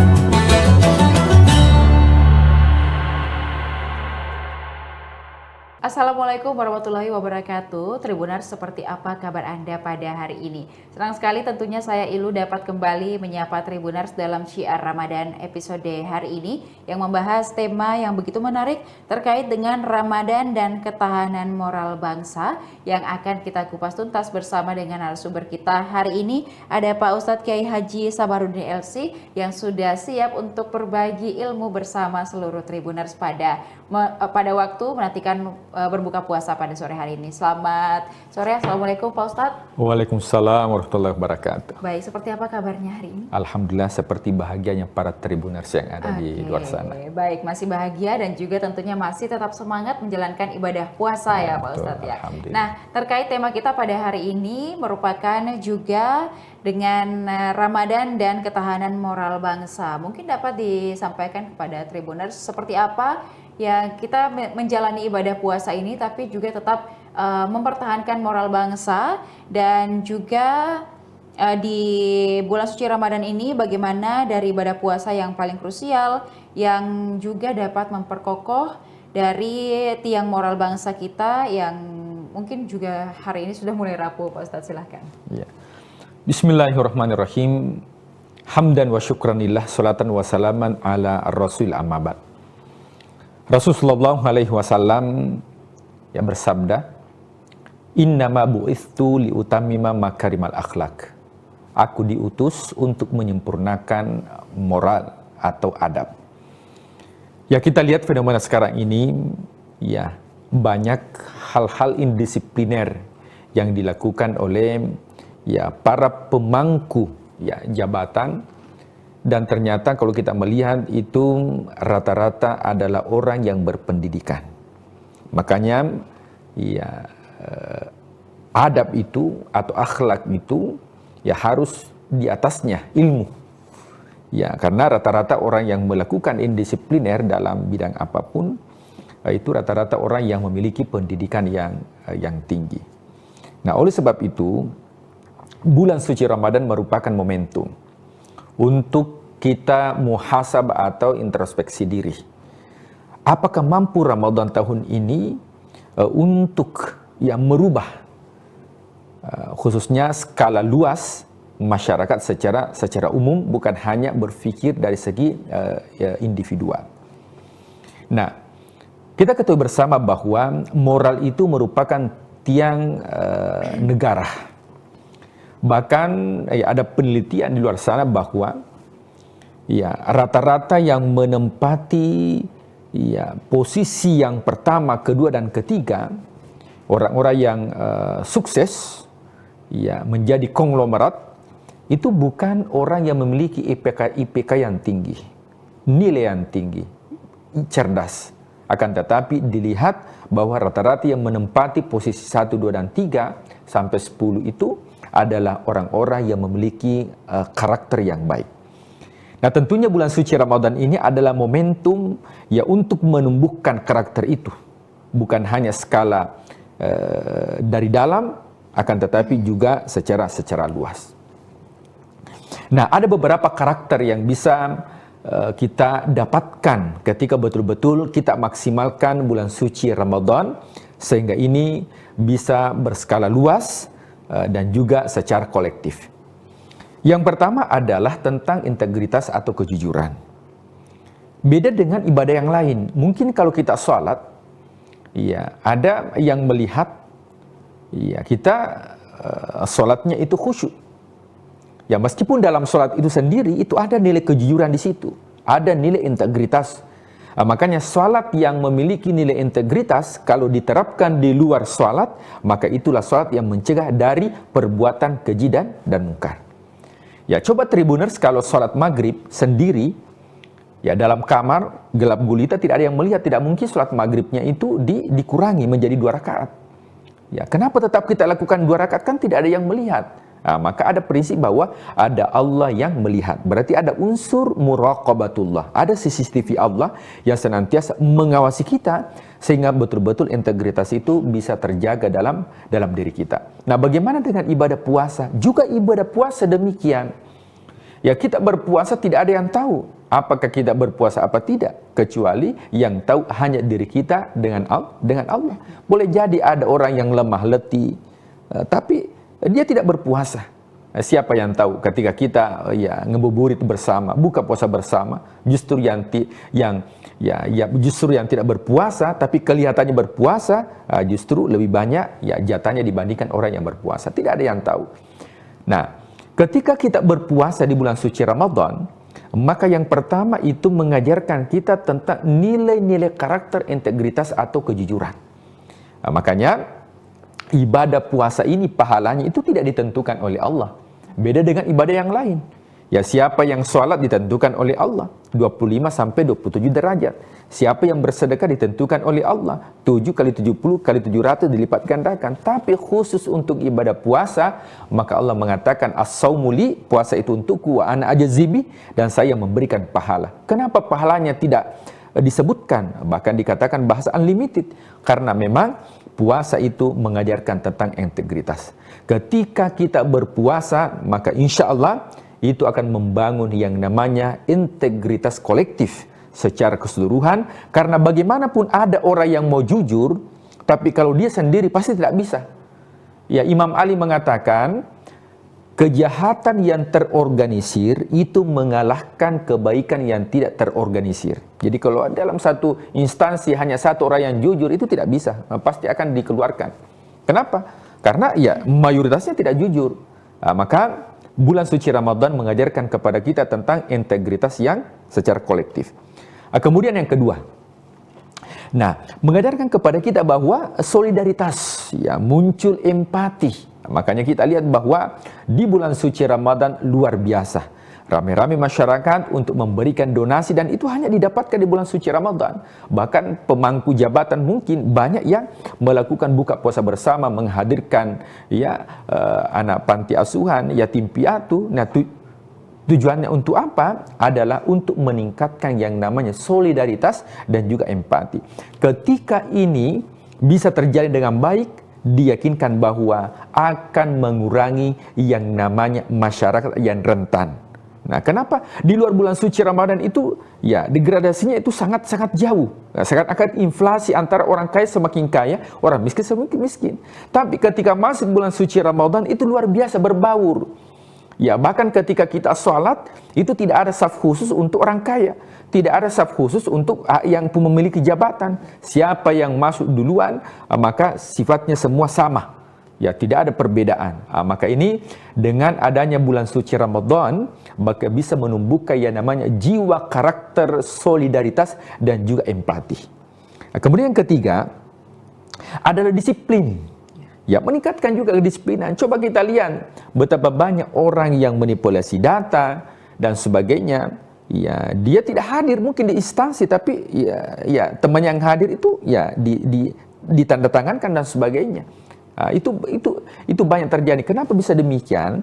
Karena mungkin ya disiplin ini memang bukan hanya di bulan suci Ramadan dengan ibadah puasa, tapi juga ibadah sholat. Coba kita lihat dalam Al-Quran, inna sholata kanat alal mu'minina kitaban mauquta. Jadi sholat itu karakternya adalah disiplin. Puasa juga demikian di bulan suci Ramadan. Kita sahur itu ada batasnya. Tidak boleh orang sahur ketika azan sudah berkumandang. Kenapa tidak bisa? Ada aturan yang ditetapkan oleh agama, aturan yang ditetapkan oleh syariat, ada batas waktunya dan harus diikuti. Niatnya, kenapa ketika Ramadan itu niatnya harus malam hari, tidak boleh di pagi hari? Kecuali kalau puasa sunnah. Kalau puasa sunnah Senin Kamis, kita lupa berpuasa, niat puasa di malam hari, maka boleh niat puasanya itu di pagi hari selama kita belum makan. Tapi khusus bulan suci Ramadan, puasa Ramadan itu niatnya harus di malam hari. Kenapa bukan ba'da subuh? Karena ada ketetapan khusus bahwa ada nilai karakter disiplin harus diterapkan. Sama dengan berbuka. Berbuka juga kenapa tidak dilanjutkan saja puasa? Nanti habis Isya baru kita berbuka. Kenapa ketika azan dikumandangkan itu harus kita berbuka? Karena mengajarkan kita tentang karakter nilai-nilai disiplin. Kalau nilai disiplin dalam bulan suci Ramadan mampu kita terapkan di luar bulan suci Ramadan, maka insya Allah tidak akan ada orang lagi yang melanggar aturan lalu lintas. Kenapa ada orang yang banyak melanggar aturan lalu lintas? Ya pas ditanya, ini cerita warung kopi. Ya pas ditanya, kenapa bisa, ya ditanya sama ya aparat, ya kenapa bisa melanggar lalu lintas? Ya Pak, saya tidak lihat Ki. Nah, jadi memang dia takutnya kepada aparat, tapi dia tidak takut kepada aturan. Nah, oleh sebab itu, bulan suci Ramadan momentum. Ya bahkan kalau kita melihat kriminalitas di bulan suci Ramadan itu, ya itu sangat berkurang ya dibandingkan di luar bulan suci Ramadan. Dan harapannya karakter disiplin aturan, tata tertib dan apapun itu, baik itu birokrasi, maka harapannya itu bisa diterapkan di luar bulan suci Ramadan. Nah, kemudian selanjutnya adalah ya tentunya transformasi. Ya, bagaimana bulan suci Ramadan ini itu bisa transformasi menjadi jauh lebih baik. Atau bahasa agamanya disebut dengan ihsan. Ihsan itu kata Rasulullah, anta'budallaha ka'annaka tarahu, menyembah kepada Allah seakan-akan melihat Allah. Dan kita tidak mampu untuk melihat Allah. Jika tidak mampu melihat Allah, fa innahu yaraka, maka sungguhnya Allah melihat kita dengan apa? Dengan pengawasannya Allah. Maka bulan suci Ramadan ini juga mengajarkan kepada kita tentang karakter transformasi. Bagaimana kita jauh lebih baik. Ya, kita tidak boleh menjadi umat yang penonton. Hanya ya melihat hasil karya. Tapi kita harus menjadi ya produktif. Nah, itulah umat yang bisa membangkitkan kejayaan Islam ke depan. Nah, kemudian terakhir adalah etos kerja. Ya, jangan di bulan suci Ramadan karena kita berpuasa, yang kita lakukan hanya tidur. Ya. Saya lama di Timur Tengah dan saya tidak dapatkan ketika bulan suci Ramadan itu ada libur Ramadan. Nah, tapi di Indonesia itu alhamdulillah banyak libur di Ramadan. Ya di Timur Tengah itu tidak ada. Bahkan kalau kita melihat perang Badar itu, ya perang yang cukup besar yang melibatkan ribuan pasukan. Perang Badar itu ternyata terjadi di bulan suci Ramadan. Ya, kita alhamdulillah tidak ada peperangan. Tapi kenapa? Ya, masuk bulan suci Ramadan baru jam 8 sudah loyo. Ya, kenapa bisa demikian? Karena yang pertama adalah mindset. Mindset kita harus dibangun bahwa kerja itu ibadah. Mungkin saya bertanya kepada Tribuners. Ya, uang ya 100.000 kan nolnya ada 5. Ya, uang 1 juta itu nolnya ada 6. Jadi orang yang bekerja itu seperti orang yang mengumpulkan angka nol. Ya, semakin kita giat bekerja itu seperti mengumpulkan angka nol. Tapi bagaimanapun banyaknya nolnya, kalau tidak ada angka satunya tidak ada nilainya. Maka ada prinsip bahwa kerja itu adalah ibadah. Saya kira itu mudah-mudahan dengan masuknya bulan suci Ramadan, insya Allah itu bisa menumbuhkan karakter sehingga betul-betul karakter-karakter yang ada di dalam bulan suci Ramadan mampu kita aplikasikan di luar bulan suci Ramadan sehingga betul-betul Ramadan ini memberikan keberkahan bagi semua. Ya baik, jadi bulan suci Ramadan ini bukan hanya bagaimana kita memperkokoh iman begitu ya Pak Ustadz ya, tapi melatih kedisiplinan kita dalam berbangsa dan bernegara. Betul. Jangan sampai tadi seperti Pak Ustadz bilang takut sama polisinya, bukan takut sama aturannya dan juga keselamatan kita di jalan. Sama seperti kalau kita beribadah begitu, jangan sampai takut dimarahin Pak Ustadz ya, bukan takut sama Allah Subhanahu Wa Taala. Betul sekali. Dan juga Pak Ustadz, semoga ini bisa menjadi salah satu pencerahan bagi kita semua dalam menjalani ibadah di bulan suci Ramadan ini, dan semoga kita bisa jauh lebih disiplin lagi, baik itu dalam beragama, baik itu dalam beribadah, dan juga menjadi warga negara yang baik untuk negara kita. Terima kasih Pak Ustadz sudah memberikan kita banyak pencerahan pada hari ini. Dan juga tentunya terima kasih kepada seluruh Tribuners yang selalu setia menantikan dan juga menyaksikan program-program menarik dari Tribun Timur. Dan semoga ibadah puasa yang dijalani selalu lancar dan juga selalu berkah. Dan terima kasih, tetap saksikan berbagai program menarik lainnya. Tentunya hanya di kanal YouTube dan Facebook Tribun Timur, Mata Lokal Menjangkau Indonesia. Saya Lude Visania beserta narasumber dan juga seluruh kerabat kerja pamit undur diri. Terima kasih dan sampai jumpa. Wassalamualaikum warahmatullahi wabarakatuh. Waalaikumsalam warahmatullahi wabarakatuh.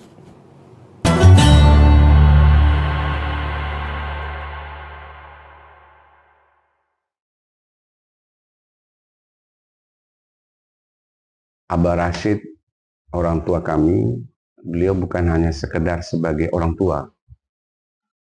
Beliau jadikan sebagai sahabat, teman diskusi yang asik gitu. Beliau sosok pragmatis. Pragmatis itu artinya kita beragama itu tentu harus bermanfaat.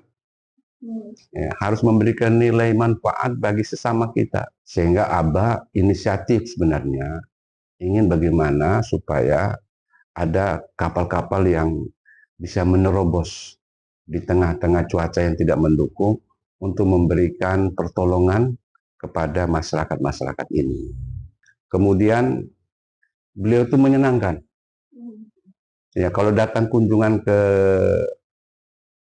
pulau itu, anak-anak dikumpulin gitu, anak-anak dikumpulkan, nyanyinya nyanyi yang gembira. Gitu. Di sana saya masih ingat sekali itu. Oke. Nah, kemudian sambil bawa dengan permen, kasih anak-anak. Tribuners, bagi Haji Muhammad Iksan Wahab, keberagaman agama di Kabupaten Sika, Nusa Tenggara Timur bukan sekedar takdir sosiologis, melainkan ruang dialog yang harus terus dirawat.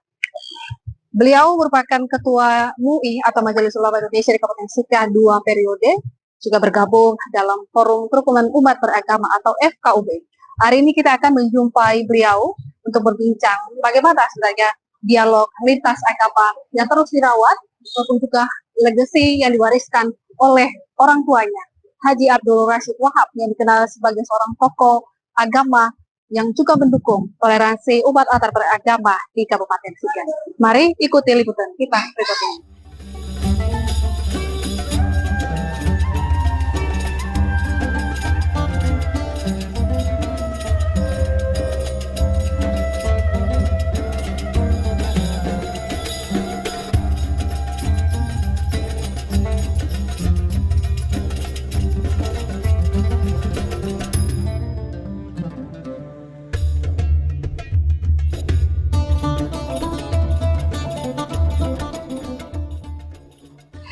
Tribuners, saat ini kita sedang bersama dengan Bapak Haji Muhammad Iksan Wahab sebagai Ketua MUI atau Majelis Ulama Indonesia di Kabupaten Sika, dan beliau sudah menjabat kurang lebih selama 2 periode. Dan ya, terlepas dari sebagai Ketua MUI juga, kita melihat bahwa sosok Bapak Iksan Wahab, anak dari Abah Rashid Wahab, yang dikenal sebagai salah satu tokoh yang mendukung toleransi di Kabupaten Sika, juga mempengaruhi dalam ya keseharian Bapak Iksan sendiri sebagai Ketua MUI maupun juga sebagai pendakwa, bahkan juga sebagai seorang dosen. Dan ada hal menarik nanti yang akan kita gali di balik bagaimana perjalanan dari Bapak Iksan Wahab hingga sebelumnya dia telah mapan tinggal di Jakarta, akhirnya kembali ke Maumere, ke Kabupaten Sika, dan saat ini menjadi ya sudah menjabat kurang lebih 2 periode sebagai Ketua MUI, maupun juga aktivitas dia sebagai seorang pendakwa di sini dan juga seorang dosen. Mungkin selamat ya siang Bapak. Selamat siang. Ini hal yang menarik karena kami hari ini bisa berkunjung dengan Bapak Iksan Wahab, gitu ya. Kita kenal selama ini sebagai seorang Ketua MUI, tapi juga kita melihat ada pengaruh dari sosok Bapak Abah Rashid yang kami kenal begitu dalam keseharian Bapak Iksan sendiri. Mungkin bisa diceritakan seberapa jauh pengaruh dari Abah Rashid gitu sebagai seorang ayah maupun juga sebagai seorang tokoh Muslim di Kabupaten Sika. Baik, terima kasih. Abah Rashid, orang tua kami, beliau bukan hanya sekedar sebagai orang tua. Beliau jadikan sebagai sahabat, teman diskusi yang asik gitu. Banyak hal, persoalan-persoalan kemanusiaan, persoalan-persoalan yang menjadi problem bagi masyarakat luas, beliau tuangkan dalam sebuah dialog dan diskusi di ruang makan, di ruang tamu, sehingga ada interaksi antara saya dengan Abah dan anak-anak lain, ya, sehingga mendapatkan nilai-nilai yang baik berkenan dengan hubungan keakraban antara sesama umat manusia, dan bagaimana kita mencari jalan agar problem kemanusiaan yang ada di masyarakat minimal dikurangi bebannya. Oke, ya. Jadi berawal dari dialog di dialog ya. Lalu ya kita juga melihat bahwa latar belakang pendidikan agama begitu sangat melekat juga di Bapak Ihsan sendiri. Itu kalau boleh tahu apa yang Bapak pelajari begitu ketika di pendidikan Islam? Ya, saya latar belakang saya di pondok pesantren. Ya, kemudian saya belajar di mengabdi atau di tugas pengabdian di Jakarta. Dan selama ini kan saya melihat dalam persepsi saya tentang agama dari teks-teks buku-buku teks. Ya. Tetapi setelah saya pulang dan berinteraksi dengan Abah, dari hasil dialog, komunikasi yang intens, cara pandang saya berubah. Ya. Cara pandang saya berubah. Oke lah, textbook saya angkat sebagai diskusi dengan Abah. Tapi di situ ada teks-teks kehidupan yang perlu diketahui juga tentang bagaimana hidup bersama, berdampingan di tengah-tengah keberagaman ini. Itu yang saya dapat pelajaran yang luar biasa dari Abah. Ya, bukan hanya saya, memang artinya kita ada teks-teks buku, ada apa, semua yang kita miliki dalam buku pesantren itu.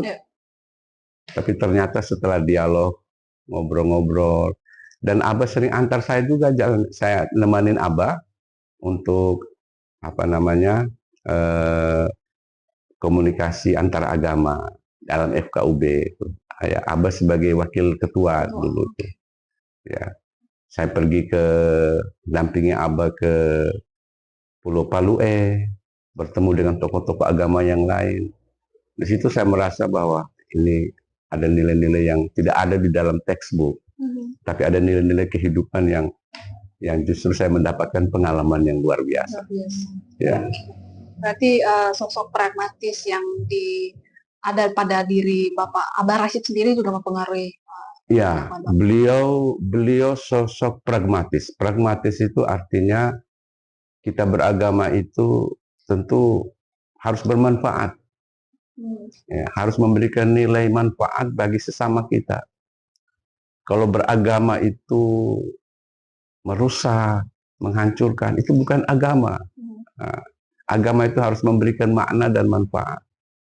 Harus mendorong kita untuk memberikan akses minimal, mengurangi beban-beban kehidupan masyarakat. Itu agama sebenarnya. Itu yang sering disampaikan oleh Abah Rashid. Oke, lalu kita juga mengetahui terkait salah satu inisiasi dari Abah Rashid terkait dengan kapal kemanusiaan. Itu mungkin bisa diceritakan sejak kapan itu beliau inisiasi itu dan apakah sudah mulai berjalan? Ya, kapal kemanusiaan ini tujuannya adalah sebagai bentuk harapan dari Abah, karena banyak beliau sendiri merasakan ada saudara-saudara di pulau untuk mengakses kesehatan agak kesulitan karena di tengah-tengah cuaca yang kurang mendukung, sehingga karena tidak ada akses kesehatan yang memadai, ada banyak korban, ya, banyak korban di antara mereka. Sehingga Abah inisiatif sebenarnya ingin bagaimana supaya ada kapal-kapal yang bisa menerobos di tengah-tengah cuaca yang tidak mendukung untuk memberikan pertolongan kepada masyarakat-masyarakat ini. Namun alhamdulillah kita bersyukur bahwa ada kapal kemanusiaan ini. Ya, minimal ini memberikan dorongan supaya akses kemanusiaan sudah terbuka untuk masyarakat yang memang sangat mengharapkan bantuan-bantuan kesehatan ini. Ya. Dan alhamdulillah sudah ada itu memberikannya, sudah dapat.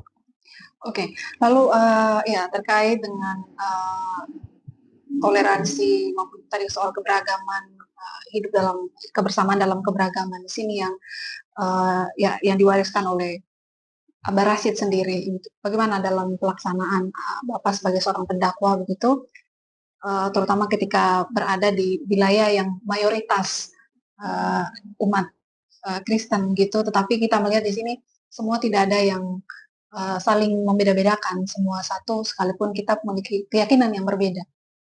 Ya, jadi kalau kita lihat, ini mungkin kita belajar historisnya. Ya. Historis dari nenek moyang dari Abah itu datang ke sini, itu mereka sudah memberikan peran-peran bersama untuk masyarakat, ya, bekerja sama dengan masyarakat lokal untuk membangun bersama. Ya, dulu itu ada nenek moyang di Geliting sudah lakukan kerjasama itu dalam menulis surat-surat dan sebagainya di Geliting. Ya. Ya, sudah terlihat, apalagi kawin-mawin. Ini nenek saya sendiri, nenek punya bapak namanya Tanapuang Rasido. Tanapuang Rasido itu juga punya adik, itu nikah dengan Raja Thomas. Ya, dengan Raja Thomas. Jadi artinya budaya kawin-mawin sudah terjadi, ya. Sehingga jalinan kerukunan ini, karena memang kita sudah dibangun bahwa kita walaupun beragam, kita berasal dari satu nenek moyang sama gitu. Jadi buat apa kita saling menjatuhkan, saling merendahkan? Karena kita berasal dari nenek moyang sama. Apa yang disebutkan saudara, itu saudara kita juga sama. Karena dari nenek moyang sama. Sehingga itu Abah sering sampaikan itu pada kami dalam dialog, ya, bersama-sama di ruang makan maupun di ruang tamu. Ya, begitu. Jadi sudah ada sejarah historisnya juga. Iya, sejarah historisnya. Lalu terkait dengan kemanusiaan ini sendiri gitu, kita melihat bahwa Abah Rashid sendiri sangat konsen terhadap kemanusiaan, dia tidak membedakan agama, suku, budaya begitu. Dan itu kita melihat ketika ya beliau terlibat dalam kerja-kerja kemanusiaan dengan tokoh lintas agama di sini. Bagaimana Bapak melihat itu sebagai seorang anak begitu untuk legasi? Saya melihat begini, beliau mencanangkan berdirinya Muhammadiyah ini, beliau melihat pendidikan penting. Ya, pendidikan ini untuk semua, bukan hanya untuk satu agama saja. Misalnya di Geliting itu, beliau melihat SMP belum ada waktu itu, tahun 80-an. Di Waipare, SMP belum ada. Sehingga beliau bilang tidak bisa kita bangun MTS. Nah, karena kita lihat ada banyak saudara-saudara kita yang lain belum bisa sekolah juga. Karena mungkin aksesnya jauh dan sebagainya. Maka dibuatlah sekolah SMP Muhammadiyah Waipare. Jadi pendidikan ini untuk semua. Tidak ada pengelompokan. Kemudian beliau itu menyenangkan. Ya, kalau datang kunjungan ke pulau itu, anak-anak dikumpulin gitu. Anak-anak dikumpulkan, nyanyinya nyanyi yang gembira. Gitu. Di sana saya masih ingat sekali itu. Nah, kemudian sampai bawa dengan permen, kasih anak-anak. Artinya saya lihat dari sisi itu bahwa ingin menggembirakan semua. Ya, jangan ada yang susah dengan hidup ini, walaupun di tengah keterbatasan, tapi kita disuruh untuk gembira, agar supaya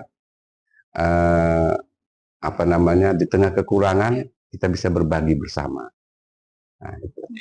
Menarik ya, ternyata terkait dengan pembangunan sekolah harusnya tadi MTS, tapi melihat dengan masyarakat sekitar juga yang beragam, akhirnya dibuat yang sekolah yang umum, yang formal. Ada satu juga hal yang menarik gitu terkait dengan kita melihat bagaimana sosok dari Abah Rashid ini juga sangat melekat di Bapak Ihsan sendiri.